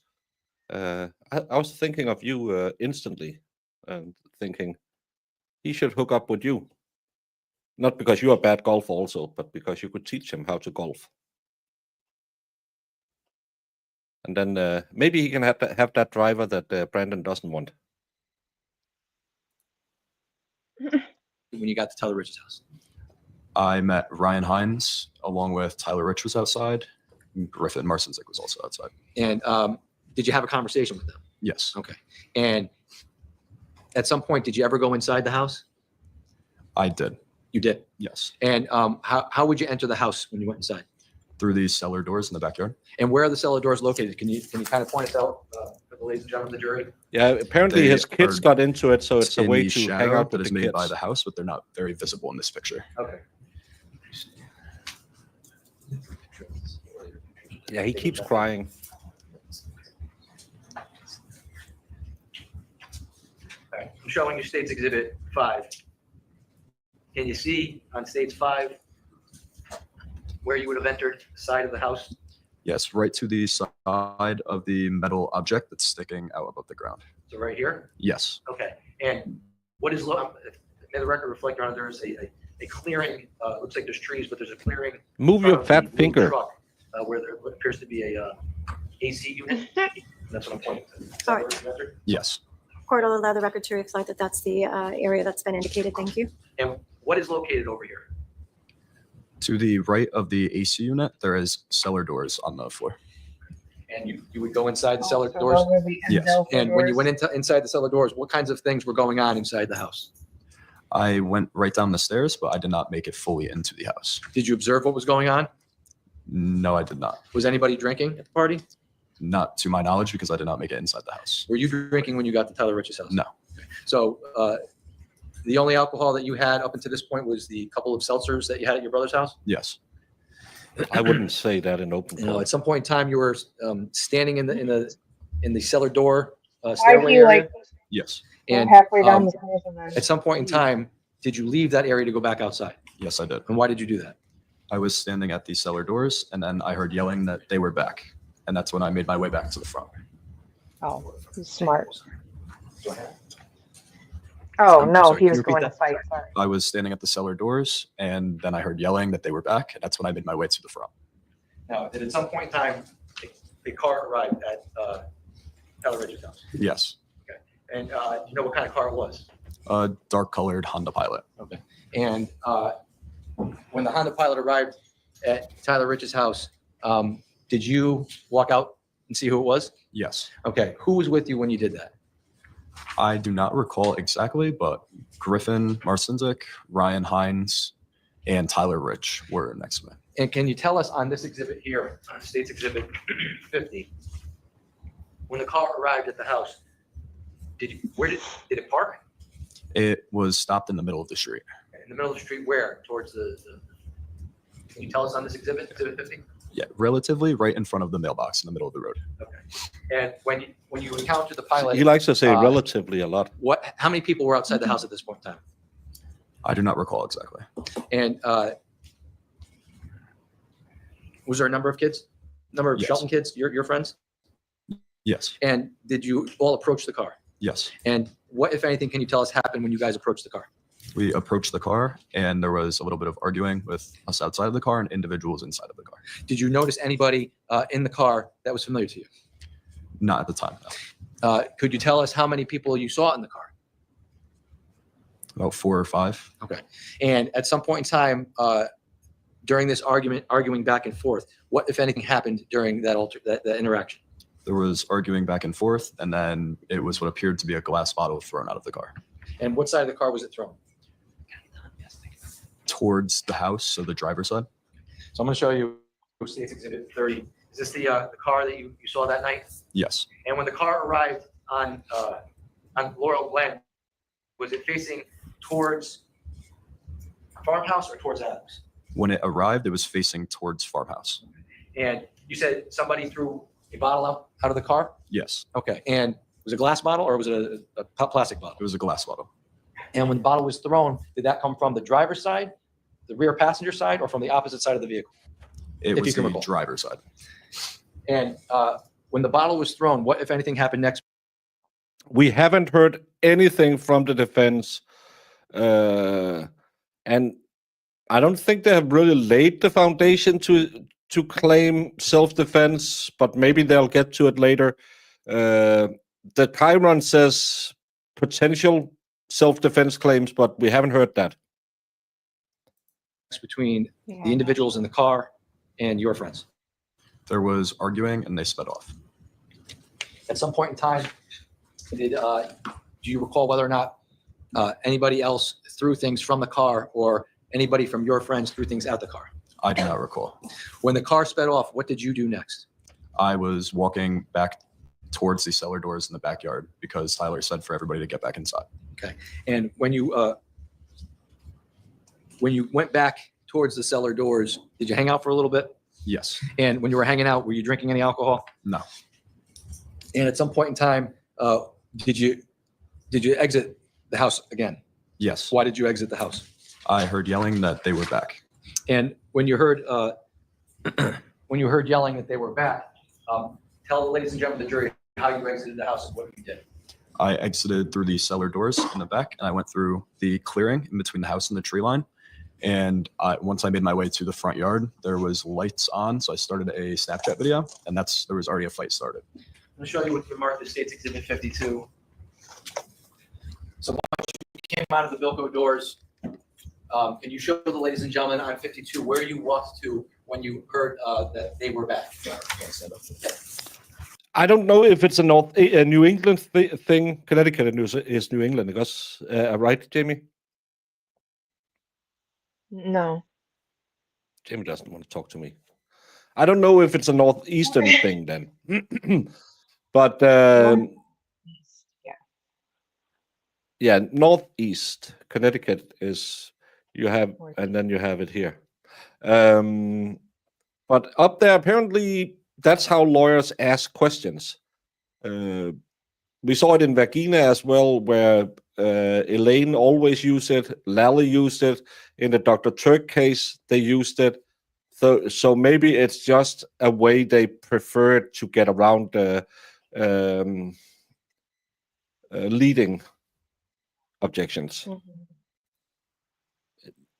Well, this guy is allowed chalks, and he's going to use those chalks. He used it so much that the sides are bent up, the corners.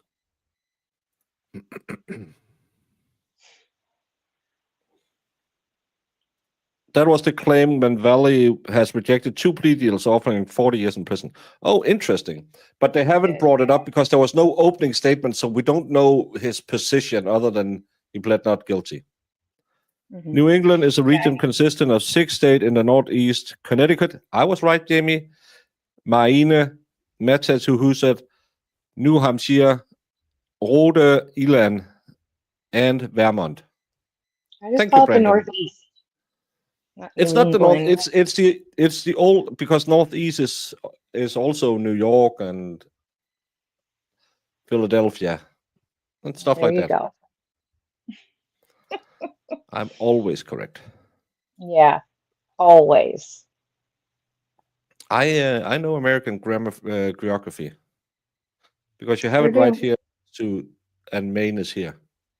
And in Maine they have lobsters. Jamie, did you know that 100 years ago lobsters were prison food? Lobsters were prison food? Yeah, no one ate lobsters because they kind of look like cockroaches in the sea.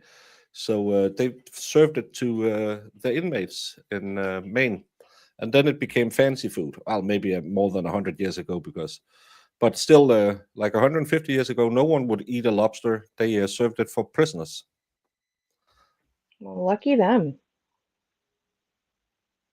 Even though I hate seafood, but lobster always seems like a fancy food. Well, Brandon, I know you're down here, so I wouldn't include you with. Come on now. And they all eat fish poop. They do eat fish. I don't know about the poop. It's the eggs, right? Isn't that what caviar is? I walked through a clearing through here and towards the front with my back against the driveway. So you were in this area here, this grassy area here? Yes. And when you made your way over, withdrawn, when you were making your way over, had a fight had already started, or was there just argument? There was already a fight started. Okay, and when the fight started, tell the ladies and gentlemen of the jury what you observed. I observed a chaotic scene and a fight in the middle of the grass, and there was flashlights around. Therefore, I started a video. Now, the fight that you observed, can you show on States 52 where the fight was occurring? Yes.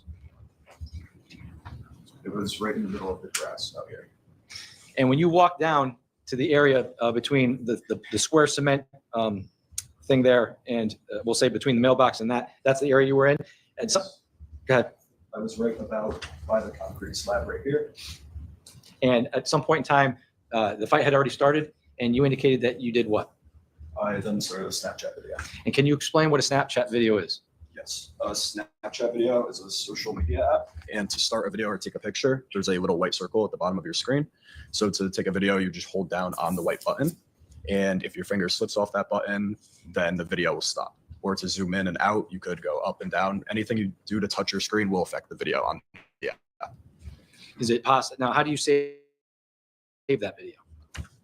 There is a button in the bottom left corner to save a video. And when you observed the fight going on in this case, did you video it from the beginning of the fight? I videoed it from when I walked out of the cellar doors in the backyard, and the fight already previously started. And when you videoed it, is the light on your phone on when you're videoing it? I do not recall exactly. Approach the witness.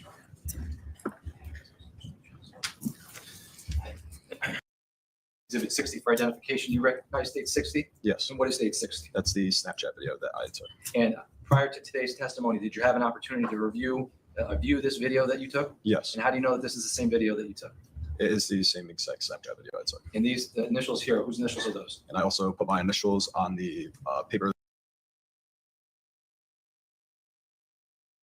With the amount of technical problems we have had, I like that they're using chalks instead of photos, because most cases always end up with, we're going to take 4-hour break because someone forgot how an HDMI cable works. Yeah, that's true. For the Especially for like stuff like this where it's a map. And, with regards to the Have a big video, map. does this USB contain the original video you took on May 14th of 2022? Yes, it does. And does it contain any other videos in connection to this case? Yes, it does. Does it also contain a video that is a lightened up version of the video you took? Yes, And outside of it being lightened up, did you have an opportunity to review that video? yes. And is that video changed in any way from the original video outside of being lightened up? No, it is not. And does this USB also contain a video that is slowed down with some frame numbers on it? Yes, And outside of it being slowed down and lightened up with frame numbers on it, is that video changed in any way from your original video outside of those things? no, it is not. Showing you what's been marked as State's Exhibit 61 for identification purposes, you recognize State 61. Yes, And what is State 61? it is a screenshot from the Snapchat video that I took. And does this accurately reflect a screen grab from a frame number or a frame in time from that original video? Yes, Showing you State's Exhibit 62. Do you recognize State 62? yes. And what is State 62? It is a screenshot also from the Snapchat video that I took. And does this screenshot differ in any way from what you observed in your video? No. Showing you State's Exhibit 63. Do you recognize State 63? Yes, And what is State 63? a screenshot from the Snapchat video. And again, is this different in any way from the video that you took? No. Showing you State 64. Do you recognize State 64? Yes, And what is State 64? A screenshot from the Snapchat video I- I took. Is this different in any way from the video you took? I didn't add New York and Showing you state Pennsylvania. 65, recognize state 65. Yes. What is state 65? It's also a screenshot of the Snapchat video. And is this different in any way from what you reviewed from the video you took on May 14th of 2022? Is he having a comb forward to hide his high hairline, brother? As a guy who suffers from doing it doesn't work. It'll be. I don't know. what It's the- like Hank is- Brennan spraying in his hair every morning. It rubs off. Well, it's just like a big mop of hair on the like. You'll just Spin get that that, and then you go out in the air and it'll blow up, and you'll look like a rooster sideways. No. State 66, do you recognize state 66? Yes. And what is state 66? A screenshot from my Snapchat video. And is this different from in any way from the video that you took on May 14th, 2022? No. State 67, you recognize 67? Yes. And what is state 67? A screenshot from my Snapchat video. And is this different in any way? Does this accurately reflect what the moment in time from that video that you took? What the hell is that ugly bowl cut? Iris, if you let your son walk out like that, the chancla better be working overtime. Oh my lord! It's such a. They have the high and tight, and then they have the bowl cut. It looks like Playmobil hair. It's. Come on, kids. And this isn't a kid. You took on May 14th, 2022? Nope. Does it reflect it? Oh, yes. Okay. And state 68, recognize state 68. Yes. And what is state 68? A screenshot from my Snapchat video. And again, does this accurately depict a screen grab from that video? Yes. And finally, 69, you recognize 69? Yes. And what is state 69? It's also a screenshot Chancla from my Snapchat wasn't video. used enough in And does his this accurately upbringing. reflect that moment in time from that video? Yes. Without objection, I would offer these as full exhibits. Attorney Smith? Let me just quickly look at those. Certainly, of screenshots. course. I don't anticipate. Okay.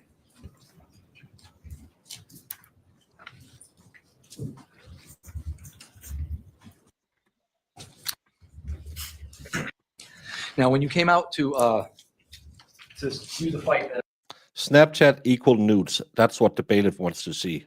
I have never had a nude on Snapchat.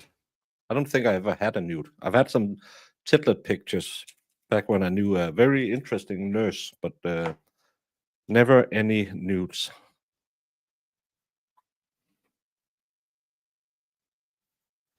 Oh my god, that picture! Iris just tagged you. You just see it. Hey, Colonel Angus. Oh. Hey, Angus. No, I knew that nurse when we still. She never did nudes. They were always in a brassiere or a shirt. They were big. She's a mom now. that had already started videoing. What did you recall seeing when the fight was going on? Once I walked outside, it was a very chaotic scene in the middle of the yard. And do you recall seeing anybody who was not your friends at the fight? Yes. What do you recall seeing? I recall seeing two individuals from the car previously. And do you recall what they were wearing? One of them had on a light blue, it appeared to be a jersey. And do you recall what the other person was wearing? I do not. Prior to that night, had you seen those individuals before? No, I had not. And were you asked to identify any of those individuals by the police department? Yes, I was. Chancla, Were chancla, you able to chancla. identify any of those individuals? I was after reviewing my video. And who were you able to identify? Both individuals. Who are they? You don't know who they are? It was Tyler De Silva and Raul Valle. Is Raul Valle present in court today? Yes. And what does he wear? He's wearing a black and white suit inside. Can you please point him out for the jury? Your Honor, may the record reflect the witness identifies the defendant in this case? All right, so the court is going to note for the record that the witness identified the defendant. It is 3:25. Is this a good time to break? All right, so the court is going to go ahead and How long is it? Because it's dinner time, my place. How much are we missing? An hour and a half. Jamie, I'm gonna come back tomorrow and play the rest of it because I need to go make dinner now. Is that okay with you? Works for me. And everyone needs to get out and smell the roses, touch the grass, kick Lefty's ass, as we say in Denmark. Yes. But so far, have gotten into his guilt yet. We know there was a fight and but so far it seemed like mutual combat, that everyone was in on fighting. They probably weren't in on bringing a stabulator. I don't say that. StreamYard, stop effing up. It's slowing down all the time. But no one has testified to seeing him doing it so far. So, No. yeah. No, we haven't really gotten So, to the actual that I've heard so far. I mean, it's like I saw him go to his car and get it and start just stabbing people.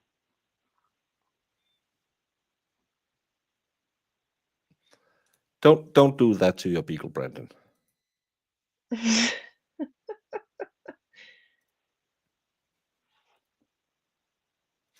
But I'm gonna pick this up tomorrow. Tomorrow I'll probably also I don't know if I'm gonna do it live or I'm gonna just do a video, like my video review of the McAlbert's testimony. If you haven't seen that, you should go watch it. I think it's okay. And I have a lot of salt mining to do in the Karen Reed case, because all of these a-holes have turned massive racist all of a sudden, and are now attacking that juror number 11 because she's not saying the things they wanted to say. So remember, Don DePetro claimed that she was an illegal and I should get into it. And now she's too dumb and too foreign to understand what was said in court. Mm-hmm. So, yeah. It's they're just pathetic. They're just trying to stay relevant because they have Yeah. nothing. Yeah, they are going hard in the paint with their stupidity. And apparently racism is the new low. Imagine Lefty could finally have a group of friends. No, Lefty isn't racist. He's just a Packers fan. But that'll be for tomorrow. We roughly have an hour of this left with the sped up time and the jumps through it. So an hour and a half with my talking. And I probably have ammunition enough for a 2-hour salt stream. So I'll try and fit both of that in tomorrow. If you get him off Coors Light, he'll just start doing Bud Light. So yeah. Mm-hmm. They are sick in the head. Yeah. Coors Light is fancy beer. Light beer day. isn't beer, Jamie. Light beer is like having sex in a canoe, fucking close to water.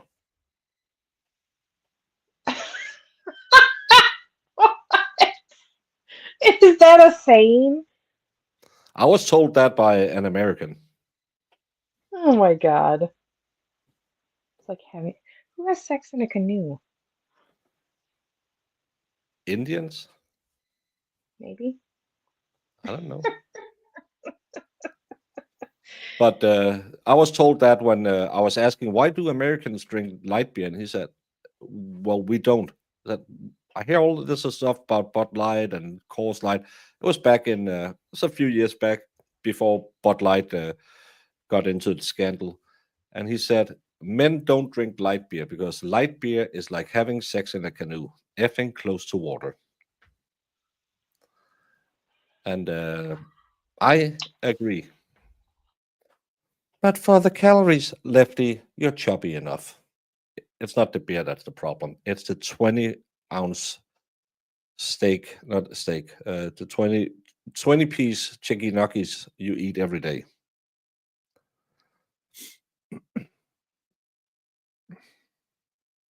Jamie, any parting words? No, I hope everybody has a great weekend. And if you're in Michigan, there's a heat warning, so be careful. Yeah. Heat warnings are all across America. Stay safe, everyone. If there's a tornado, because I've seen some tornado watches as well, don't try and go to Oz. Stay inside, because we're not in Kansas anymore. Toto. What exhibit are you referring to? I'm going to make this 100, Your Honor. All right. 100. 100. Because it is 100% 100%. correct. Objection, Your Honor. So you literally built a cannon? Yeah, it's pretty awesome. All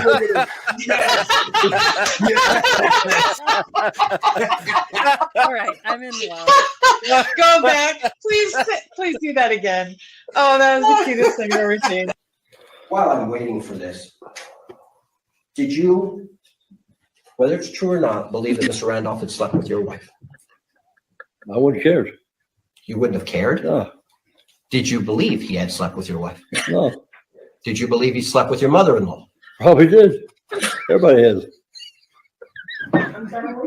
So there- Everybody has.